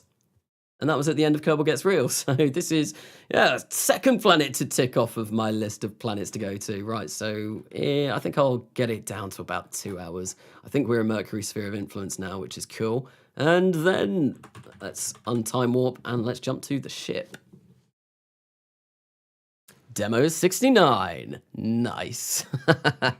So this is going to be the last few moments of the stream, probably like the next 10-20 minutes, maybe. We're going to be landing Freddie Mercury on Mercury with a Mercury thermometer on the capsule being overwatched by Mercury. What is Mercury the god of? Is the Roman god of... He's like Hermes, isn't he? Hermes is the Greek god. Mercury is the Roman god of messages. I almost said messenges then. I don't think that's a word. So... yeah, no, I don't think that's a word. Anyway, look at it shine. We are there. We have made our way over to the closest planet to the sun in the solar system. We have made it to Mercury, and we are going to attempt to land on the surface. So, let's actually focus our view on Mercury. Do we have... No, we don't have any radiation belts to be concerned about. And yes, it's going to take us 6,589 meters per second of delta V to actually perform this burn. A little bit more than that. Right, so let's actually get this. We're going to snap node to periaps, and I think what we will do is we will just set this so that we're only using our stage that we have at the moment. So I think that will probably be fine. It means our Apple apps, what is the correct terminology for an Apple apps around Mercury? I'm not entirely sure, but yeah, no, we're going to set this so we're just going to use our liquid hydrogen stage. I did burn a little bit too much in that stage to actually make our course correction, but oh well. Okay, so let's time warp ahead. Oh God. Suddenly Mercury. I did that a little bit too aggressively then. Right, so we're going to have to get stock ASS up, or stock SAS, because for some reason, once again, we're missing our node, which is a bit of a shame. I need to actually check this and make sure that this is okay. So what we want is, we want that to... Oh no, I forgot to put a little thing to separate this on. Oh well. Oh well. Oh no, I've got a decoupler there. But this... Oh, it should be fine. Should be fine. Should be alright. Should be fine. This is why I don't like stock SAS, because it does all kinds of weird things. Right, let's kill rotation. Actually, no, let's turn it off. And we'll do this manually. Apo Freddy. Yes, yes, Lucy. Apo Freddy. I thoroughly concur. That is definitely what it should be. Amazing. Right. So I think actually what we're just going to want to do is we want to stick this retrograde. Let's do a little bit of time warping, physical time warping, so we can get this to where we want to be. And yeah, let's just time warp ahead and wait until we're 3 minutes away, and we're going to start our burn. There we go. 3 minutes, 3 seconds. Let's go. Fire up that HD3. Kill rotation, and we're going to... Oh, that was a bit too aggressive. We're just going to go for this. I do need to keep an eye on my Perry Freddy height, just so that we don't go smashing into the surface of Mercury, because that would be rather terrible. We don't want to be doing that. Definitely not. Can they drink mercury on Mercury? What, is in Mercury the liquid? Mercury is in the liquid metal. I would highly advise not drinking mercury, considering it is rather poisonous. But we do have a thermometer here on the capsule, which obviously contains mercury. So we are sending some mercury to Mercury. We're also sending Freddie Mercury to Mercury on a Mercury capsule with a mercury thermometer. This has been everything Mercury for this stream. Can't actually see Mercury at the moment. Ah, that's because it's going behind. Well, the sun is over there. The sun is over there, so we can't really see what's going on at Mercury. But this is going to be quite a long burn, so I am going to physical time warp through this just to try and get this done as quickly as possible, so we're not why is it killing my physical time warp? Ah, that might be why. Let's bring that back up again. Peak Mercury. We have definitely reached peak Mercury in this live stream. Could we... Well, is there any way that we could be any more Mercury? I'm not sure. I really don't think there is. Oh, suddenly Mercury appears again. That was that was interesting. Yeah, cool. So let's keep this time warp going. I think maybe we will go for retro now.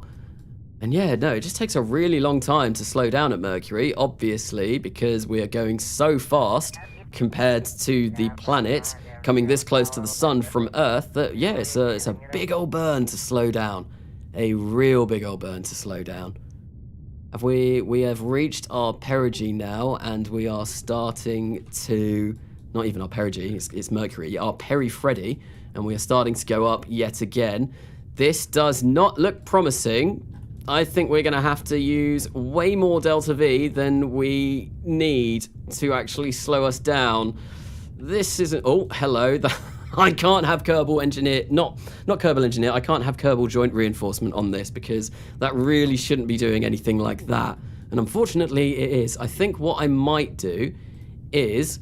I might see if we can get ourselves to a point where we are actually... Oh, this isn't good. We are getting way away. Get ourselves to a point where we are no longer going to do a flyby, and then I might re-perform a burn when we get to around here.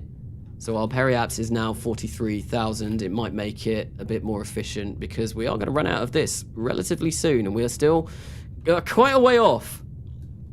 Way further off than I would like. Let's get orbit info up. So we want to be... Where's our eccentricity? We want that below 1, and that does not look like it's going to be below 1 for quite a while. We've only got 1,400 meters per second left in this stage. Although, that does say that we are going to be able to perform this... But let's get rid of the RCS. We don't need that. There we go. Right, so... We only need to fire up once more. That's 37,000 meters. How much? We've got 1,070 meters per second left in this stage. I can't make a maneuver. Still, I have no idea why. I think that's a tracking station bug. I really, really think it's a tracking station bug. So let's make a maneuver. So what do I want to do? Advanced transfer to another planet. Yeah, let's do this. Create node. Oh, we have to select another planet in order to do this. So we're just going to do this. We're going to select Venus and we just want to create a node as soon as possible. There we go. That's going to take 21,000 meters per second. And we just want to change all of these to 0. So we can actually do what we want with this. Right, so update. We want to snap node to periapse, and now we can create a maneuver node. A highly, well, a bit of a weird way of creating a maneuver node. Right, I can't do anything with this. I think, yeah, I really think that the tracking station thinks it's not at the correct level, which is bizarre.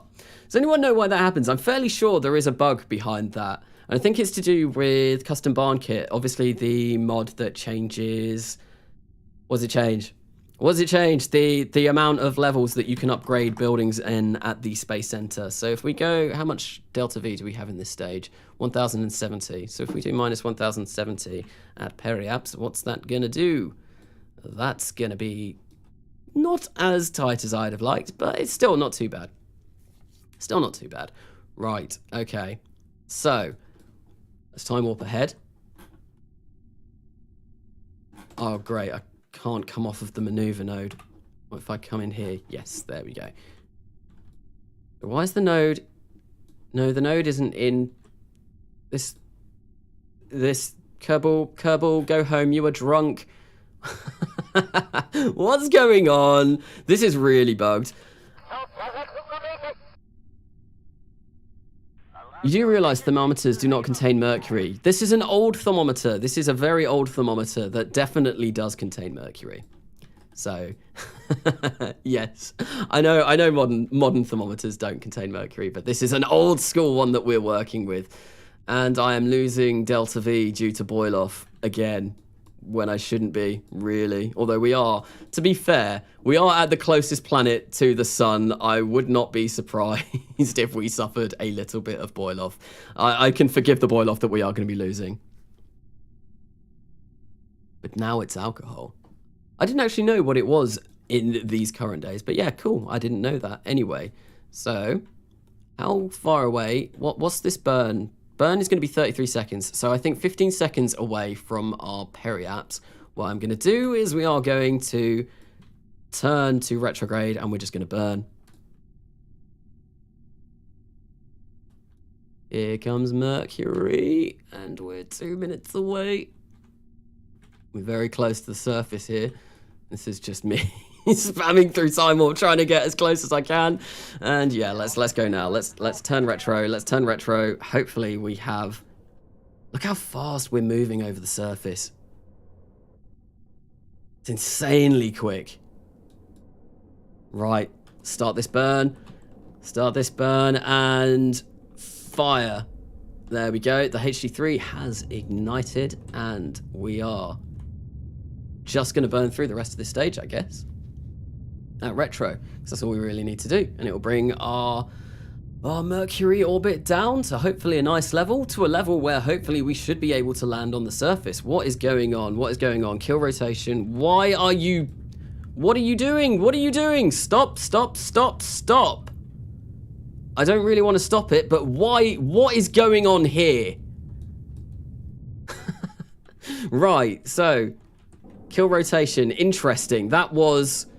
Well, we didn't get anywhere near as close as I would have liked to have done. So let's go retrograde and let's see if we can use some of the remaining RCS in this to actually get us lower down. How much RCS do we have? Not an awful lot. But this is getting us down some, but we're still going to be quite high. Our surface velocity is still 3,105. So that means we've got 900 meters per second that we can lose. Oh, I don't know if we're going to be able to do this. I think we might be able to, but I don't know. That was really bizarre, though. The whole kind of wobbling that we were getting there. Right, so let's just bring this down a bit more. Oh, it's a victory dance! It is indeed a victory dance. We have made ourselves in a nice low orbit of Mercury, and the spacecraft is incredibly happy that we have made it this far. Now all we need to do is we just need to release the payload. Not even the payload. The spacecraft, and we need to attempt a landing on the surface. So I think what I want to do is I want to start my burn somewhere around here. I reckon. Yeah, that should be okay. Hopefully the RCS in here is still okay, now that we've set those all to their correct configurations. Right, so let's get to about here. We want to try and go on the day-night terminator a bit so we can actually see what we're doing, but it's not ridiculously hot. Why is that? Why did the engine fire? Interesting. I didn't want that to happen. Why did that happen? Okay, anyway, so yeah, no, I want to try and land as close to the day-night terminator as possible, so it's not as hot as it could be. Not as hot or cold as it could be. Right, so I'm going to perform a quick save here because I think this is probably a very smart section to actually do a quick save on, and we are going to release the capsule. There we go. So that, and that. Yes, that is what we want. Okay, what was going on there? Right, let's turn the gimbal down on those. Why are we spinning? Why are we spinning?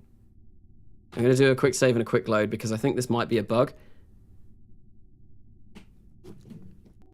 I hope it's not a bug. I hope that we were able to touch down safely on the surface of Mercury. HyperEdit? Wait, I've not used HyperEdit to get here. Don't utter its name. Yes, no Kraken here. Please, Kraken, stay away, stay away. I think we should be fine. When we quick load this, it should hopefully fix things.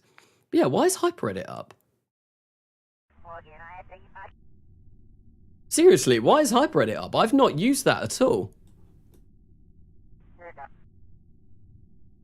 Like, anyone who's been here on the entire stream, like, what? Where did that come from? You have to open that to get it. Bizarre. Anyway. Right. Okay, let's try and not use all of our fuel. Just turning this thing around. There we go, cool. We are ready to begin our final descent onto the surface of Mercury. Here we go. And did I turn off test light, or have I been incredibly lucky for this entire mission? I've been incredibly lucky for this entire mission. So we have disabled it now so that these are going to work, because that would be a real shame at the end. And here we go.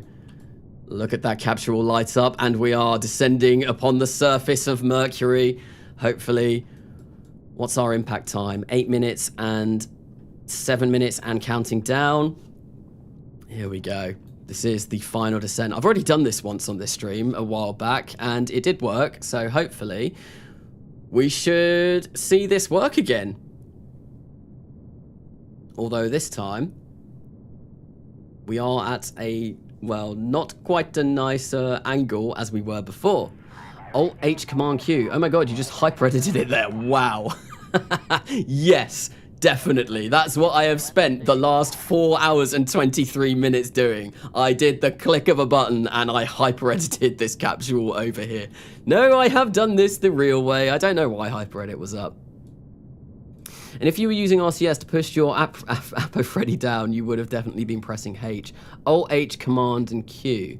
Oh, so that's how you can get it up. Okay, yeah, but no, I was using H for the... when I was lowering as as Atlas Gaming. Was it Atlas Gaming? Oh no, it was the Fox Gaming. As the Fox Game was saying, I was using H to lower my Apo Freddy.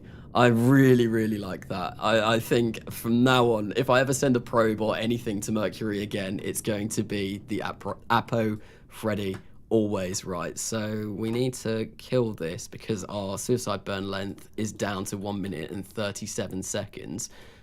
Although I could potentially, how many ignitions have I got on this? I've got another 2, so I suppose I could cut the engines now.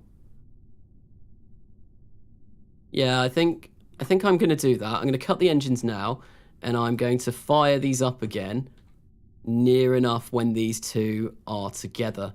So change to surface velocity, something like this. We're going to fire this up, and then we're going to slowly start decreasing our speed, and hopefully we should get our impact time to be roughly the same as our suicide burn length, and then that should be good. Did you know you could implement Real Chatterer to the Chatterer mod so that the Chatterer uses over 300 real snippets from Mercury, Gemini, Apollo, and even space shuttle missions? Pretty rad. Yes, I did, and that's always a mod that I have intended to get, but I keep forgetting to get it. I've been told that quite a few times. It's definitely something that I do want to get, but it's not on CCAN. You actually have to go and find that in the wide world of the internet. But I do mean to get that. I have had that recommended quite a few times, and it does sound very, very cool. And I've heard it's quite amusing as well. But yeah, I've heard there's some very funny comments that they have managed to take from that, which is pretty cool. Which is pretty cool. You're using Chatterer. I am using Chatterer. You can hear it every now and then. But yes, GitHub is your friend, MK. Yes, no. I have spent an awful long time on GitHub over the years finding mods for KSP. Yeah, it's probably one of my most visited websites now, and I mean I've got GitHub as well. I've got a GitHub account for my degree, which I do need to start using more, and I need to upload more of my work onto there. It's not going to be anything interesting. It's literally just small coding projects that I have to do for my course, but yeah, I need to use it more for that. I need to get around to using it, but this is looking good. We've still got 1,400 meters per second of delta V left. I'm going on this readout here. I'm not sure if you can see it, that one there rather than this one there, because that's clearly not correct. And yeah, we've only got 600 meters per second to burn off. Our impact time is 25 seconds, so I am going to start raising this up again to try and get these to be roughly equal. There we go. It's now 22.5, 25. And yeah, no, it's just a nice, slow, casual descent onto the surface of Mercury. 350 meters per second we're going at the moment. Suicide burn length. Yep, nope, we need to cut that down because we don't want to overburn, although that's looking like we are gonna need to slow down quite quickly. Impact in 9 seconds. Oh, this is always the tense moment. This is always a tense moment. Coming down right to the end. Oh, let's try and get the... Yeah, no, we're fine here.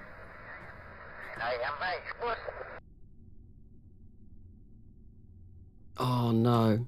Come on. Oh, I had to shut the engine off. Damn it. That's not good. That's really not good. Right, let's fire up our engine now. Oh no. Oh no! The landing marker didn't come up again. Mercury is cursed.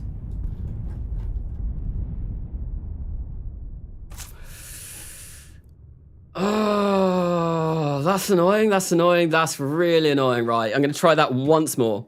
I've got a quick save.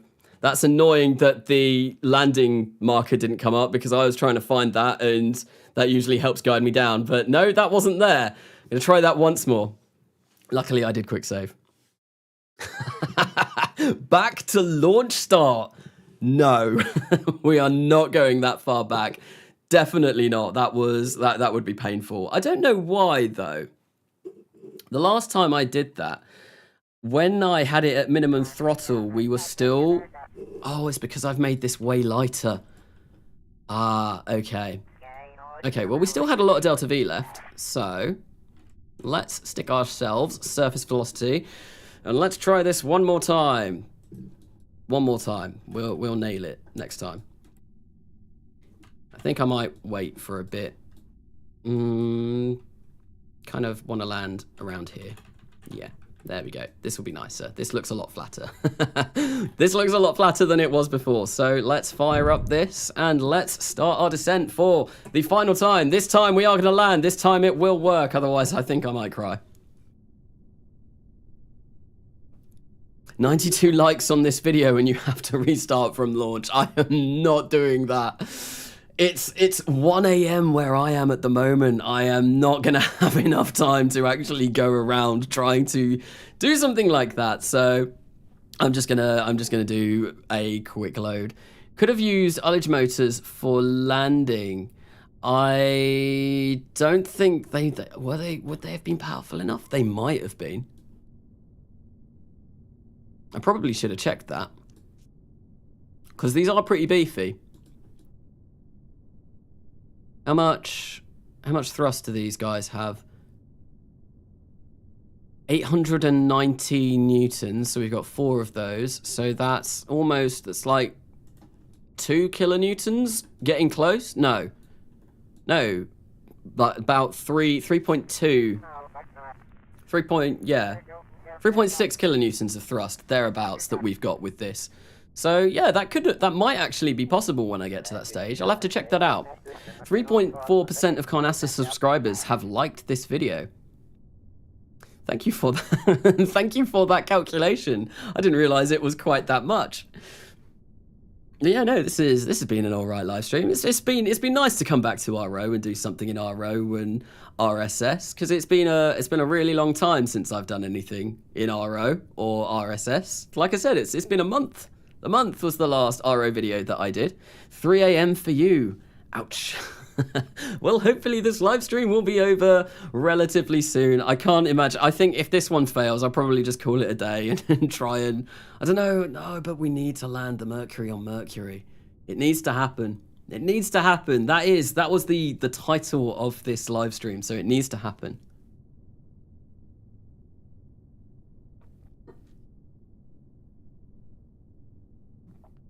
$5 to 10% is like absolute success. Yes, I imagine that would be nice. I think I was looking through my videos earlier today, just because my wife was like, because I think we got 40 something likes on the last live stream I did, which was the Minecraft one.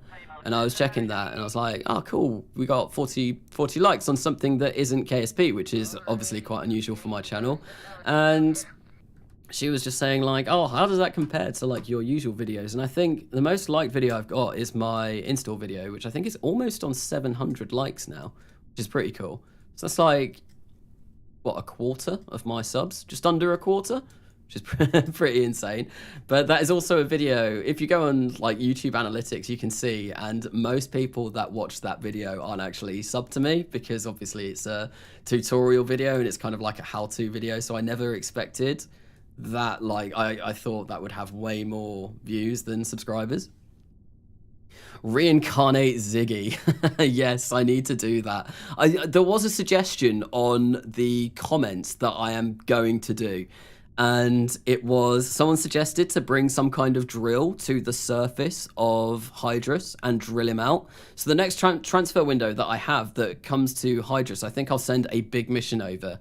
I might send some kind of some kind of setup where I can set up a surface base on Hydrus, an all-in-one kind of package with material kits and specialized parts, so I can really start a base from scratch on Hydrus. And then maybe what I'll do is we'll build some kind of JCB kind of digger, and we will send that to actually try and rescue Ziggy and basically digging him out of the ground. Yo, Carnassa, did you know that there is a setting that you can turn on that shows when to actually start the burn instead of having to do math in your head? Yes, I do, and I do have that turned on for coming home at the moment. I've not turned that on for this save, though, and I do need to do that.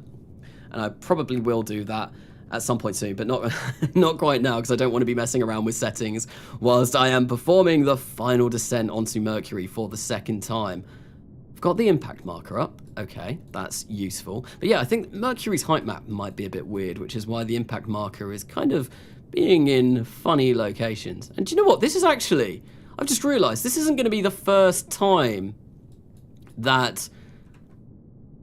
This is going to be the first time I've landed anything on Mercury, let alone, like, landing a person. So, that's pretty cool. It's pretty nice. The fact that I sent a Mercury capsule.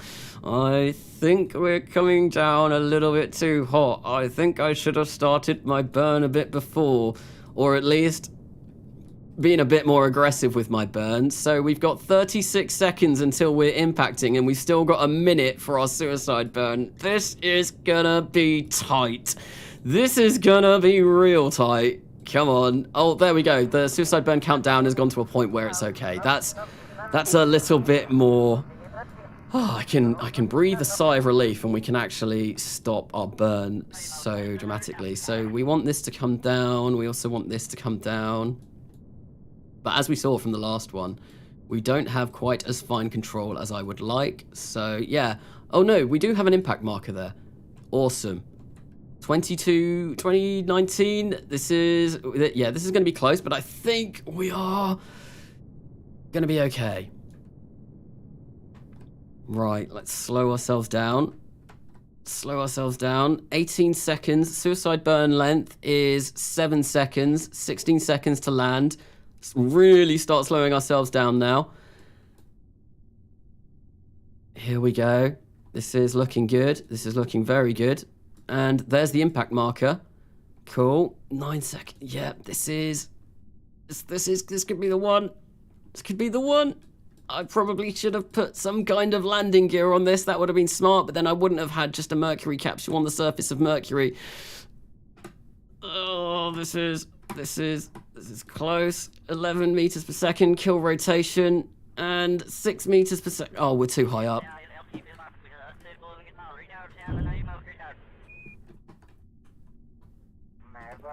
Great.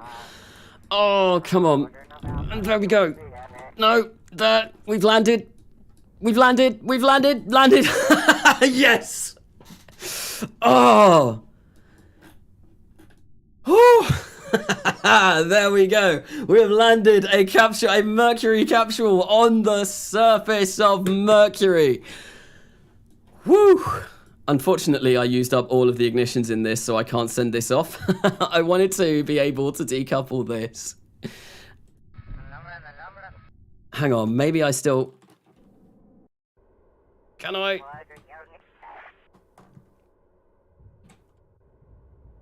There we go, we're just going to roll away.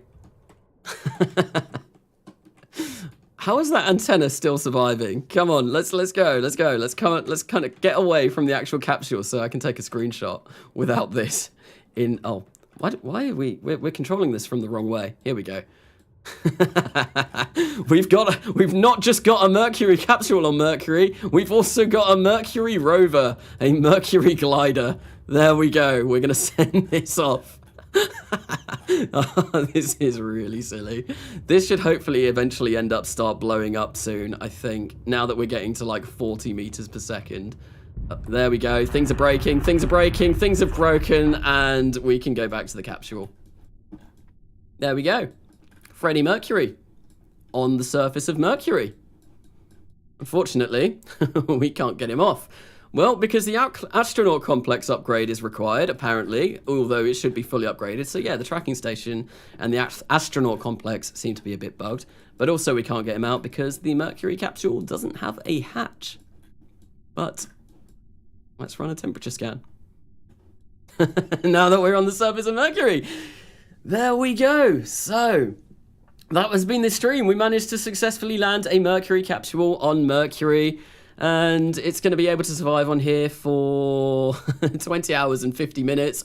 So in a day's time, Freddie Mercury will unfortunately pass away. But thank you everyone for coming along to this live stream, this little bit of a silly RO video that I kind of wanted to do. We did manage to do it. We managed to land Mercury on Mercury despite having a few spanners in the works along the way. But yeah, no, that was really cool. So thank you everyone. So you want a crew report? Let's get a crew report. 160 science. It doesn't actually tell us what the crew report says though, because it's Kerbalism science, unless we go in here. Does it say?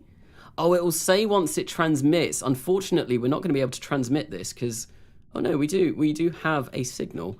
So let's see if we can transmit this and see what the crew says about the situation. Are we sending it over? Data. Crew report. Right. So let's kill this. We don't. Okay, it stopped. How fast are we transmitting?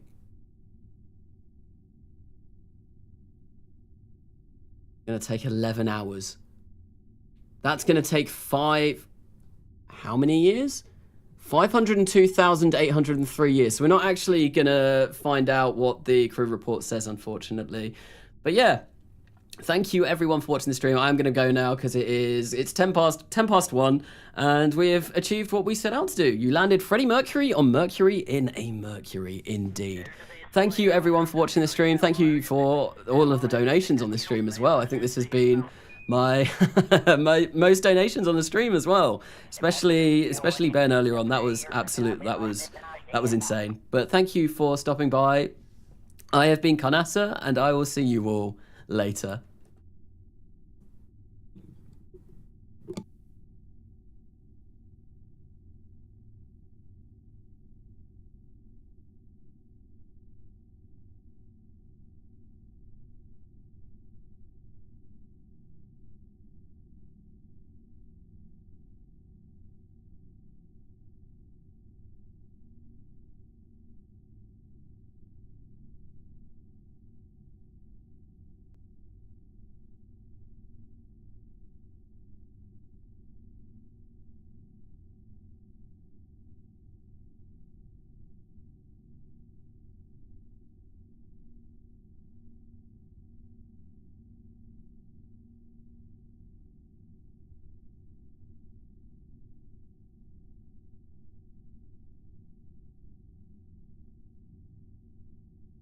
Carrier, we didn't need this, you know, I'm not taking that, you know, now.